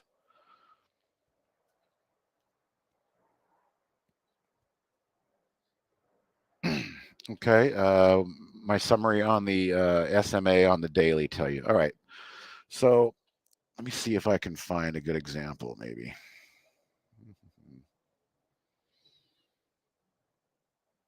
I'd like to find something that was going up, so let me. Okay, this is a good one. So here we have a strong chart. We've got the fanned moving averages, all fanned out. This is as strong as you get. They're not crossing. They're all above each other. I'm going to label them each, okay? The 10 is my momentum line. As long as it remains above the 10, it is in momentum. Now, occasionally, it will break that 10, but the momentum is not always lost because the 20-day in red acts as a backstop. That's a bit sloppy there, but that's solid there, and that's solid there too. So if it breaks the 10 and you don't want to get out, you've still got the 20 that I call my backstop. If the 20 breaks, then you're pretty much rest assured you're going to test the 50. Now, what I see with the 50 is general health. Let's go back to the Q for this example. I made a TikTok video that was pretty popular a month and a half ago that said, watch out below. I don't like what I'm seeing here, all right? The general health of the NASDAQ fell. It got stuck at the 200. I'll try and give that a name in a second. But it fell below the 50, and then it struggled. It floundered. It could not get back above the 50. So I'm going to label the 50-day moving average is the general health of the stock or the index. If the stock is above the 50, it's still healthy. You can give it a chance. You can find, if it's below the 50, it's probably downtrending. There's no reason to buy things in downtrends unless you've got another reason. So 10 is my momentum, all right? You can even see here it broke above the 10 and kind of found the 20 as a backstop on the way down. So the 20 is the backstop. 50 is the general health. And the 200 is the lifetime health, for lack of a better word. I don't like buying things under the 200-day moving average. I really don't. It's a giant one. Matter of fact, the 50 and the 200 are the ones they construct those golden cross and death crosses. When the death cross occurred, here's the death cross right here in the NASDAQ. Oops, that's not what I want. Here's the death cross right there when it happened in the NASDAQ. And this time it worked. It portended bad things. Let's see what the S&Ps looked like for a death cross. S&P's death cross was a fake out. So you can see it's not always guaranteed. There was the death cross signal. I think a lot of people expected that. They didn't get that. They got a pop above, and then we broke below, and then the 200 became a big deal, breaking that one. So Mr. Gomez? yes, I heard the click. You heard the click. You know, it's funny listening to you talk, and I was listening for about the last half hour, 40 minutes. I realize I know nothing about trading. You do too, Barry. It's just your own sandbox that you play in. I know, but all these I mean, I'm aware of all the things you're talking about. I do have a few of them on, but it's very interesting because, yeah, I mean, I'm obviously much more of a feel player Yeah. when it comes to trading. How I'm feeling, what is happening, overall market. I'm aware of the moving averages to be sure. Certainly the 200. I'm aware of the VWAP. But it's really interesting listening to you talk about, and actually, I didn't even realize that you were much of an optimizer. I had no idea. Yeah. I didn't think you really optimized anymore No, or I tried to. do. Well, the problem is you just got to stay on top of it. Your optimizations can just decay in a month easily. Exactly, and that's why I don't do it anymore. I don't really have the time either. As you know, it can be very tedious. And like you started with this, and I got them both, the slam into the 130 short on the upside and the downside. I'll actually take a look, and you're right. They're getting no alerts today on either one of them. Yeah. But Rebecca made a comment that I'm overwhelmed with the number of alerts, et cetera, et cetera. Hmm. Well, that's a great. Those probably two are really good to have because, of course, on a day like today, you'd be sitting on your hands, but on other days, you're probably still not getting too many. And the other thing I would have said to her, because you're not looking at my screen, but for instance, my basic new highs and lows, I've got, even though the market has been kind of crazy today, I've got three on the upside, three on the downside. That's it. And that's just because of I have it's very tough filters in place, and that's one thing I would say to anybody. If you're getting way too many alerts, just start tightening up your filters. And for a while anyway, if you're not getting any, then you have to relax them. But anyway, listening to you, Steve, is amazing. Well, thanks, Listening to you Barry. That's nice. talk about all that. We really do trade two different worlds. You're very active, and we both trade by feel. I'm going to say that we both trade by feel, but we just do it in much different time frames. Mm-hmm. Yeah. For So sure. just so you know, we did optimize that scan. If you look at my screen, we optimized it, brought in a lot more trades, so the S&P doesn't have to be so weighted in one direction. And just right off the bat here, there's FIBK. Look at that. Can you see my screen? I do. Uh, Yeah, I can see yeah, it. Oh, that's bounces very cool. Yeah. bounces right off the 130. So I gave Rebecca and the other one's that one too, so they actually can get a bit more ideas on a regular basis. There's one that wicked down through it, but is holding it. Yeah. Anyway, so yeah, interesting stuff. The hour flies by when you're talking about what you like to talk about, and you're getting good feedback from people, knowing that you're helping them, because that's why we're here. Exactly. All right. If you want to take off now, you can, or if you want to stick around for your last minute and a half, you can. No, I gotta need a bathroom break, so I'll Okay. Too defer to much you. information. Yeah. Okay. All right. Thanks a lot, Steve. That was great stuff. I was listening. I think that's great stuff that you told everybody. So, All right. Thanks, Barry. Thanks, everybody. okay. Bye. Oops, wrong stream. There we go. Okay, guys. So you can hear me now. You guys can hear me in both rooms now, I believe. And let me get my music going. Here we go.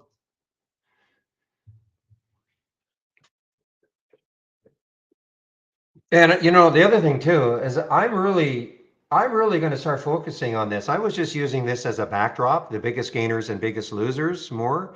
I'm really going to start focusing on this a lot more.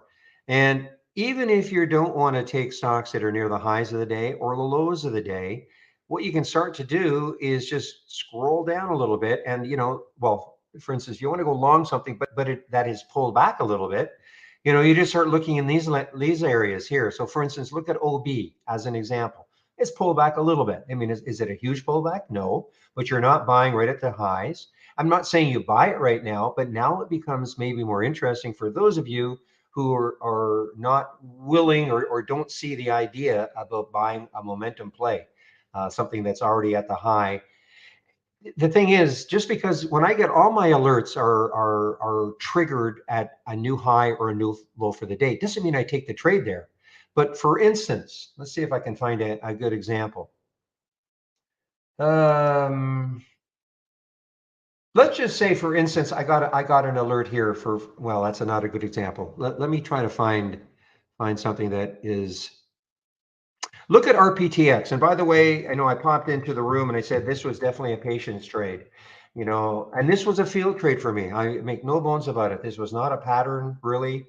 Yeah, it was kind of holding these moving averages and all, but boy, I mean, this was more of a feel for thinking what might happen. I have to admit, I got a little bit married to the news of it, thinking that, eventually, traders are going to they're going to still be interested in it. But let's just for fun say that it didn't have that. Let me get a big chart up. I want to get a big 15-minute chart up to explain what I'm talking about. So let's take a look at RPTX. RPTX. Now let's pretend this topping tail was not there, and even that one. Let's just pretend that 1267 or 1270 was the high of the day. So look what it's doing right now. Okay, it's kind of basing a little bit. What if it based a little bit longer, and then all of a sudden I get an alert because it just made a new high. Well, it's not that it's coming after 5 or 10, 15-minute candles in a row. It's coming out of a bit of consolidation. Again, I'm making this up because this has not happened, but so that's what I'm saying, that even though the stock is up 44% already, it doesn't mean that it's necessarily over. Okay, so that's the only thing I will say about being a momentum trader. It's not about just taking a trade just because it made a new high. It's how did it make a new high, or like what are we seeing? Is the market moving higher? Is again looking left on the monthly and the weekly and the daily? Is there still some room before it hits that next high? Things like that. So I know what you're saying, Rebecca. You were saying, when I see these, they're already made new highs. Well, you're right. If you looked at this right now, you think, well, how can I possibly take the trade? It's up 44%. Well, and I'm just using this as an example. If these weren't the highs up here, but they were here and it popped through, and that's why I have a 2-minute chart up. If it did it on volume, I'd probably take the trade. I would probably take the trade. So, but there are all sorts of different styles. There's no question, all sorts of different styles of trading. Yeah, Rajiv, there aren't any. Well, in the original ones, there aren't any. I think you had to, I don't know what he did. He took the SPY. I think he took the SPY out, that it had to be up or down a certain percentage. So yeah, I'm looking at them here. There are no trades today, or no alerts today in that slam. But I think he adjusted it, took the SPY out, because in here there was a SPY component. So the S&P, had to be up 0.75, and the other one, it's got to be down 0.75. But this was a short, of course. So I mean, with the market doing this, you're not going to find too many ideas to short, probably.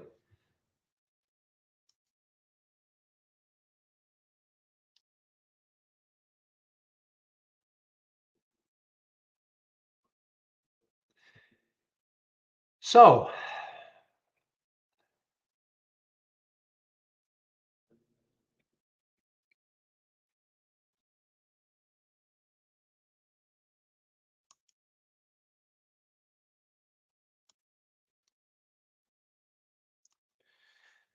this is an amazing day, guys. This is truly an amazing day. What happened?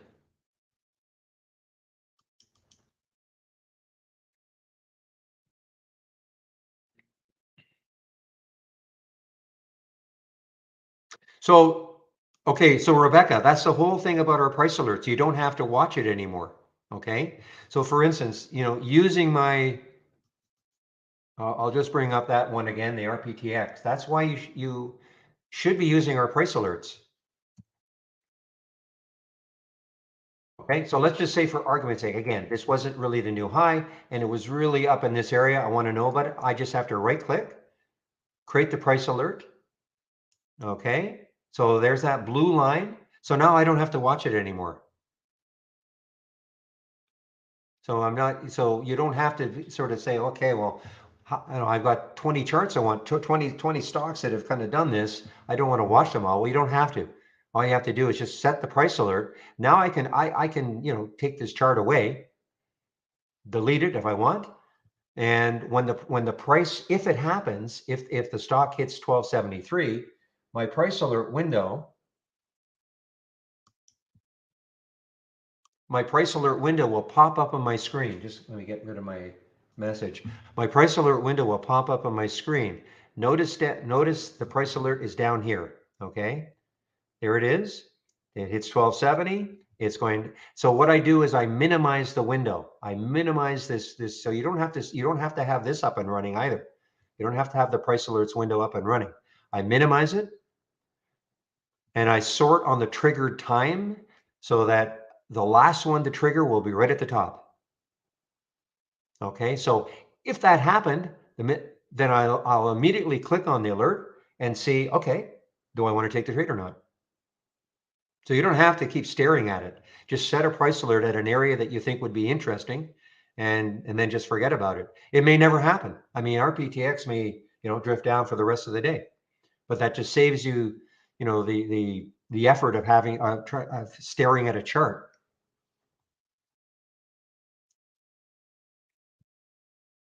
And again, minimize it.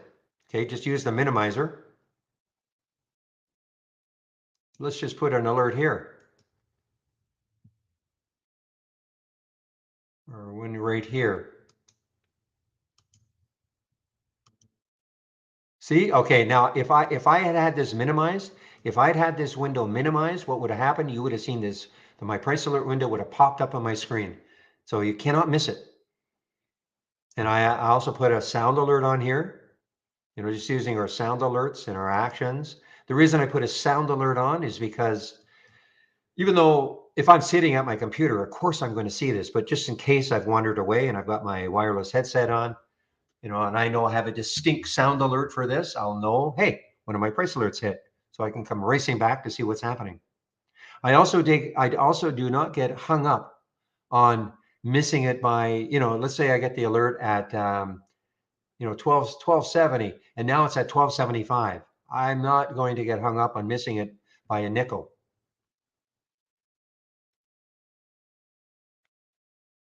Okay, so hopefully that helps a little bit. Just minimize the price alerts window. And if you don't know how to start the price alerts window, just click on new and price alerts window. And if you've never done it before, the window will pop up. It'll be blank, and then just minimize it. And it's easy to create a price alert. Just all you have to do is just go to the chart, and you can see how I'm moving my mouse around, and you see a dotted line here. I can just set it where I want it.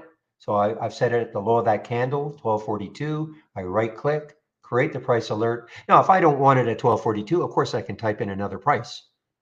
And then I typically don't put any notes in. You don't have to. If you want to, you can say, okay, really interested in this price, but you don't have to put notes in if you don't want. So it's pretty simple procedure, and then save and it's done. Now you forget about it.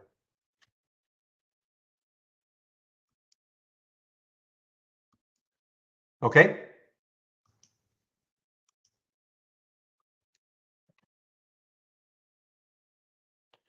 Yeah, TV, and there, see how it popped up? See how it popped up on my screen?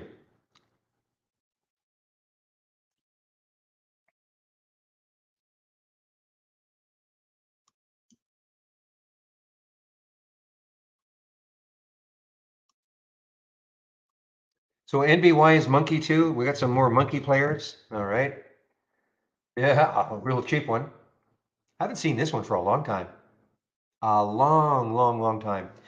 Used to see this one every now and then, Nova Bay, but surprised it's still trading on NASDAQ. Oh, it's on Amex. Okay, I guess they have OBCI,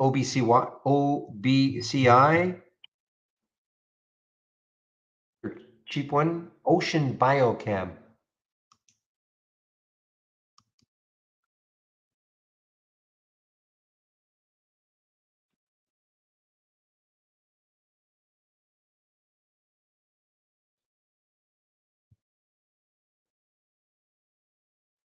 Vicky, are you talking to me?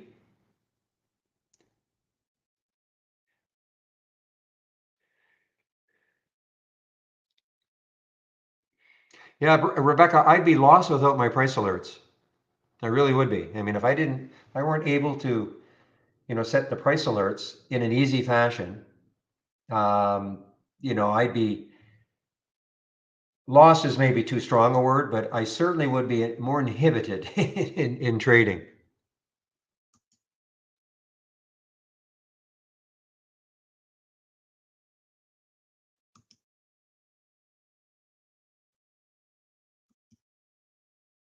Oh, I'm just looking at, you said something in AI 15. Oh, AI 50. Oh, I see. You didn't mean AI. You meant AI, but you're talking about the stock, not the AI.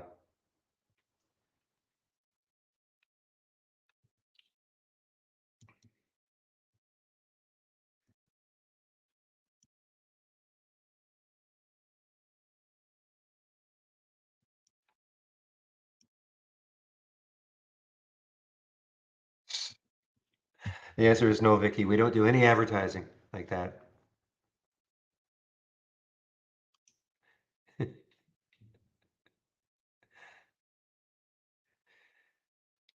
You must have known I was going to say that because those little emojis came out before I even finished my sentence.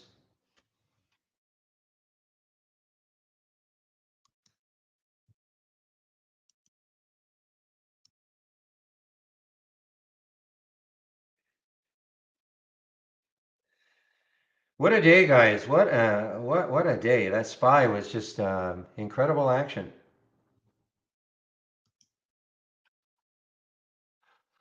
I'm exhausted. I mean, the RPT that our RPTX was an exhausting series of trades for me.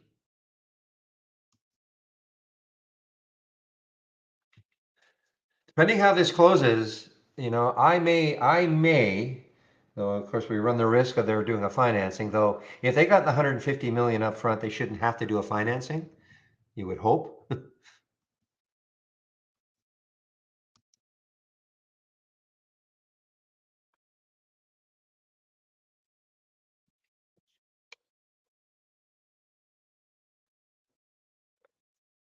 I know I mentioned the CTKB earlier, probably right around here, 1070 on that little break, because I noticed it because it's got all sorts of room.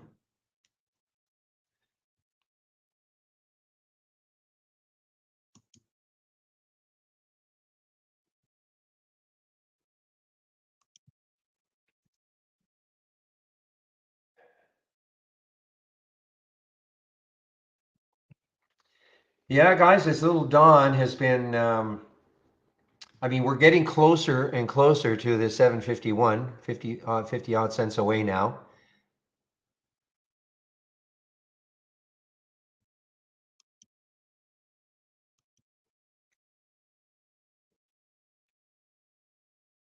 Yeah, it could be a little toppy, is what Zach is talking about, because if you look at the 15-minute chart for the SPY,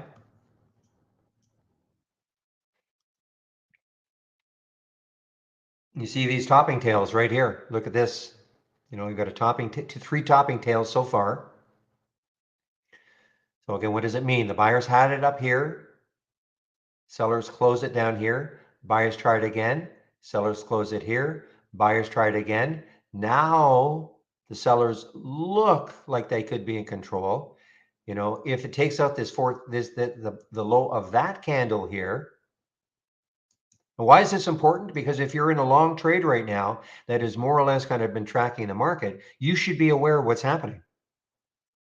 Okay, you should be aware. That's why I always have a SPY chart up and running so I can kind of get a feel for what could be happening in the market. So, I mean, we do like to take the trades that aren't there. See what happened? It just took it. It's right at the bottom there. The price alert popped up on my screen. Remember that was a blue line, and when it turns green, you know that there's been a price alert that's been activated. I mean, yeah, we always strive to find the trades that are the stocks that are kind of trading on their own, that are not so beholden to what the market is doing. But, sometimes it's not necessarily the easiest thing. So again, if you're in a trade that is more or less tracking the market, you better be aware of what the market's doing.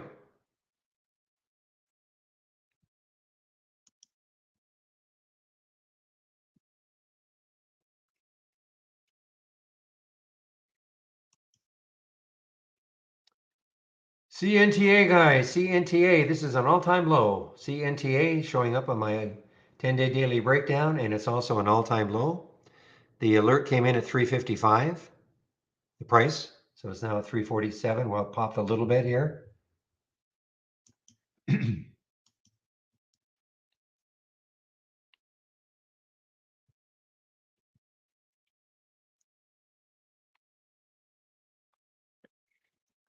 And KLA monkey. Yeah, look at this big pop and then the drop.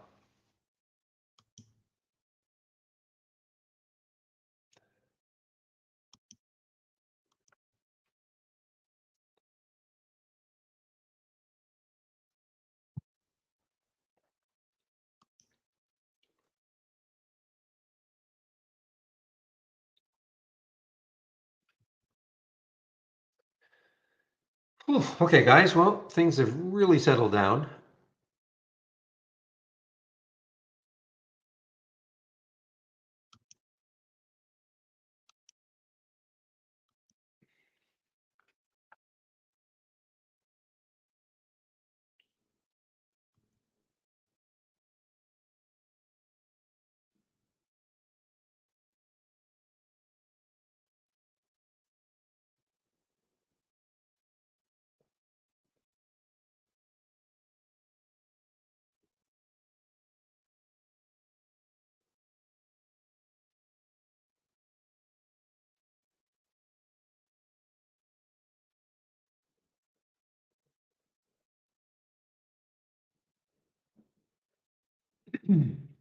All right, let's take a look at some of the things that have happened in my just in my watch list.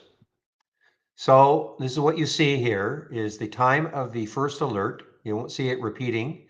And then you see the price. That was the first alert for path. So what happened from there? So you click on the alert, path, 1886. You can see there's the blue arrow is telling you the candle in which the alert happened. This is on a 15-minute chart. If I scrolled back on a 2, I'd see it. If I scrolled back on a 5, I would see it. I don't have to though. So this gives you a good pictorial idea about, well, what happened? Well, there was the alert on this candle, and the price was 1886. And what did it get to before it even pulled back? Got up to almost $1 move. Pretty good. PDSB, I don't think this one did. Excuse me, 440. Yeah, so it didn't do anything. Excuse me, Chewy, I think this one did pretty well. 2729. Again, here's the time of the alert. Remember, all times Eastern. 2729 got up to 29.49. So there's a $2 move, and fairly steady. A little base here, and then another pop before it's pulling back. So I call that another good one. RDBX 689. What did it do? What did it get up to? 730. Actually got up to 758 before it's pulled back. Pretty good. Well, and this one, tough one, RPTX. But it did get up to 1298 from 1190. There's another dollar move. I don't think Score moved very much. 227. Yeah, it didn't do anything. The SIGA 1250. What did it do after that? I mean, 1325. Butterfly 359. It's kind of hanging around that area. And then my little pet Dawn, not too bad. I mean, it hasn't moved. So, I mean, if all you wanted to do was just follow my watch list all day long, I can't say that every day. I mean, if you just want a finite, like a pretty solid watch list to follow all day long, it doesn't mean when you get the alert, you immediately take the trade. But as a watch list to follow just a really select number of stocks all day long and you're new to trading, probably not a bad idea. Now, on the downside, I would say that unless, because of what the market's doing, probably nothing. This one, I put this in the morning just because it popped up. Retrospect, but even there, 89 cents. It's at 80. Not shortable for me at Interactive Brokers. TNXP. This is the monkeypox play. 282. Not really anything. And then the CNCE 450. They did a financing. Yeah, I mean, nothing really hanging around the financing price.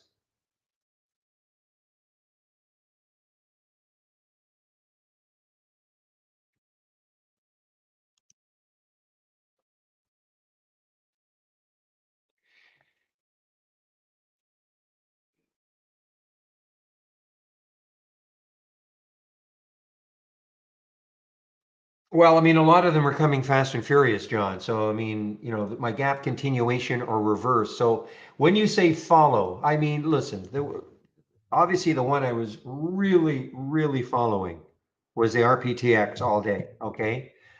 So I was totally aware of what was happening with this RPTX all day long.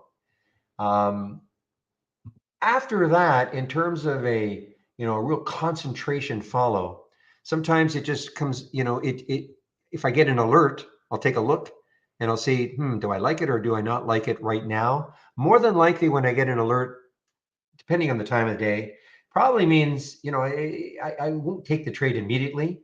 And that's when I set a price alert. So when you ask me, how many am I following? It could, in theory, I could be following 20 or 30 stocks in theory by setting price alerts, but maybe only 5 of them trigger. So how do I answer that question? If because yeah, maybe I'm following a number of stocks, but following only in that I set a price alert and then I just forget about it unless it happens.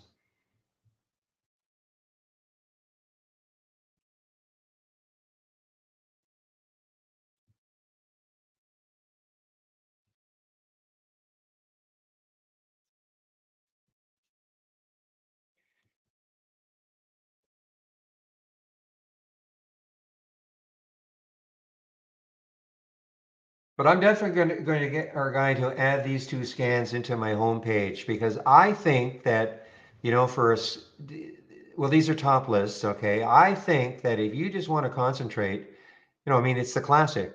Follow the strong stocks, follow the weak stocks. I mean, it's almost that simple.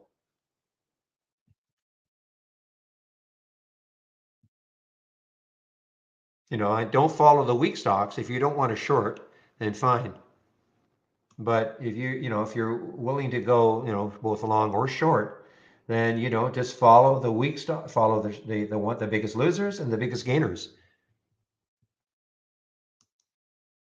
If I'm not doing what I'm doing, this is what I would have done because I saw the CTKB right around this area here. And I looked and I thought, wow, this has got some room. It's got some room on the weekly and the daily.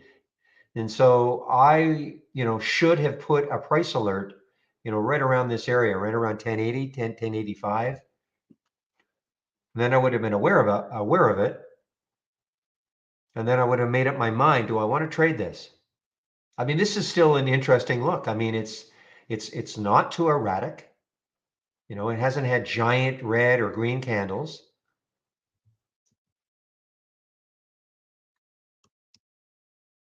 Take a look at new from Shady and you. I didn't think this was so cheap. Oh, this is not New Star. This is something else. Okay. Is what only for the first hour of the day, Doodle? I mean, this top list window gets updated every 30 seconds, so things can change, of course.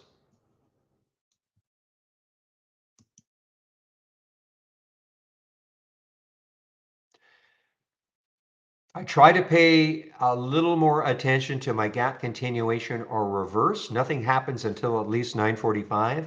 When I start to see some come in at the beginning of the day, those are the ones that I probably pay attention to. Doesn't necessarily mean I take the trade immediately, but put a price alert somewhere. Oh, you'd have to ask Steve that. I don't think so, though. I don't think so. I mean, I think didn't he do an optimization or something? Oh, no, that was on. Didn't you do an optimization that showed that what from his time, which was about 8:30 to what 10:30 or 11 o'clock? I thought he did an optimization in front of you guys and picked the time and found that there was a time period in which it was all kind of green. In other words, you don't do it right off the bat in the first hour or even two. You'd have to ask him though. I was listening to him, but I can't quite remember. I know when he went through the optimization, he had a very set time period.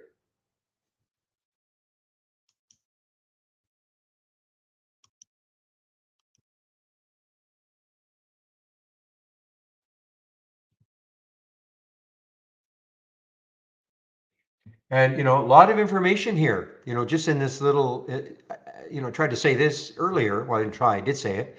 So I've sorted it on the position in the day's range. So I always want to see stocks near the highs. But this is showing me that this is above yesterday's high too. This is the position in yesterday's range. Whereas look at this. Look at AI. Look at that big red. I mean, this is standing out, isn't it? I mean, this AI is, yes, it's near its today's high, but look where it is in relation to yesterday. It's way below the low of yesterday. That's what that big red bar is telling you. And you could put different time frames. If you wanted to take a longer term approach, you could have the 5 day position, the 20-day position, things like that. I mean, what I've done here is more from my style, but somebody else's style could be very different.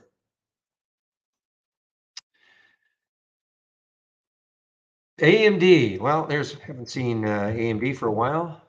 Is it over 100? Oh, it is over 100. Okay. Well, I mean, if you were wanting to buy it now, yeah, you'd have to say it's extended on the 15. Also on the monthly, let's take a look left on the monthly. The next high is 111.42. That's not that far away. I mean, yeah, it's $2, but on a percentage basis, that's not that far away. Could that stall it? The weekly, 110.94. That's not that far away. But yeah, I would look at this. I mean, ideally, if you had seen it right about here, on that little pullback here, and then when it broke above 106.92, you could have taken the trade in theory with a stop down here. But right now, to me, it's yeah, it's a little extended.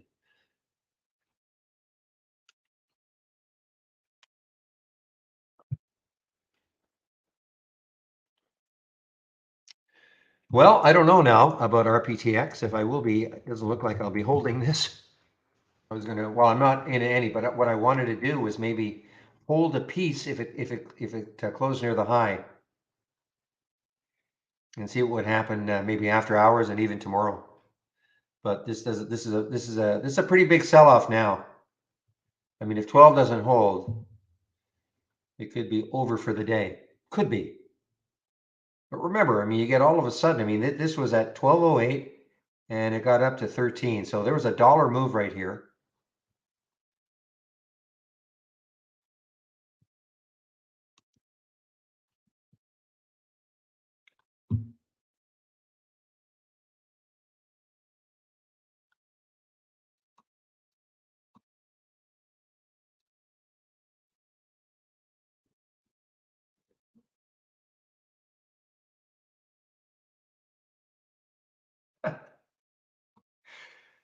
Oh gosh.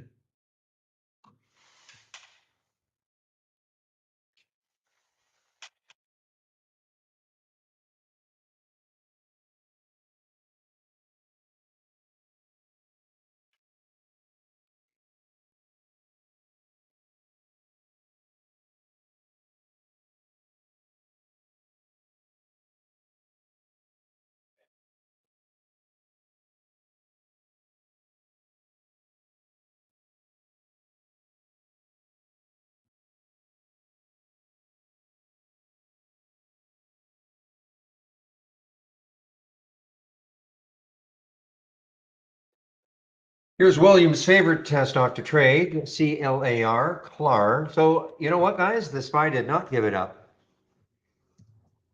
I mean, as ominous as it looked on those topping tails up here, but buyers look like they're still in control, or they're not giving up control yet. Anyway.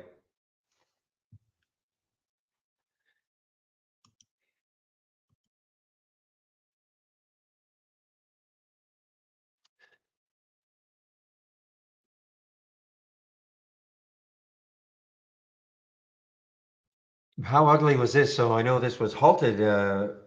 This AGLE, Zach was pointing, this one was halted for quite a while. Obviously, it came out to some bad news on this one.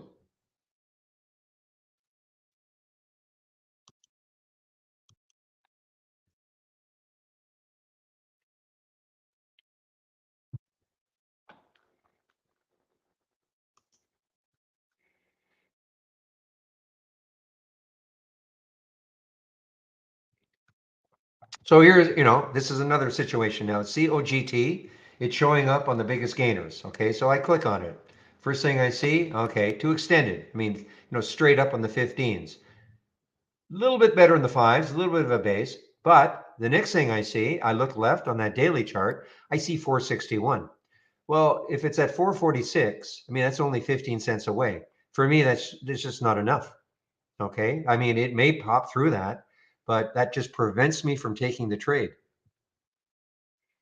Now, if that had been the next high, if that hadn't been there, if it had been that candle had been below today's candle, and then I look left and, sitting at 440 and the next high is 536, it becomes way more attractive for me.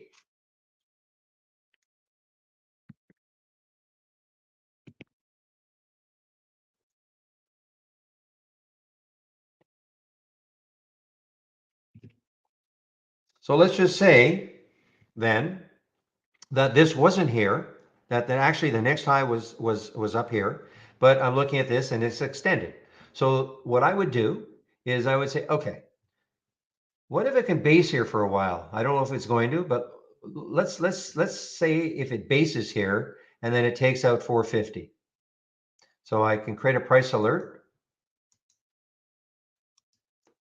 Okay, this is exactly what I would do and say 453. Okay. So I put a price alert above it. And then if it happens, again, this is just for demo purposes, right? So if it happened and then the price alert window pops up on my screen, I click on it. The next step, because I know it has enough room, I do know that. Did it do it on any volume? I mean, look at the volume for COGT. That's why I have a 2-minute chart. I want to check to see if there's any sort of volume spikes. And if it took that price out, but the volume still looked like this, I wouldn't do the trade. I need some volume also when it pops through a price alert of mine.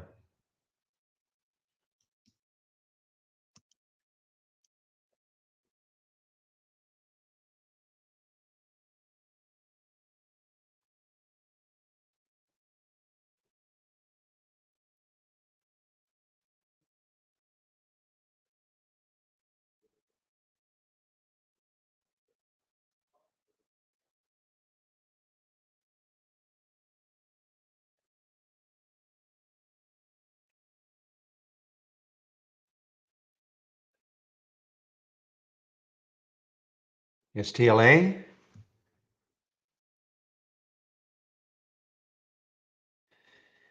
Yeah, big volume came in. Look left. What do we see? 1517, sorry, 1547 is the next high. So it's at 1543. Then you look left again. 15 is there. 1522, 1524. So you can see if it took out yesterday's high, this has a shot. So the next thing, look left on the weekly. 1643 is the next high. So, in theory, if it takes out the high of yesterday, in theory, got some good volume coming in. And at least you don't have to worry about chart resistance.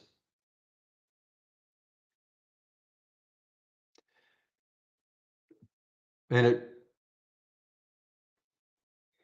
Yeah, on bad news it pops. So that makes sense.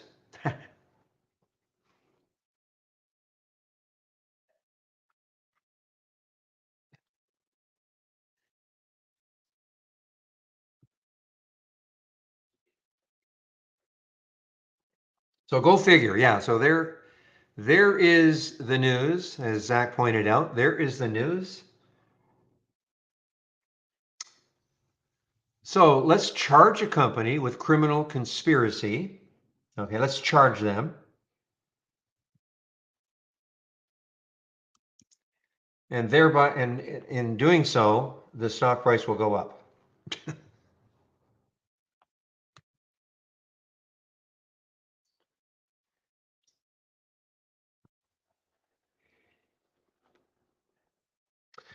So let's just say for fun, I had said to you, you know what, guys, I've heard that the DOJ is going to come out and they're going to charge them with a criminal conspiracy, and the price is right here. The news hasn't come out yet.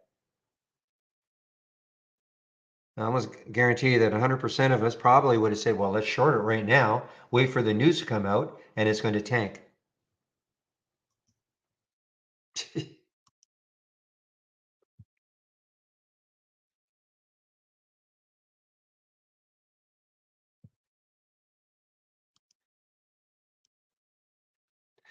That's why, even if you thought you knew the news ahead of time, there's no guarantee it's going to go in the direction you think it should.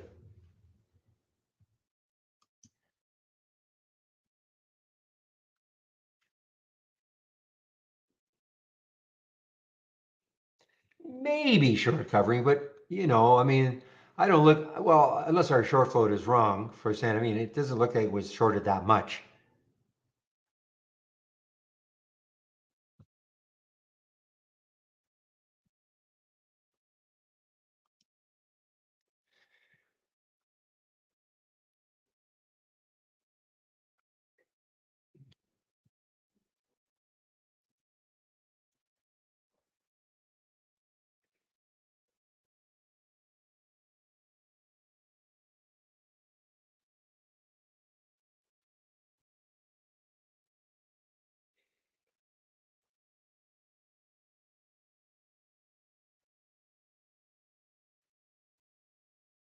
Path is on the road to 20, guys. PATH on the road to 20. Earnings play. So, this is one to watch tomorrow. A second day continuation, second or third day continuation off earnings. Obviously, like it's a great move. It's got, a pretty big float, 308 million in the float. So for it to move almost 20% is pretty significant. Good volume, of course. You can see the volume is greater than all the previous days, and we're only at 130. So this volume will of course will increase. It's traded 3 times normal. So, this could, in theory, depending what the market does tomorrow, be a second, maybe a third day continuation off earnings. So this is one, probably going to make my watch list for sure. In fact, I think it's already in there. So for instance, I probably won't, unless it just collapses, I won't take it off the watch list. It'll be on the watch list for tomorrow too, and see what happens. It's probably got some stuff to get through. There's 2032. 2032 is there in 2030. So there is some stuff to get through. A completely and utterly beaten up IPO. I mean, this could hit a high of like many of them, $90 and gets down to 13.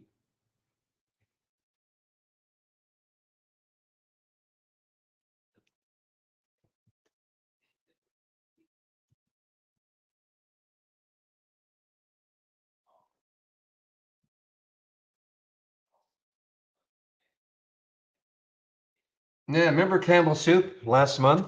Can't remember exactly, probably towards the early part of the month, last month. Everybody's stocking up on Campbell Soup. CPB. Yeah, I 45, 48. Okay, so yeah, it didn't look like there was any way you could get that spike down.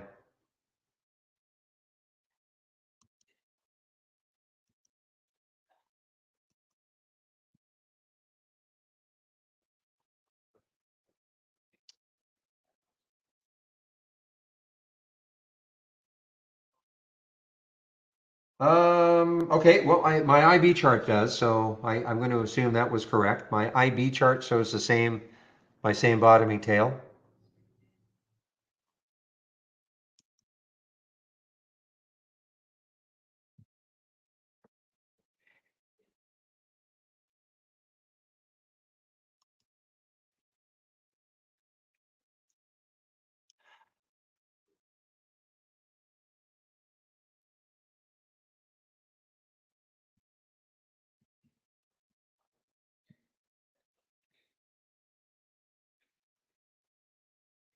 AI is doing nothing today. Just looking, there's three little profitable trades, but they're really doing nothing.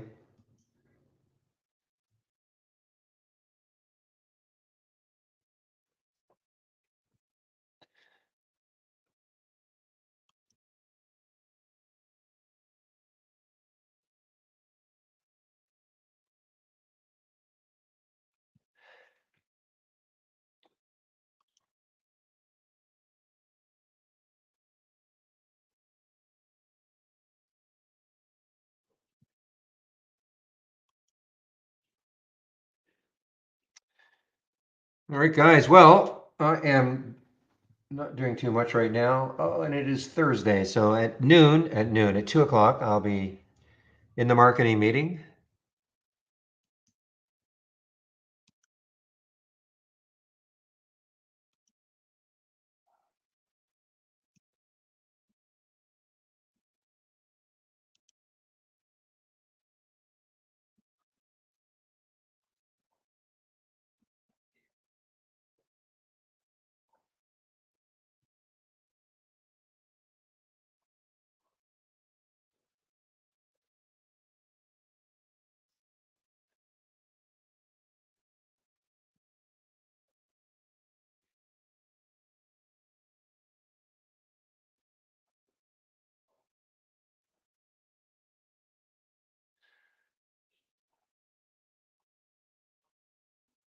All right, guys. I'm not doing anything.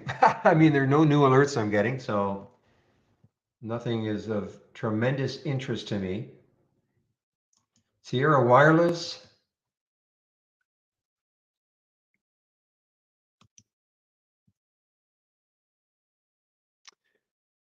All right. Well, RPTX is alive again.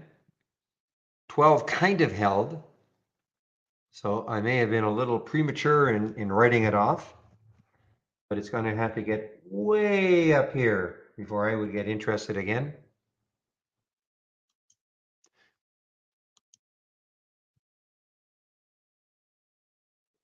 And look at the volume.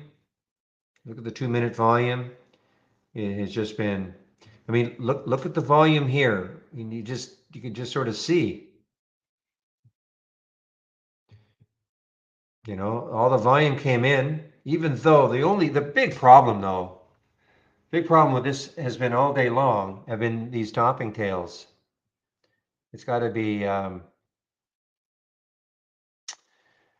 was tough to trade it.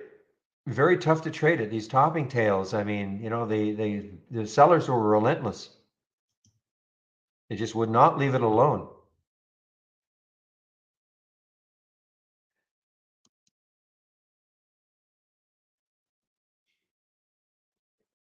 I mean, look. Well, that's a 2 minute chart.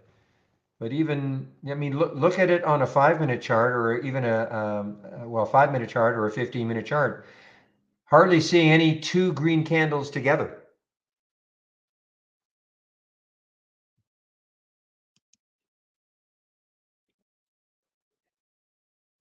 Well, I'm happy that Chewy, this is the offshoot.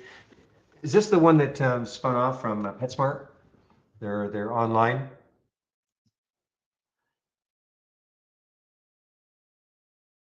or was that the other one, PetQ or something?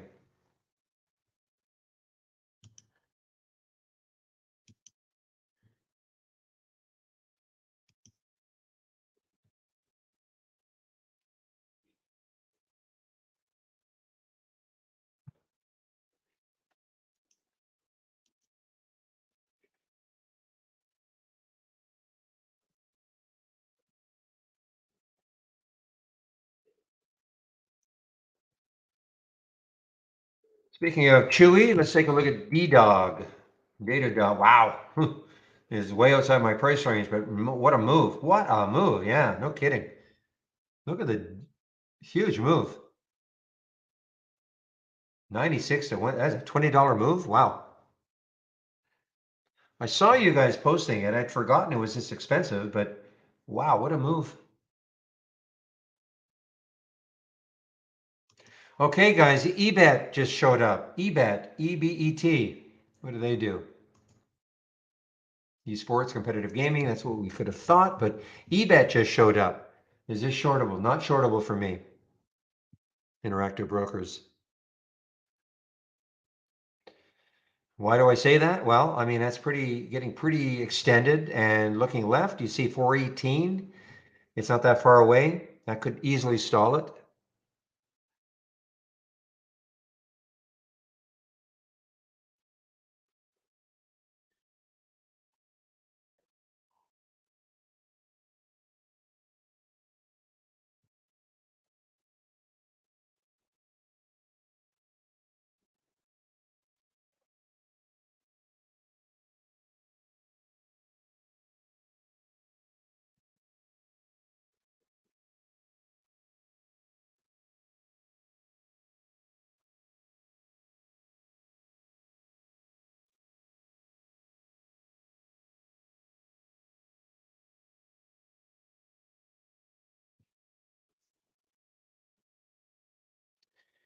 So here's another thing you can do, okay, with something like this and using the position in the day's range. So for instance, if you're listening to me and you think, yeah, I just don't like to see stocks near the highs. I want to see them, maybe if they pull back a little bit. Well, here's all you would have to do. I'm going to duplicate this window. I'm going to go right click, configure, go into my filters that I'm using. So now I use the position in days range. Here we are, position in range. So let's just say if I wanted to see stocks that were 40%, between 40 and 60, in other words, sort of in the middle, they pulled back kind of to the middle. I could do something like this, 40 and 60. Okay, so they're still strong. I mean, they're still going to be up 3%, still strong relative volume. But now, okay, now the stock is going to be between 40 and 60% of the day's range. And let's see what we see. Only these. So if you just want to focus on stocks that are still relatively strong, but are now, about midway through the high and the low of the day, you can do something like that. It's not what I like to see, but that might be something. So there's, here's this one is pulled back all the way to here, BKSY.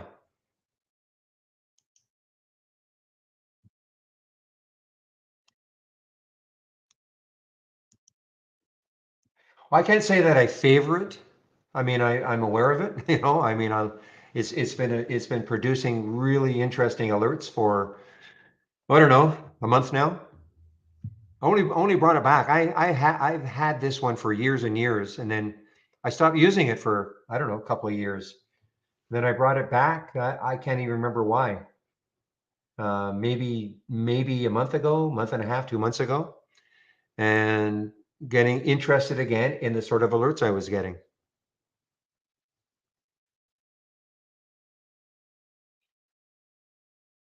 I mean, if you said to me, well, I could only use one strategy right now, it's possible. It's possible, this would be the one, just because, I'm getting enough alerts and, they make sense. Something that's gapped down and then it's moving higher. And especially if the market's doing this, it makes sense. If the market was moving lower and, something that gapped up and now it's starting to move down, and that's what the market's doing. And then, but it also will follow the strong stocks, the ones that gapped up and kept going higher. And then the weak stocks, the ones that gapped down and kept going down. So there are four there were 4 alert windows in here. That's why this is a multi-strategy window. So the gap up and go, it gapped up, kept going. Gap down and reverse, gap down, came back. Gap up and reverse, went up, reversed. And gap down and go, went down and kept going. Now, when we get the alert, this is what's happening. It doesn't mean that, if I look at the gap down and reverse, so when I get the alert, it doesn't mean that it's going to keep reversing. I mean, that's the whole thing. I mean, if it were that easy, man, I mean, that's all we do. But at the time of the alert, that's what was happening. It had gapped down and then it was starting to reverse. And that's when I start looking, okay, it's reversing. What's the market doing? Can the market help a reversal like that?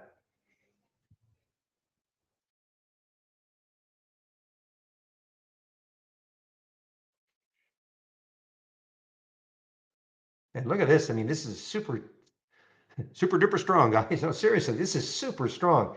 It's strong because of that red candle. Why? Because, as Zach pointed out, and I was looking at this too, I thought, okay, we've got these 3 topping tails here, red candle. In, the old days, yesterday, that red candle probably would have signified, oh, okay, the selling's going to start coming in again, but not even close. Buyers said, no way. And not only did they say, we're not going down, we're going to keep moving you higher. This has been a really, really, interesting day at the SPY.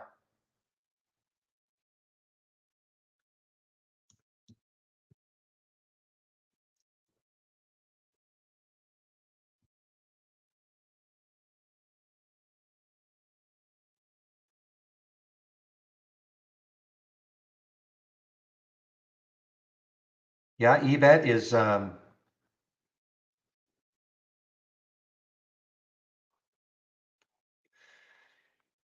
any news on eBet? I don't see any news. Some room has probably got a hold of it and pumping it.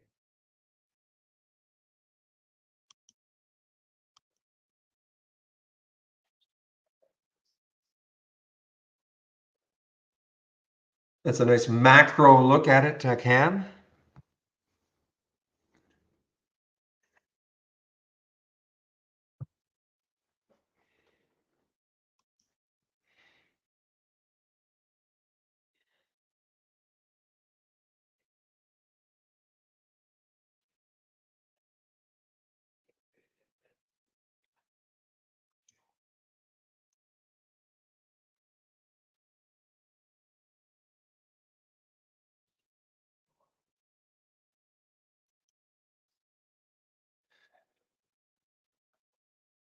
Okay, guys, give me a moment. I'll be right back.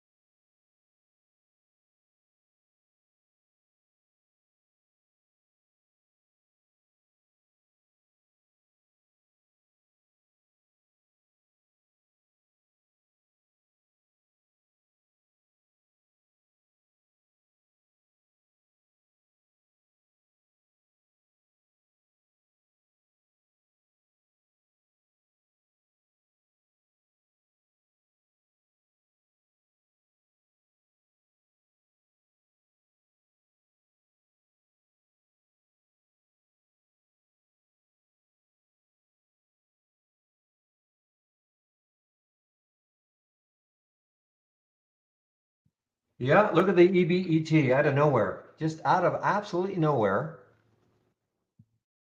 Just doing nothing until 11:15, little pop, little pullback, and then boom. And it's a low float. Let's say low spread, low float.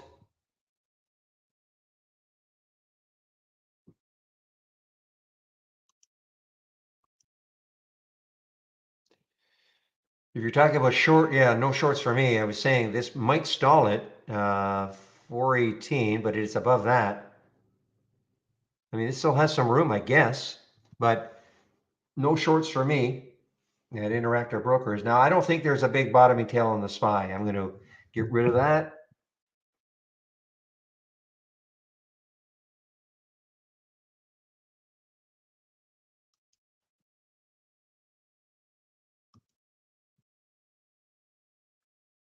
See, like this one to me looks like it's getting to an area where a short should be had. Cantaloupe. Cantaloupe. Because when you look at it, look at all the resistance not that far away.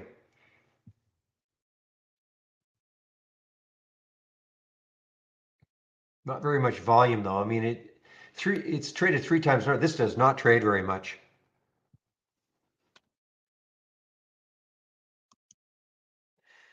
So this is an earnings play, guys. This is a gap down and reverse. This is Sentinel, so gap down and now and it's reversing. Now it reversed earlier. Understand how the scan works. I'll get a new alert every time it makes a new high.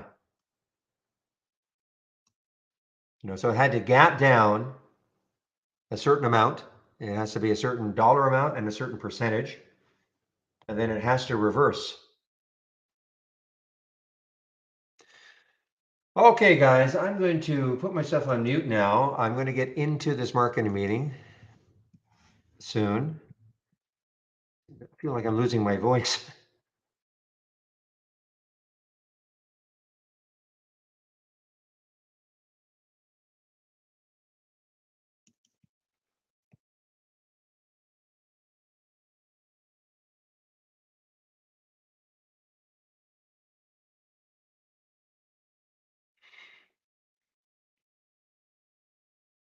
Okay, I'm on mute now.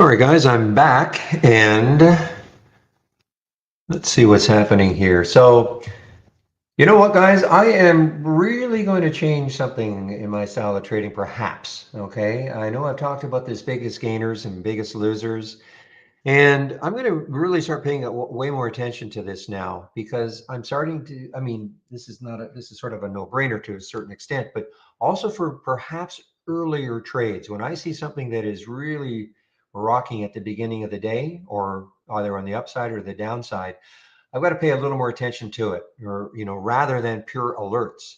And it may require putting slightly wider stops on trades, but when something in fact, what I also may do is put a delay of 15 minutes though on this. In other words, I don't know if I can do that. I'm not sure that count filter works here. Yeah. Well, it would just mean a matter of, watching it really starting at 9:45 as opposed to at 9:30. But nonetheless, starting to see a lot of stuff that's in here that is appearing, of course, in my basic new highs in basic new highs and basic new lows, and also in the 10-day daily breakdowns, almost just in here. So I'm going to start paying a little more attention. Well, not a little more, a lot more attention to it.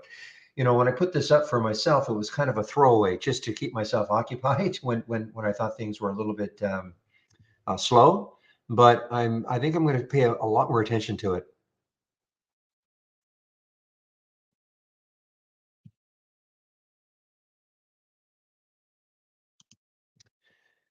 And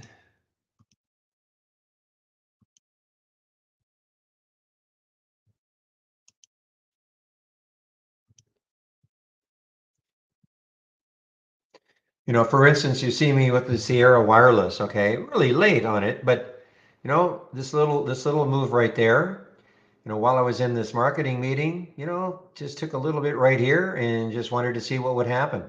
I'm out of it now on that little red candle, but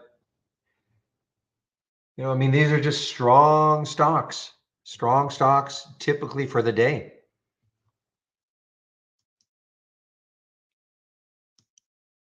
William's favorite stock. My goodness, what in the world does this thing do? I don't mean what their company does, but I mean these are crazy moves. How much volume? It's pretty good. Wow. Well, one of the reasons, of course, is that it only has 24 million in the float, and it's a relatively expensive stock. So you can get these kind of crazy moves, but this is really strange. Yeah, CRDO. There's one right at the beginning. CRDO was one early on in the day. Saw it right around here, and it's showing out the biggest gainers right there. How high? Well, let's see. I mean, next high looking left is 1567 on the monthly chart, and on the weekly chart it is 1345. So you can see if it can take out 1345. In theory, it's got room to 15 before it hits any resistance.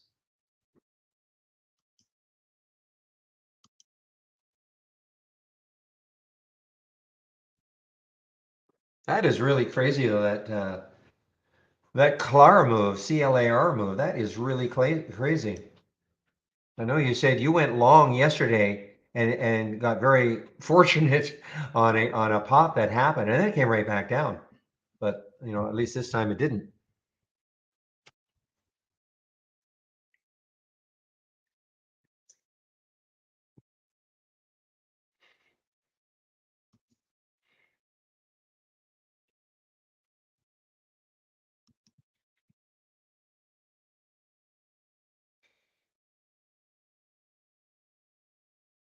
Well, it's 13. I see on the weekly channel it's 1345. That's the next high looking left on the weekly, and then after that it is 1503 on according to our charts anyway, not 14.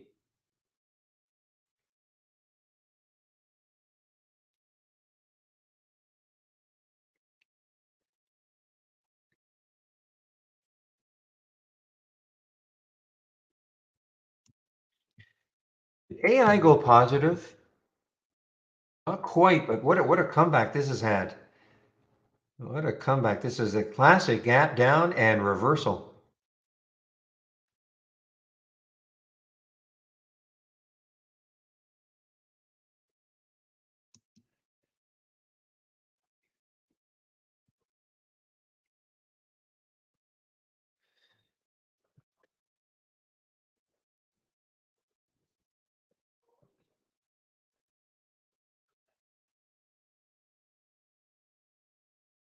So interested to see how this RPTX closes today.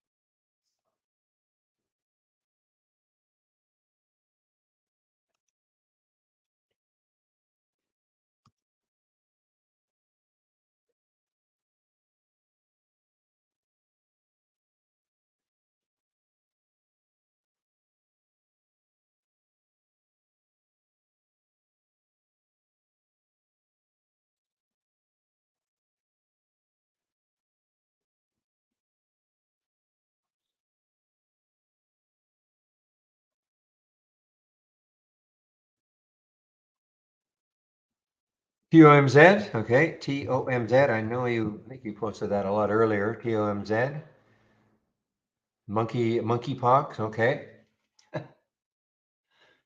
what a world.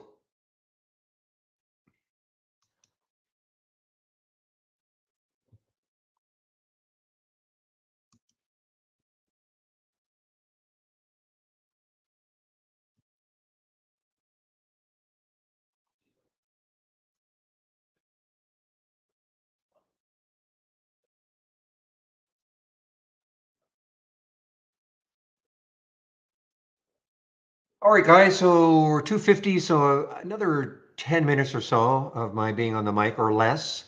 The room will be open until 3:30. I know Chris is going to show up in the YouTube room at 3:30. I don't know what he's going to do. I can't quite tell if he's going to maybe put a link for a Zoom meeting or stay in the YouTube room. But anyway, I will put the YouTube link in if you want to head over there. He will be there at 3:30 to let you know what he's going to do.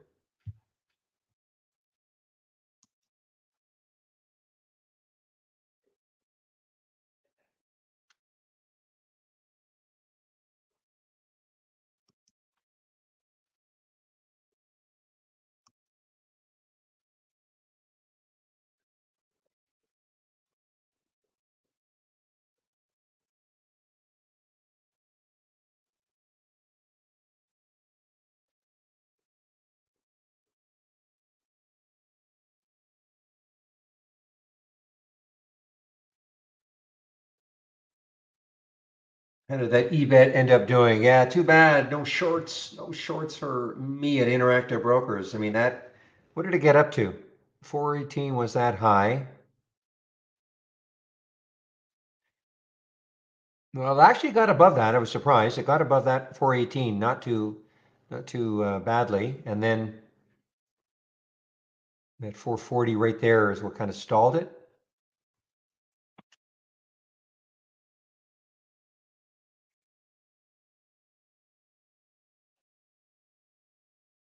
All right, for the balance of this, I'm just going to put RTPX up here. Want to see if there's volume starting to come in. See a little bit of volume coming in.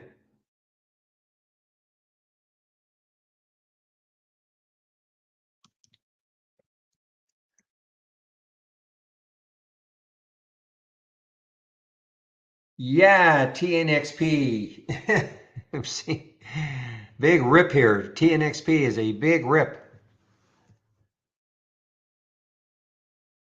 Big rip. Big volume coming in. But still, what was the high yesterday? 479. Look at all the price alerts I put.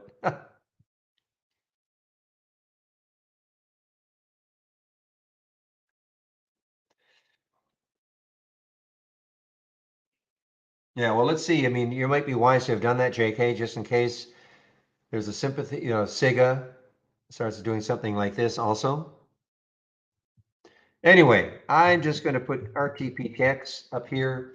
My main focus is just to check the volume. See that volume bar right there? I mean, this may not be over. I mean, if it takes out 13, this could have a run. Because I think when we look left, I think the next high, yeah, 1305. Monthly is 1516. Yeah, so you can kind of see if it can take out 13 in a big way with lots of volume, the next resistance is a couple of dollars away around 15. So this could have one of those after hour or power hour to after hour moves. I'm not saying it's going to, and I'm not in it unless it gets over 13.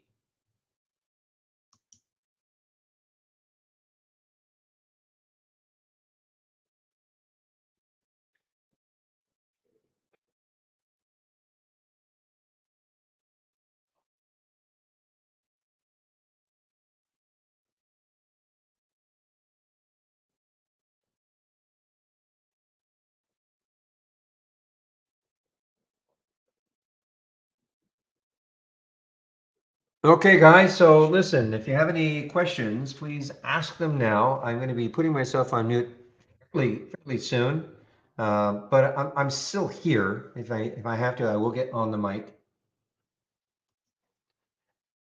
So I'll just put the announcement on or here.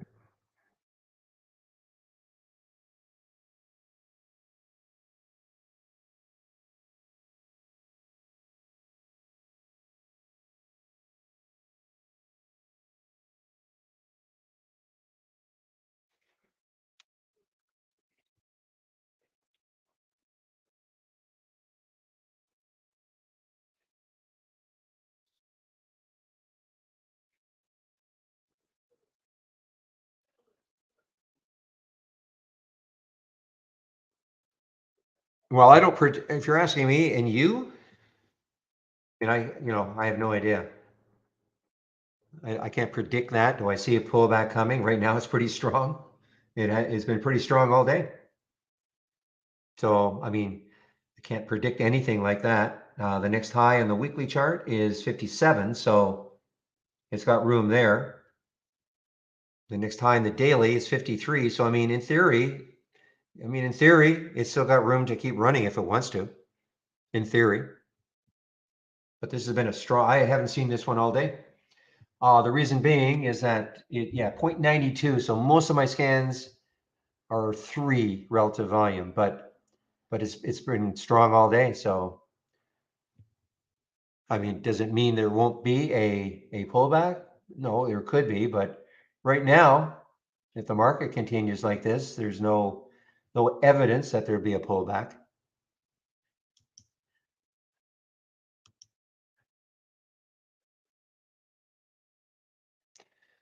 Okay, so Sunny, the easy one is the lifetime high.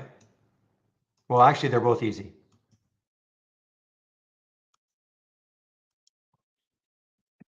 Let me show you what I'm going to do.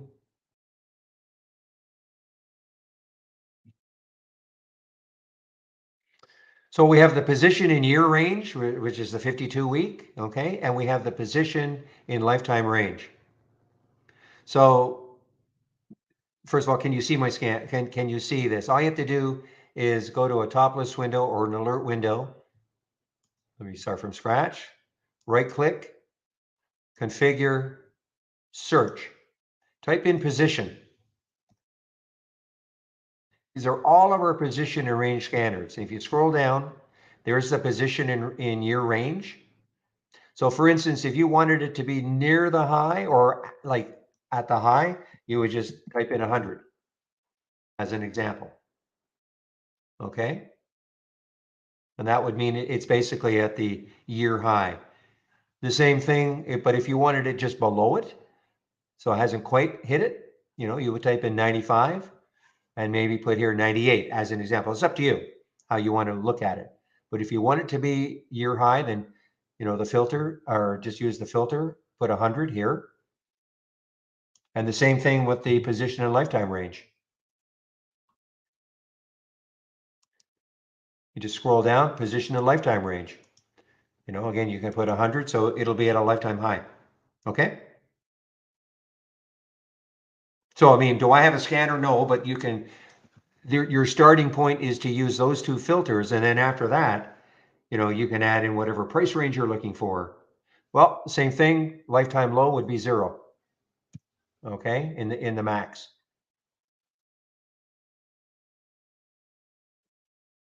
So 100 in the min would give you the lifetime high. 0 in the max will give you the lifetime low.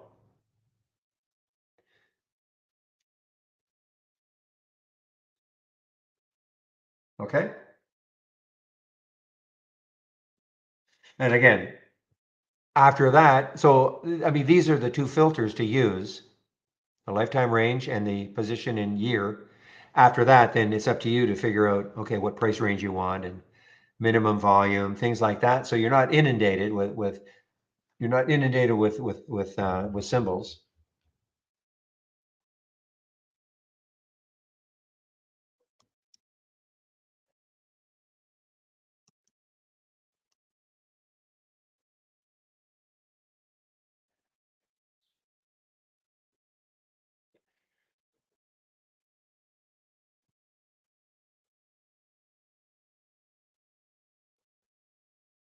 Boy, this RPTX,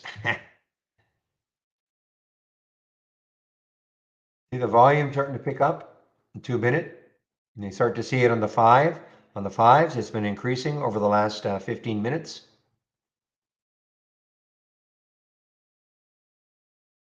Well, yeah, there were no alerts from the 820 after he put in the filters that were requested. There were no alerts. Now I don't know if there was a server problem or not, but yeah, he checked it and there were no alerts. It is usable, but let's just for fun take another one. Oops. Because every now and then our server goes, what was the other one he was talking about? Okay, let's do this one. So we did have, okay, so something is working. Here's the MA cross buy signal 5 minutes. Okay. No, I mean, all I'm really checking for were there alerts coming. So lots of alerts here, but for that 820 cross with how he, and again, he all he did was change it to what people were asking for yesterday. Yeah, you're talking about though the alerts. You're talking about something very different. Okay, real, which is you're not gonna be happy then. You're talking about these alerts, these crosses here. You're talking about these, right?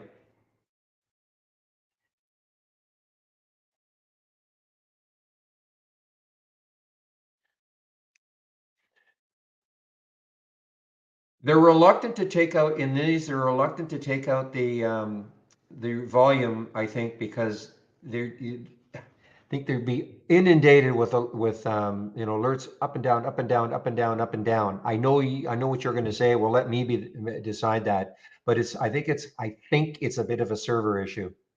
Whereas with the Market Explorer, that volume is not required.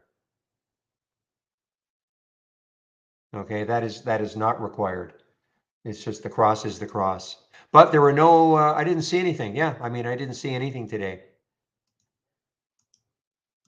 So, yeah, I mean, he's still stuck at yesterday. So I'm not sure. I'll have to ask him. He looked at it also today, and he said, yeah, there's nothing There's nothing there. I mean, he might have to make some changes to the filters that he put in. It's not a volume requirement filter, but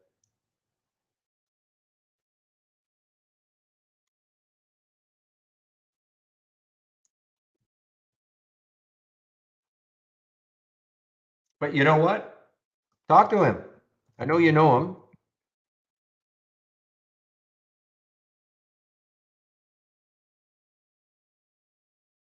Okay, there's his email address. I'm not going to get in between this anymore. He was good enough, I guess, to come in and talk about it, and he said, you know what, you guys want something? Email me exactly what you want. and he'll figure out if he can do it. So I'm just not going to get in between it anymore.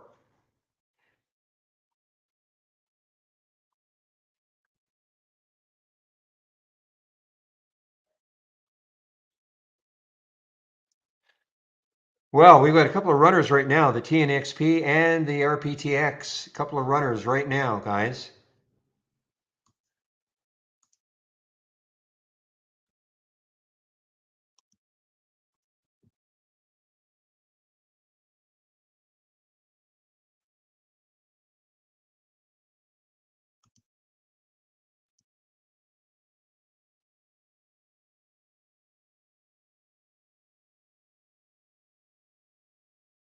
But interesting. I mean, TNXP is ripping higher. Siga is just dropping. I know they're not. I know that TNXP said they're going to be part of some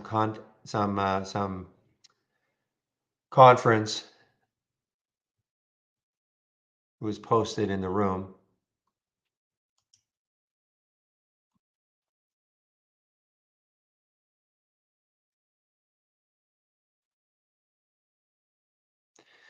Yeah, Dr. Ludeman, CEO, to participate in WHO monkeypox panel on June the 3rd. So that is tomorrow, 9:45 to 10:30 Eastern time. So that is the news on the TNXP, but it's not helping SIGA at all.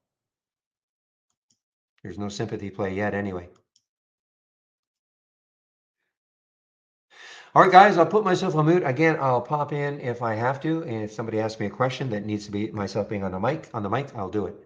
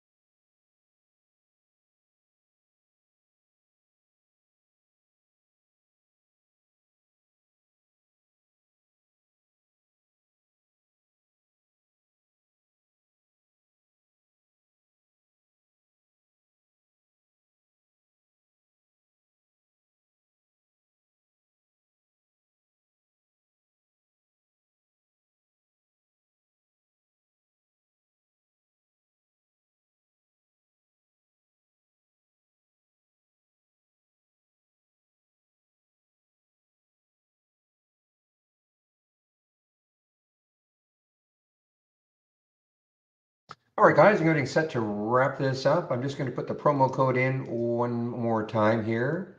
You want to take out a subscription to Trade Ideas? Here it is for 25% off the first month only or the entire year.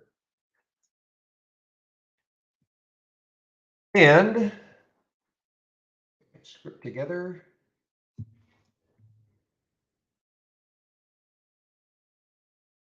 Okay, guys, well, thank you for all of the help today again, and a very interesting day as usual.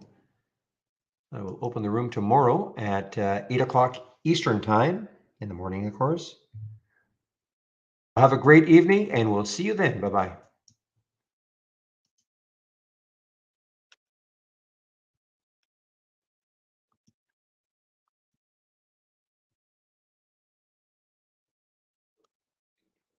And for those of you in YouTube, I'm just kind of waiting to see if Chris is going to show up briefly. I don't know what he's going to do, if he's going to stay in YouTube or give you a link for the Zoom meeting. So I'm just going to hang around until about 3:30. And I just heard him a little ping.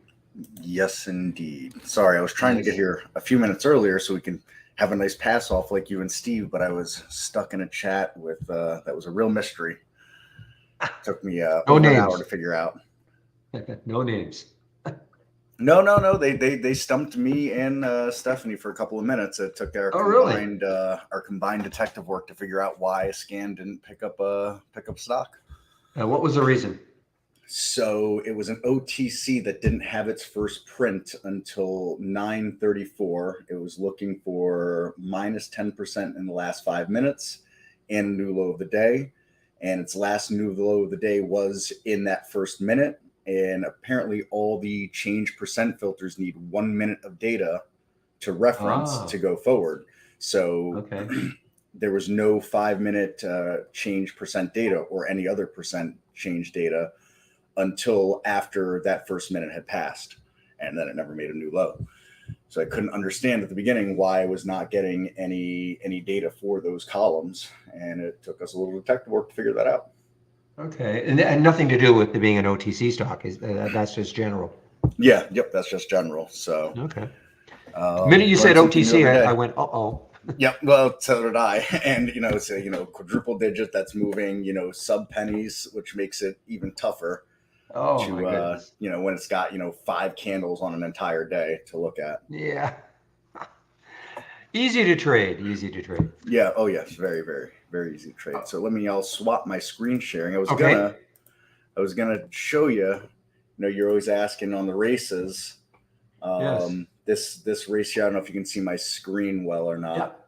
Yeah. But so I made this in just breaking 15-minute Bollinger Bands. I just threw a 15-minute Bollinger Band on that middle chart there and had some good stuff come through it. I have it on the top 10 alerts coming through. Get rid of that pre-market. And so this made this was on it early and often. This made a nice little move off of that, for $5 stock. What else did we have? I think I lost some. Yep, HLGN, another one. This is coming through often here through here. Another nice move for a $4 stock. So beauty. I put it to work today. Not too bad. Some of the days it was giving me some really terrible looking charts, and so I just added a 1 minute volume filter in it, just to get rid of things that haven't traded in a while, where the Bollinger Band's caught up. And that seemed to have helped a little bit. So cool. Interesting stuff. Always want to share what I find with the races with everybody. Yeah. Well, I don't know. Is RPTX racing for you? My goodness, I'm still I'm toying with the idea of holding this.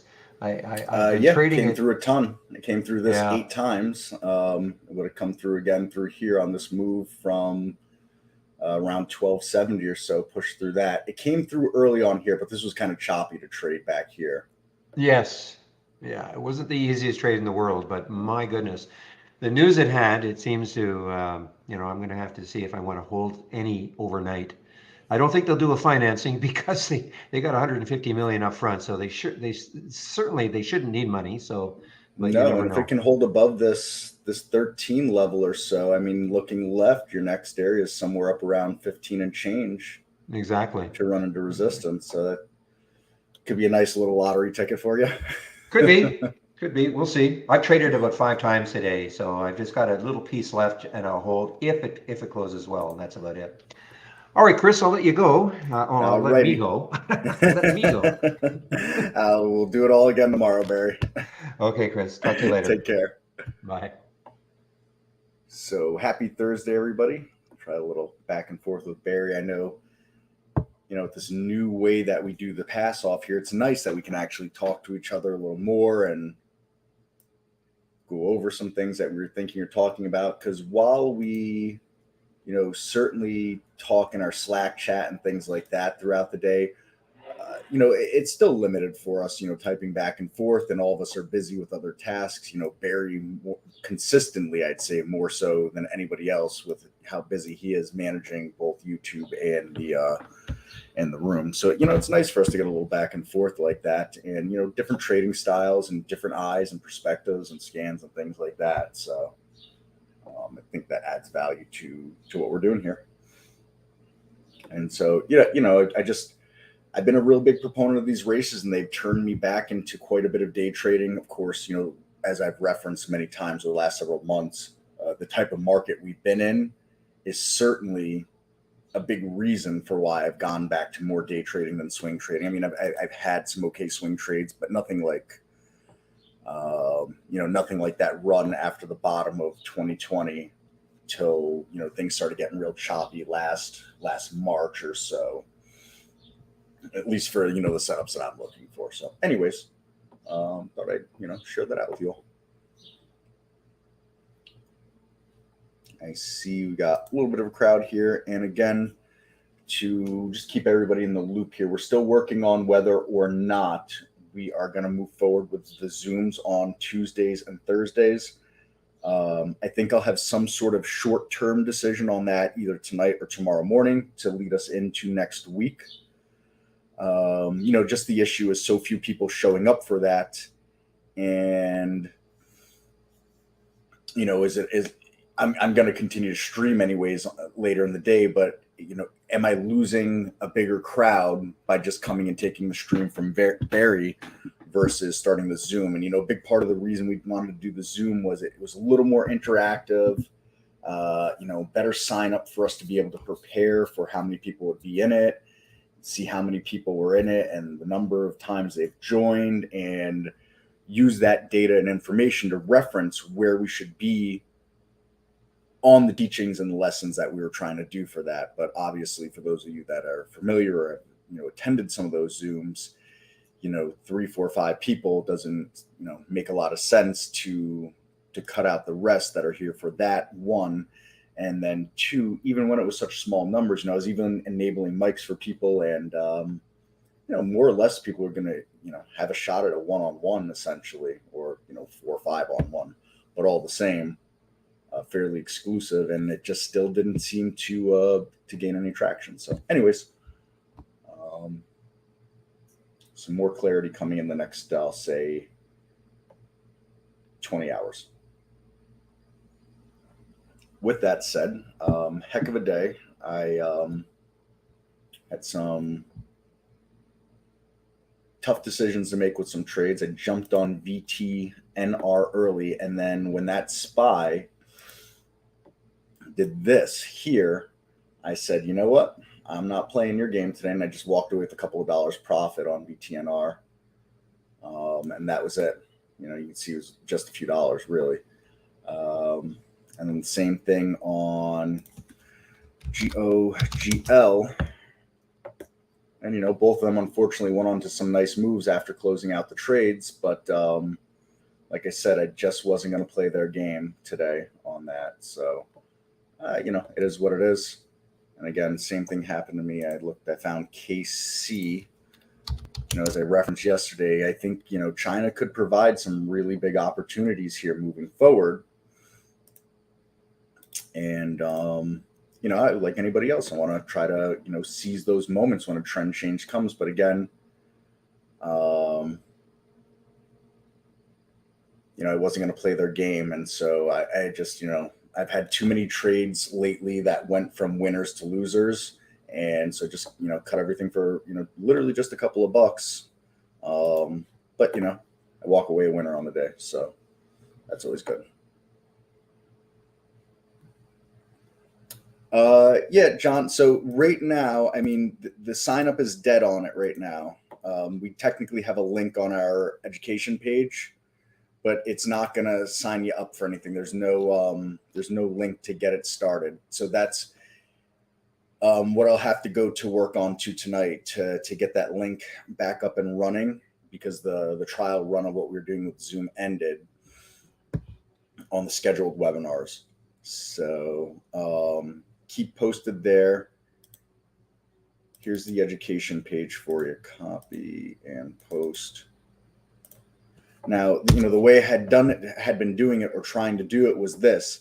There was over 100 signups for this for the last several weeks. And if 20, 30, 40 people are coming to this or more, I can't enable people's mics. There'll be too many people trying to talk and ask too many questions at once over the course of an hour. When there's that many people, I was going to do some kind of structured learning on the day. When it was just a couple of people, I just figured, well, I might as well, while I'm hoping a crowd builds, enable mics and let people just freely ask questions.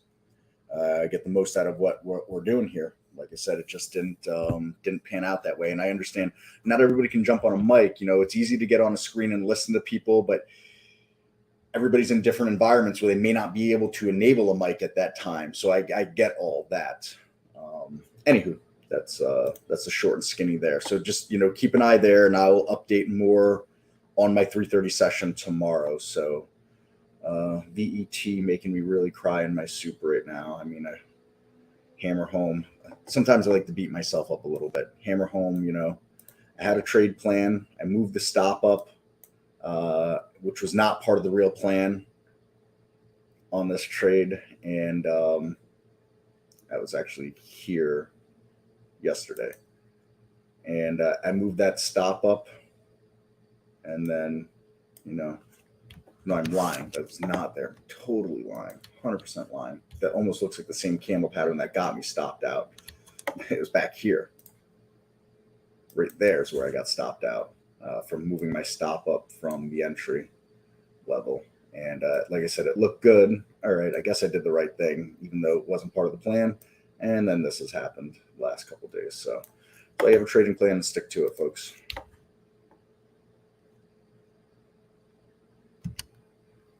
Are you able to auto anchor the volume weighted average price indicator? No, Blue Moon. No way to auto anchor that. Sorry. The filters are built in for days 1, 2, 3, 4, and 5. And 1 being today, 5 would technically be 4 days back. And then the rest is, on this drawing tool here, you can anchor from the candle you want, but there's no way to automate that.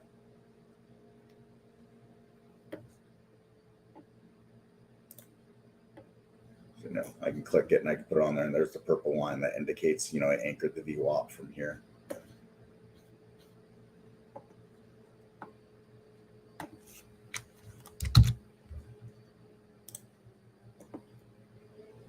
Sorry if something is really dogging my machine right now. I'm trying to figure out what's got me slow. Just bring up my task manager. Again, questions, fire them away. Please.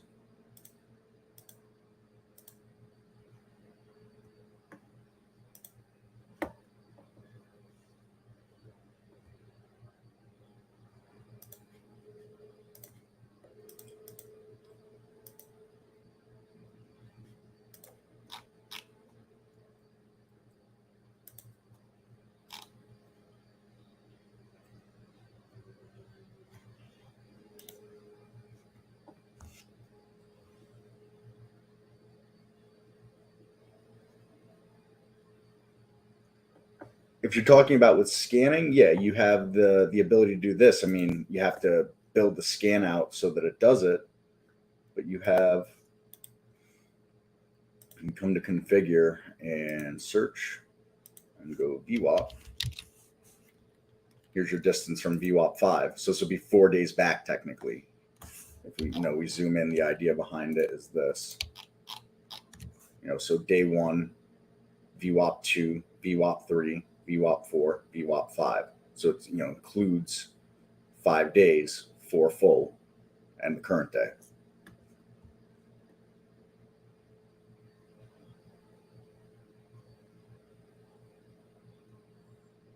Yeah, you could do, so watch if I do this here on the chart, so you want 1, 2, 3, 4, 5, and you can see it up here, the AVWAP from 525, and it's giving me what it is depending on where I am on the chart. So 2194 on this here.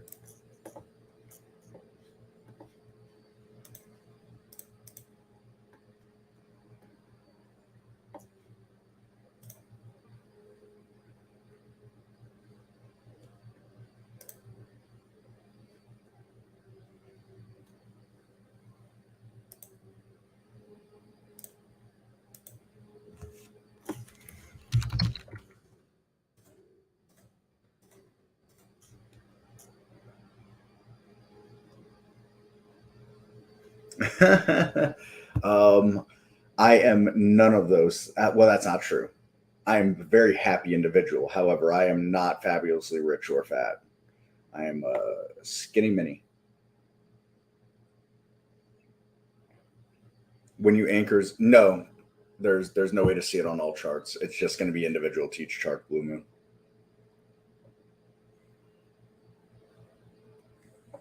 Just individual to each one. No alerts from this again today. No alerts yesterday, no alerts today. Odd.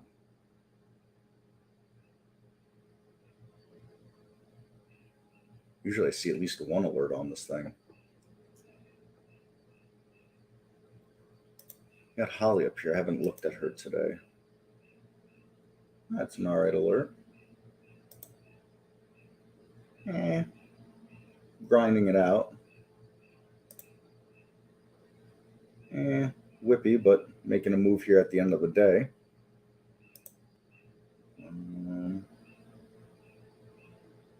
This is a short. I got stopped out. It could have held through that. I guess that must have been a tight stop. What was the stop? Entry 2807. No, it wasn't really a tight stop. Whippy stock though, or volatile stock. Really breaking standard deviations there. So if it could have held through that stop. What do we look like here? A profit save on it. Let's see, 64.49. I made a nice move on these 2 15-minute candles here, actually. So I can't really do much complaining about that one. That seemed all right. No, that was just a bad alert. And took 2 stabs at this, long and short. Neither one worked great, I'd say. I mean, a little bit of a move after this. Where we get at 28.50 and you topped out around 29. So I mean, all right. Nothing to write home to mom about, that's for sure.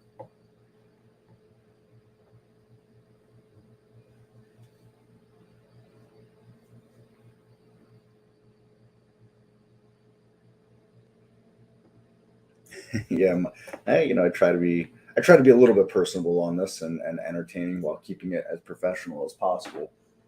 Holy cow, it just got dark outside my place. Storms are coming. IQ. Let's see. You want a short IQ. Dope. Darn thing. There's a bug with this here. Smart risk levels. No, I do not want to show smart risk levels. Get off my charts. There we go. IQ. Yeah, it could be, Interesting. This is coiling actually quite a bit. Gonna have to resolve itself. Really coiling here.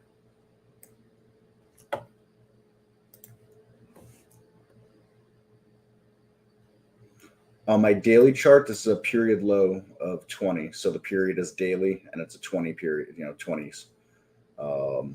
That's all. I happen to like using position and 20-day range filters for anything I'm doing with swing trading. And so we were able to add this as an indicator. Yeah, that was just gonna, let's say, looks like we're building off of those lows here. One could even argue from this low here. So, 1, 2, 3, 4 higher lows. I know we had this one here. Not the cherry pick data. Bringing back my pink color. I like my pink better. And here, yeah, just real quick on indicators. Where am I going? Indicator. So this is what I have right here. This is the only thing I use on my daily chart. I mean, I have an RSI here. I guess I don't use it anymore. I used to use it a little bit. I just never removed it. And obviously volume. But generally, I tell people just give me price and volume. I put on this 15-minute chart these Bollinger Bands, but just because I wanted to illustrate some stuff with some videos that I'm doing of this Bollinger Band scan. But I know what the scan's looking for, so I don't need to visualize it really. I don't need the indicators. I do like to leave this 8 EMA and this 20 SMA on my intraday charts. So I have them on both my 5 and 15-minute charts for my day trading. But I prefer cleaner charts. I don't like all that. So I kind of left this on here, actually, the Bollinger Bands, because I wanted to show in these videos I was doing. We can get rid of those as a matter of fact. Save, done, close. Perfect.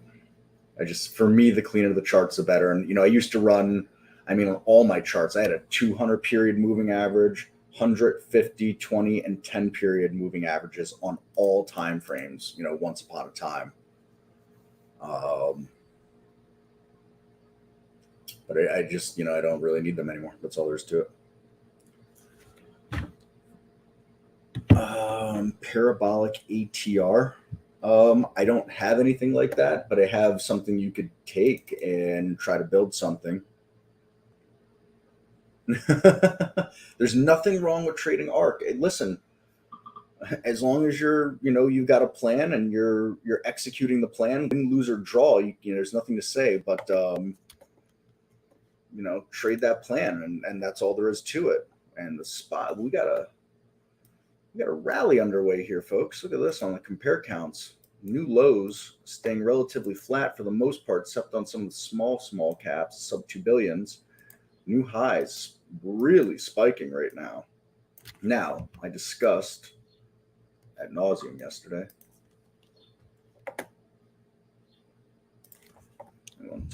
Sorry. Let's show something off. Some screenshots here for the peeps.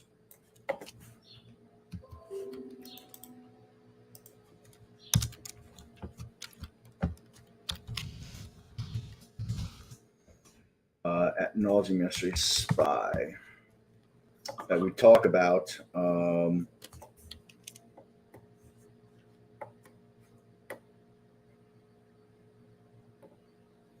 now support becoming resistant. So let's zoom back out a little bit here. Not quite that much. Let's put this on here. That 420 region, more or less. All right, and so we can see, look.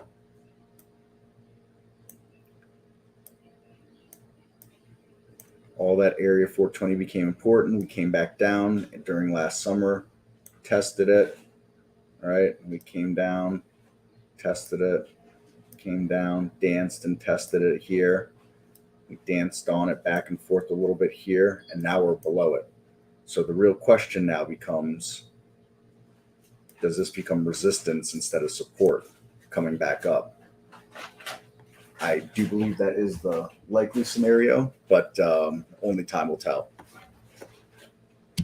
But for now, there's bull and bear cases to be made on both sides. And what we do as technicians is execute a plan that is well thought out.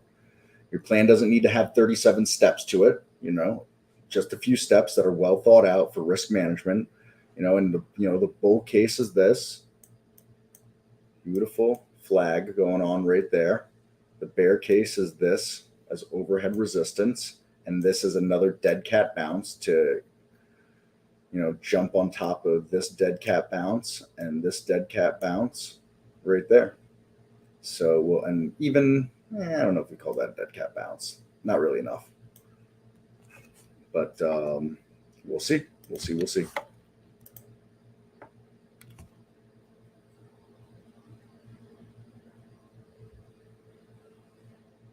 Interesting. Using ATR 2 period 15-minute range. That's the beauty with things like this. There's no right or wrong on any of this stuff. That's what the beauty is to me on any of it. Let me. You were asking about you said something about parabolic. So I have this parabolic scan. I once in a while I check some of the alerts that have come through it, but I don't use it. Maybe I should. I have two versions of it. One seemed to be a little better finding shorts, actually. The other seemed to be a little better finding long. But it was finding actionable ideas from both sides. So I'm going to share this one is looking for the bigger spike happening, and I think at first, anyways, it seemed to be finding better shorts than longs overall, but still had some okay longs in it for sure. This is a second version that I did. So the spike isn't quite as much on this. And you could throw in some kind of ATR filter or something like that. Or, and anybody that wants these, use them as templates, Normally I delete all scans that I create for other people. This ended up being so popular that I've decided to hang on to it in my cloud for now anyways. So have that. Excuse me, just a little distracted. It looks like I got a wicked storm rolling in on me here right now, and I just want to, holy cow. Hopefully I don't lose power here. This is about to be very, very intense stuff coming through. I mean, it's like dark outside. Yeah, you got it, John. Again, I'm big on community here. I always say I have an agenda. Everybody has an agenda, but my agenda only works if you folks are successful users of Trade Ideas. If you folks are subscribed to Trade Ideas and you're making no money, you're not going to be subscribers for long. That's all there is to it. And so, any way that we can help, that's what we try to do here.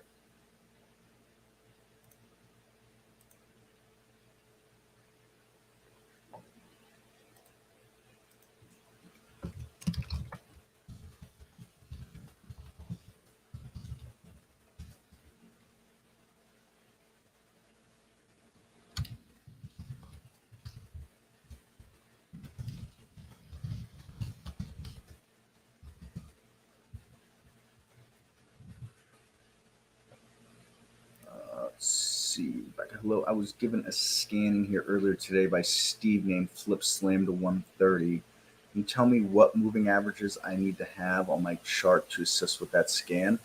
I think you want to put 130 period moving average, 130 period simple moving average. So you're going to want to come to a 15-minute chart. I believe that's what Steve's using. Go to indicators, go to simple moving average. Got to be in here somewhere, right?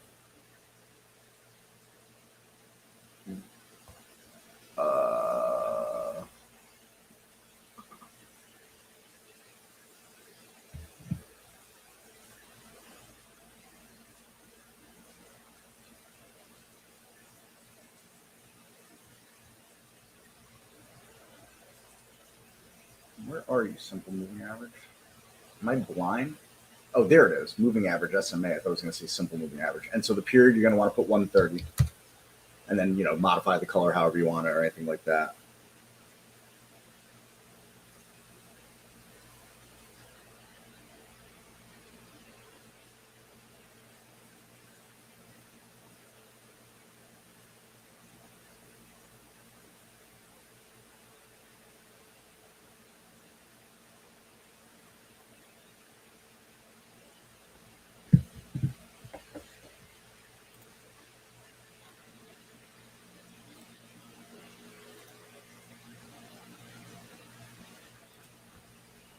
So let me know if that helps you, that makes sense. But I'm pretty sure that's what Steve's looking at on this here. Wow, what a move from the SPY here.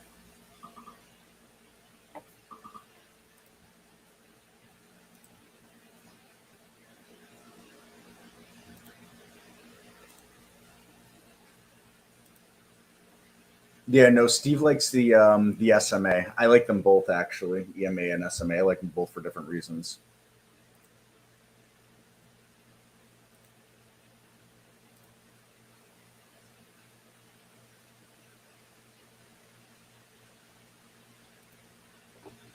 And for those that don't know the difference, an EMA, it has no drop off effect of that moving average, and it's weighted heavier on the most recent candles, and the weighting gets lesser on the back candles. And when the period ends, it takes into account the entire EMA from the period behind it, actually. And that's how that works, the calculation like that.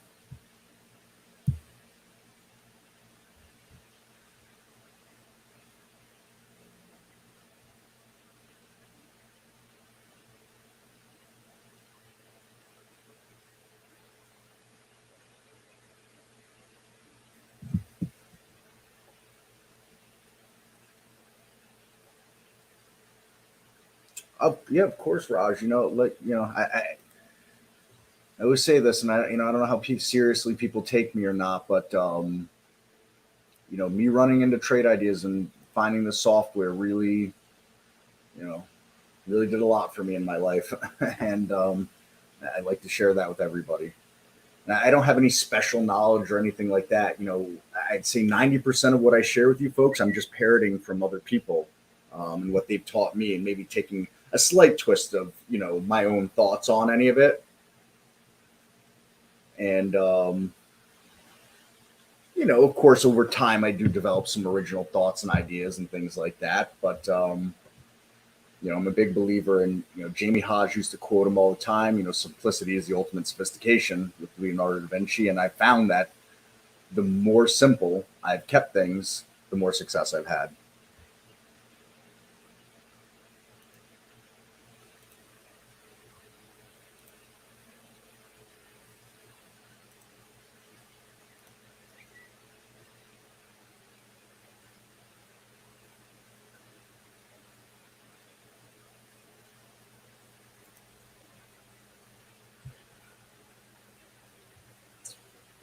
But I got to say, I never expected these races to turn out the way they were.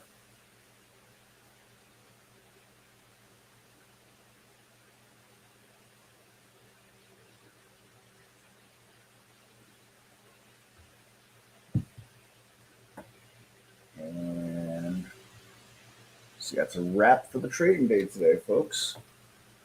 So let's see. I almost put positions back on in P10 again today. It held off. Let's see what it does the next day or two with energy. Energy's made quite a move. Wondering we get a little consolidation before another move up on energy.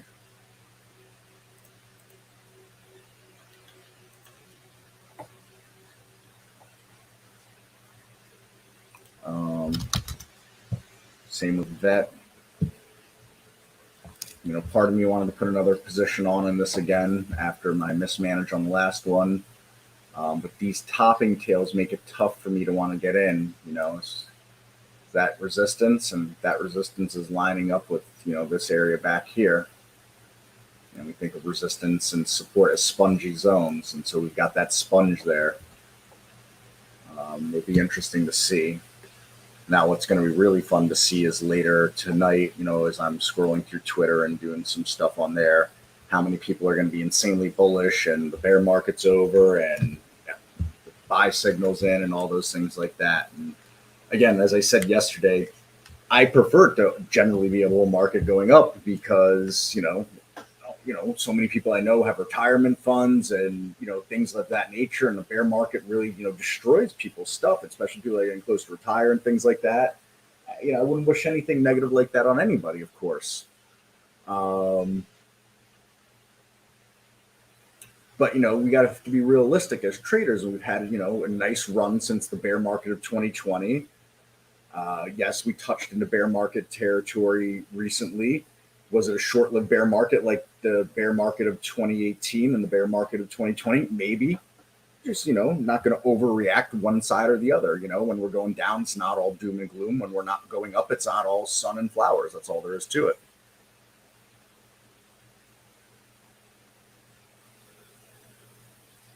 Let's see. So on the same note, which one of your scans are giving you ideas for swing trades? Generally for my swing trades here, these are the three that I use.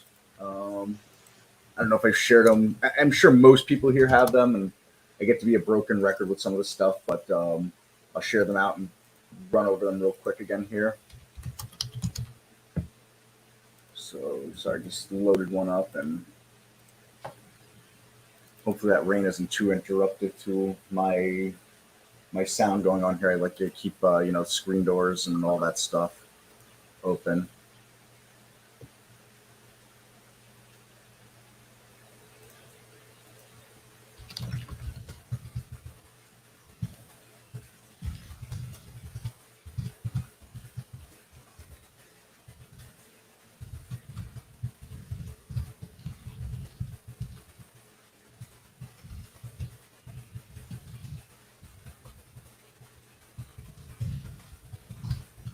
So there's a link to the first scan we'll look at together here.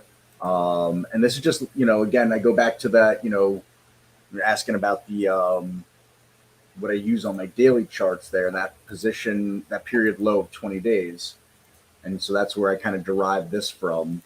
So in this scan, I'm looking at stocks in between $4 and $40. 750,000 shares traded on the day, at least a relative volume of 1.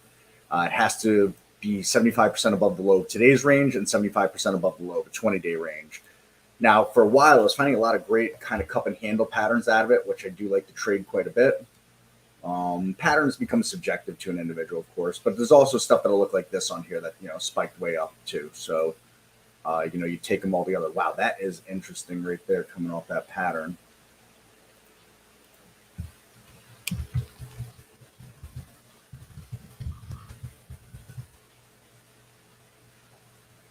So, I like to find these kinds of patterns. I mean, you see what this thing can do off that pattern right there. It's done it more than once. This is something, as a matter of fact, putting that right on the like list, looking at tomorrow in the race. This came through a bunch of the races that I had today. So I'll try to go over, not everything that comes through this is going to be a swing idea. I'm not sure if there's much of a swing idea here. This has earnings yesterday. So, is it a catalyst to move forward? Could be, but obviously for me, it's too soon to tell, as this thing has been in these down trends here. So is this just, our earnings relief rally that's coming back this way, or is it a trend change? There's not enough data for me to be able to tell. Someone else could look at it and say, yeah, definitely I could see the trend change because so such and such reasons. And, that's their prerogative and their view on it. See if I can find some stuff. This one, maybe a little bit more of a trend change here. Did a bottom here and a nice consolidation after that move up. And now another nice move up. That might be something worth watching. Definitely got some volume in it. Over 1.6 mil shares traded. Relative volume's 3.49 on the day. So it's doing, 3.5 times its normal volume. Interesting float, short growth, and days to cover data here. Those are all worthy of noting. So good stuff there. Do I want to put this on my, yeah, you know what? That's going to go on my like list too. Let's use some microvision, right? So again, possible some more trend changes here. And so the idea behind the scan is you're finding stuff that closed strong on the day and is up over 20 days. And you're looking for that 20-day momentum carrying into today to the next day. Now, sometime in, let's say, May-ish of 2020, when things were really starting to rip in the market again, when the Fed came in and rescued, the market and all that stuff like that, for about a year plus on this thing was producing some, 3, 4, 5 day winners out of some of the ideas I was coming out of it with that were just, bonkers stellar. And then, like I said, sometime in March of last year, in March of 2021, it was a little bit less on the ideas that were coming out of it in the whole times. But, trying to illustrate some of these here, not as great of a look. This one maybe a little more interesting. I don't like the really small price stocks either. I'm not crazy on a real small price. Whoops. Back up here. Let's see. So ChargePoint, this might be interesting. All right, did we bottom here and we consolidated and we moved up into earnings, a little pullback on earnings and starting to move back again. So that's interesting to me. It's a widely traded stock, obviously. Almost 20 mil shares traded today, even though it's 2 times what it's normally doing. I mean, if this thing's trading about 9 mil shares a day on average, I mean, that's a nice liquid stock, easy in, easy out. Spreads probably tight on that. Big short float on that. That's an interesting look again, right there. Because where are these people short, Are they short from back here? They're sitting okay. Are they short here? They're not sitting okay right here now anymore. So, are they short here? They're underwater. And they'll have to start covering. Otherwise, Mr. Margin is going to start calling on them. That's definitely an interesting level right there. And that days to cover is also very interesting. And for those who don't understand how days to cover work, essentially at the average volume that this trades, to close all those short positions, it would take 3.42 days to close all those short positions on the average volume traded per day. So that's what that means. So it's not a set of short positions that can just be closed instantly. It's going to take time to wind out of all those.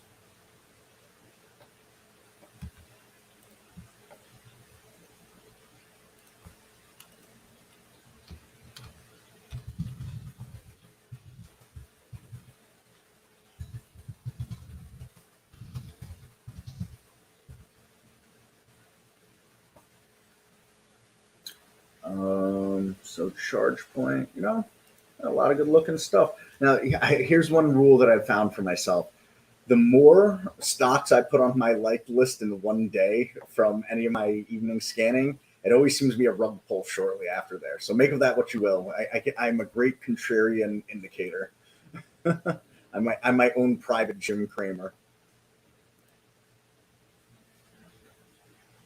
Yeah, that's the scan that I'm going over right now is the one that I shared the link to. Get Jim Cramer. Going to be a good summer for stocks. I mean, I've said this before. I'll say it again. Jim Cramer might be the greatest guy on earth to have a beer and a burger with. I'm not taking any financial advice from him. I'll tell you that right now. He's a TV entertainer. He is not a financial advisor. And I'm sure he did very well for himself with his hedge funds and things like that. But I mean, everybody can see the videos about him in the past and things that he's done that's been less than honest and forthcoming, let's call it. But it is what it is. Like I said, he might be the greatest guy on the planet to have a burger and a beer with. I'm not taking any kind of educational or financial advice from him. I'll tell you that right now. And on the flip side of that coin, I will never tell someone what stocks they should buy or sell or how they should manage their trades. The only advice I'll ever give anybody is that if you don't have a stop in mind before buying a stock, you should absolutely not be buying that stock. There should be absolutely no reason to ever enter a trade without a stop.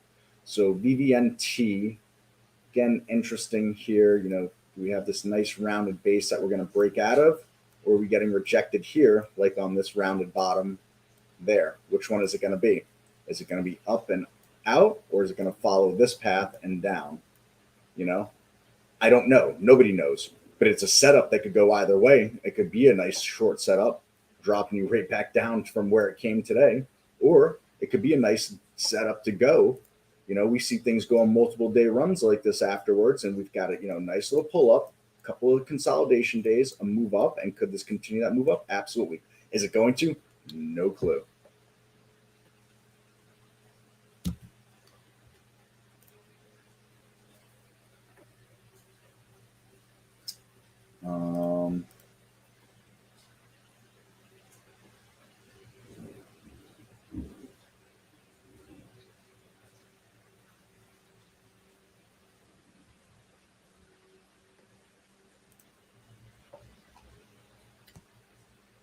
That's price and volume. That's all I need. So, all right, just trying to give you go through one or two more charts on this one here. We talk about trend chains have to happen. A lot of stocks have been in downtrends for a very long time. And these ones that have staying power, they'll be the ones that are those explosive winners to the upside. And finding things that break out of these 20-day ranges could be lead to those. It's not saying it will. Could. Here's another one.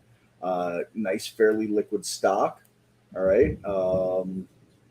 Not a massive float, but a okay short float and some short growth on that, some days to cover on that. And so have we bottomed out and are we getting ready to move up? Earnings are behind it, all these things like that could very well be. Pick something else kind of middle of the pack here.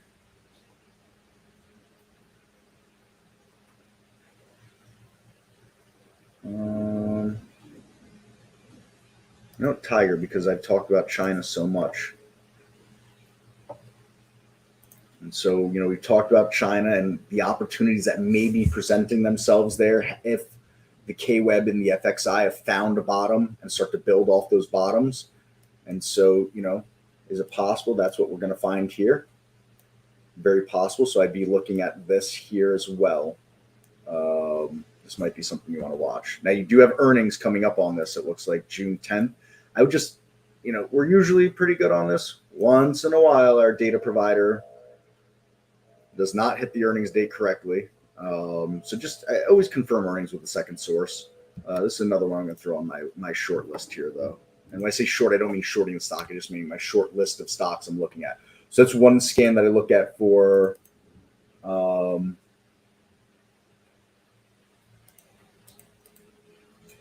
my swing trade ideas. And then let me give you, let's see, load from cloud.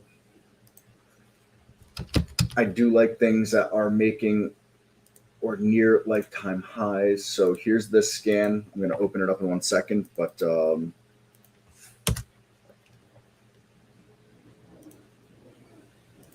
let's load that up here.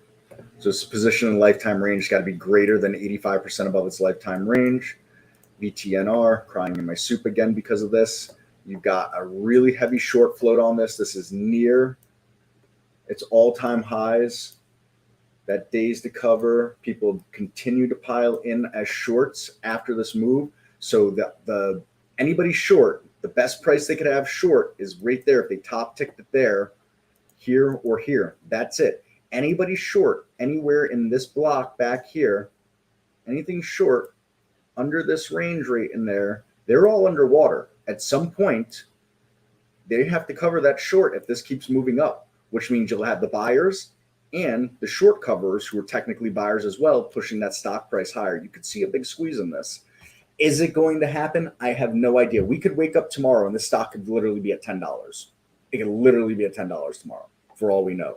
What we want to do, what we're trying to do, Trade Ideas, company name, is generate quality ideas. I believe there's a quality idea in here. You can see it's already on my liked list. I've traded it now several times. I traded it in here. I traded it in here. Eked out a win on that one. And I traded it again today. Again, we can make the argument it's tired. It's made this big move and maybe it's getting tired and it's leaning this way. We can make the argument that there's also a nice bull flag setting up. So, these are all viable arguments to be made. Time will tell which one wins out. So that's that. PRCT. See another interesting one. So let's see. You've got its lifetime high is back here, right? There's a lifetime high. You've got a nice short float on that. Look at that short float of 8.3%, 8.29%. Short growth, days to cover, nice and liquid. Some serious interest coming in it. We are past earnings with this big volume that's come into it today. We've just broken some serious resistance. We're coming into some more serious resistance, but it's got some momentum coming into this resistance zone up here. Another very interesting, actionable idea.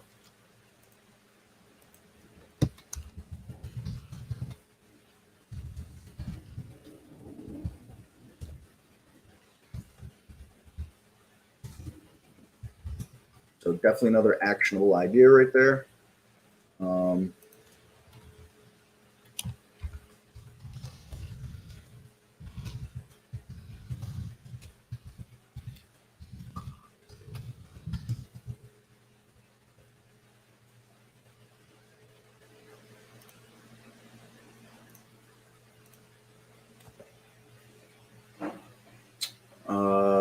Let's see, FLNG.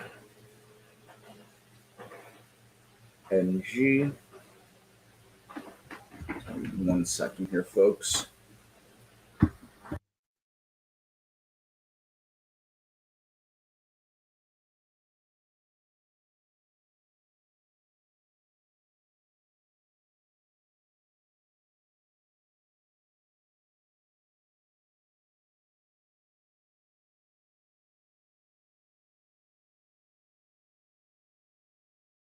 Sorry, I just need to put myself on mute for a moment there.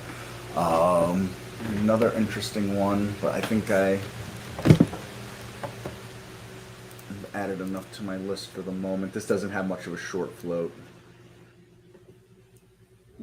Earnings are behind it. Another big volume day here today, but a lot of that volume was done right on the open. All the same, certainly worth noting. And what are we going to note? What do we talk about all the time? Natural gas, how strong it's been. Pipeline, transportation, natural gas. Definitely the right area to be in.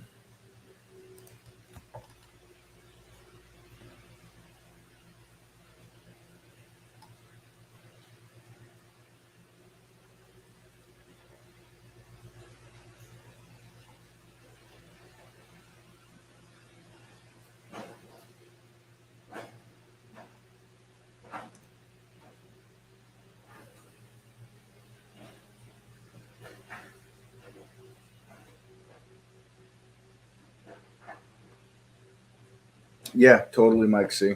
100% on that. 100%. They can't just scale in and out of those positions instantly. That's for sure.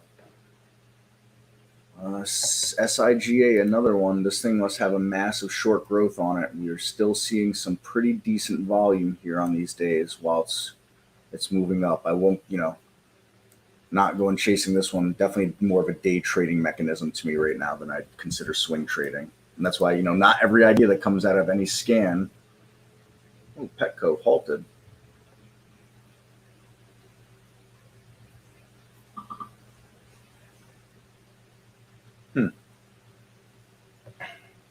Interesting.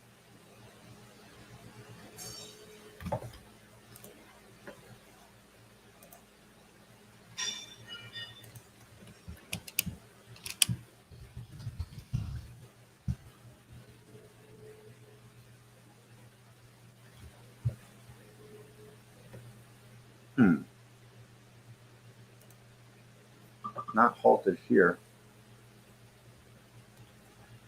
It's strange. I wonder if it's a data issue.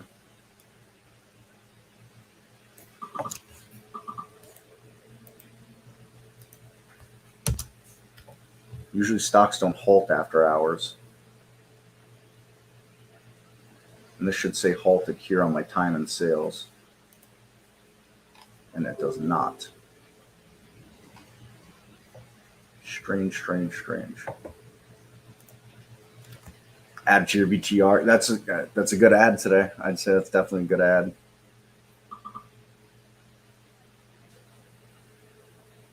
It's funny. I have to pay more attention to inverse head and shoulders. I always see the regular head and shoulders.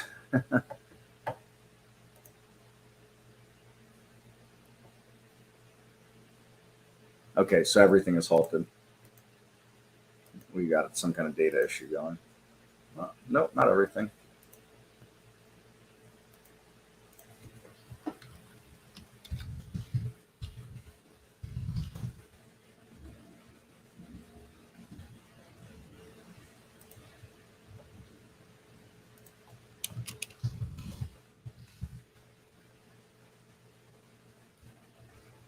Let's see. I bet it's going to be a NASDAQ issue.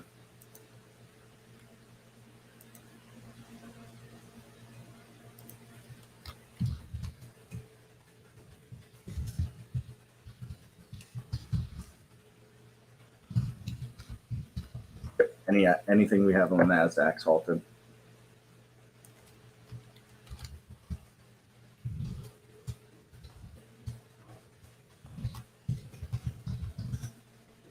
I'm on a developmental version right now. So this is why we don't just go releasing these things to you folks, because there's an issue right there for us.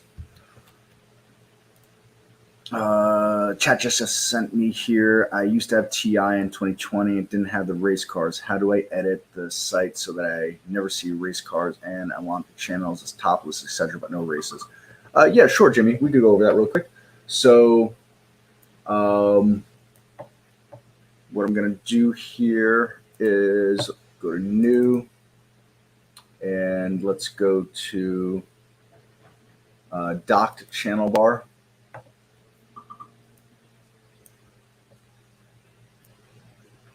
All right, and we can bring up any one of these here.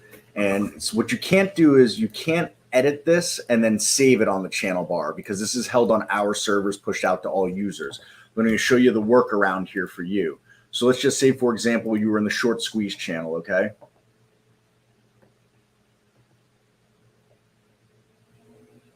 And, you know, all this looks good when it eventually loads here in a second. All this looks good, except obviously the races you don't want, all right?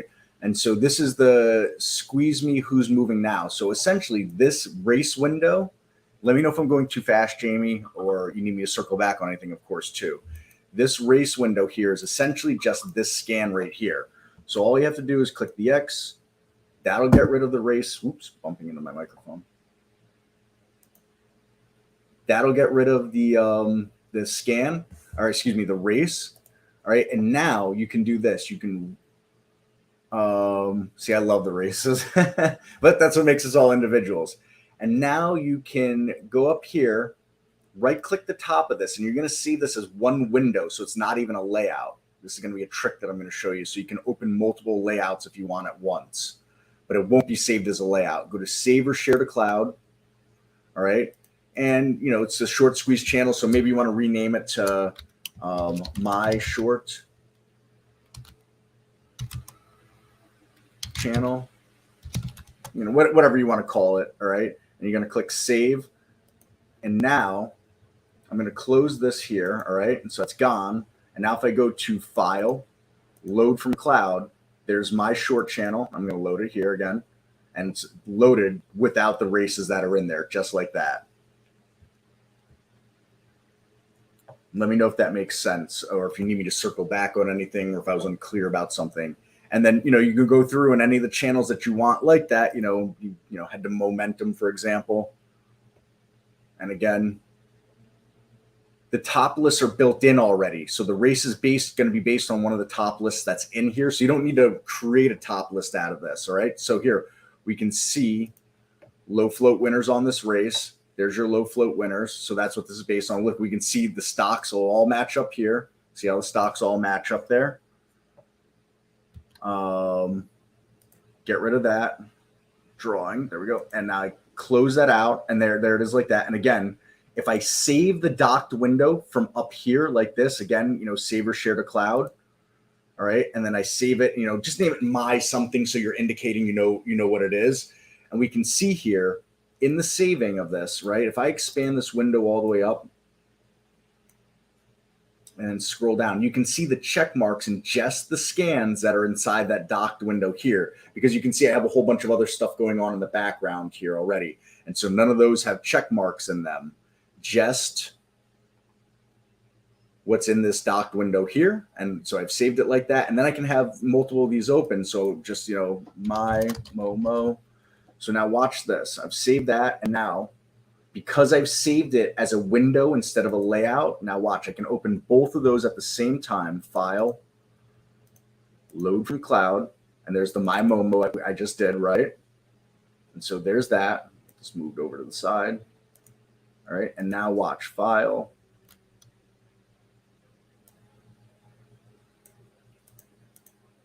load from cloud, my short channel, right? And now I've got them both here at the same time even. Now, you know, so if you got multiple screens and you want to have multiple of these dock channels up like that, there you go. That's all there is to it. So we've got those put in there nice and easy for you. I think,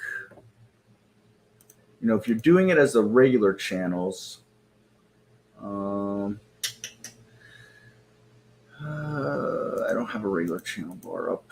And if I do click a regular channel bar, it's going to kill my layout, which I'm not really looking to kill my layout because there's some stuff I want to take from my data from the races today. But I don't think the regular channels have races in them, just the dock channels. Jamie, let me know if you're here that what I was sharing with you makes sense.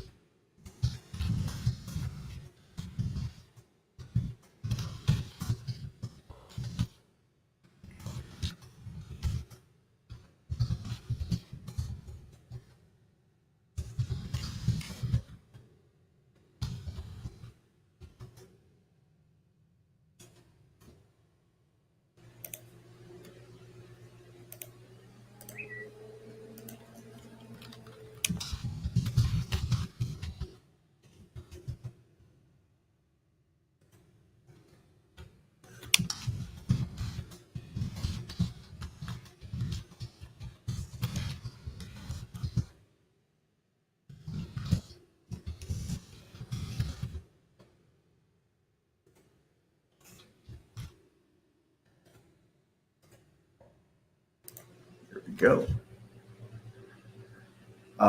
My third scan. I don't know what you mean by third scan.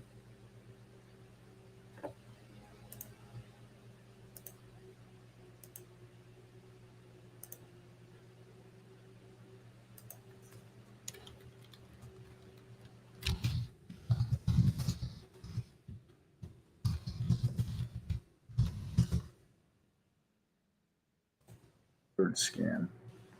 Oh, third evening scan that I use. All right, so that was the first two. Sorry. Holy cow, it's 4:30. I have to run.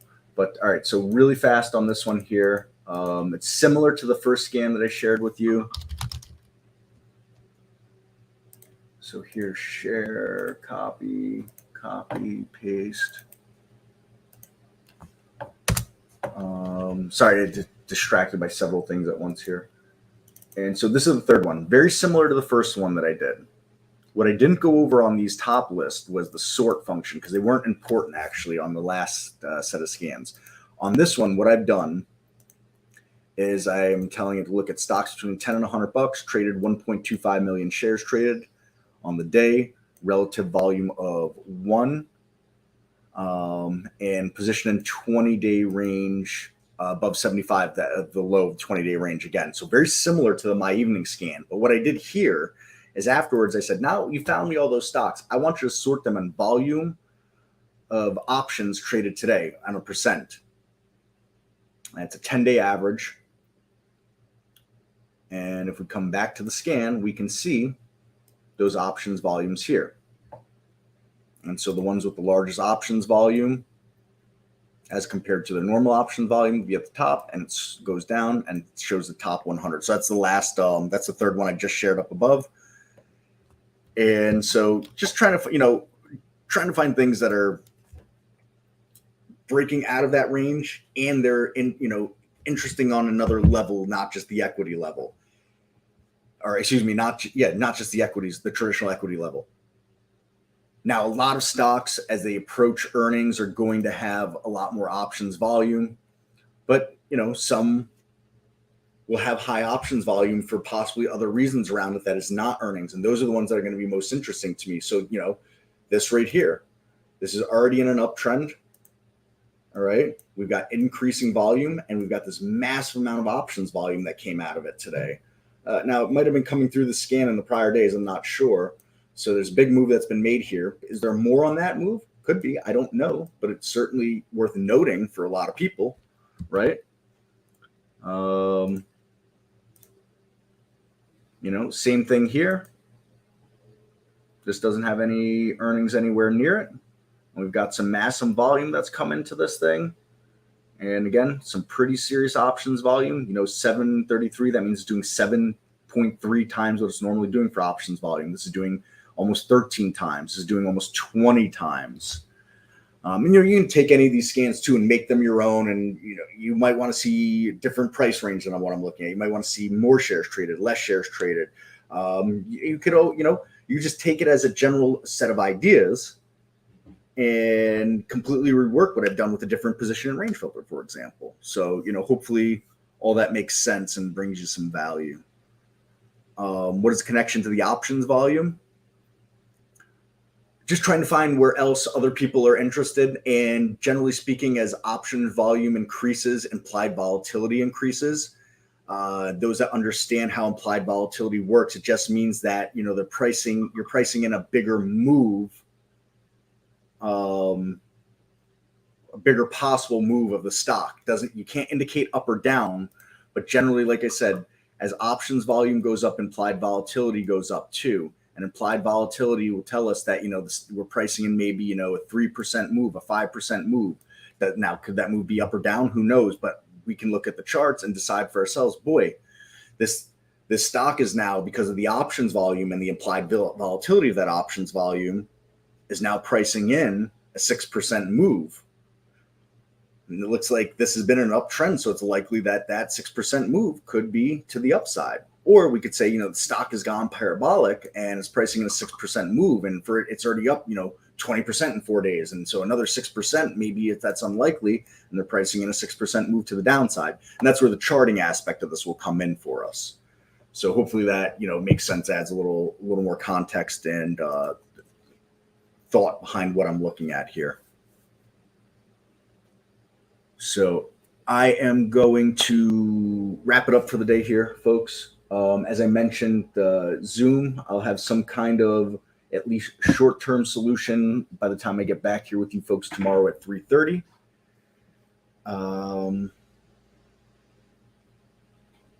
Take, those scans that I went over today, take them, make them your own.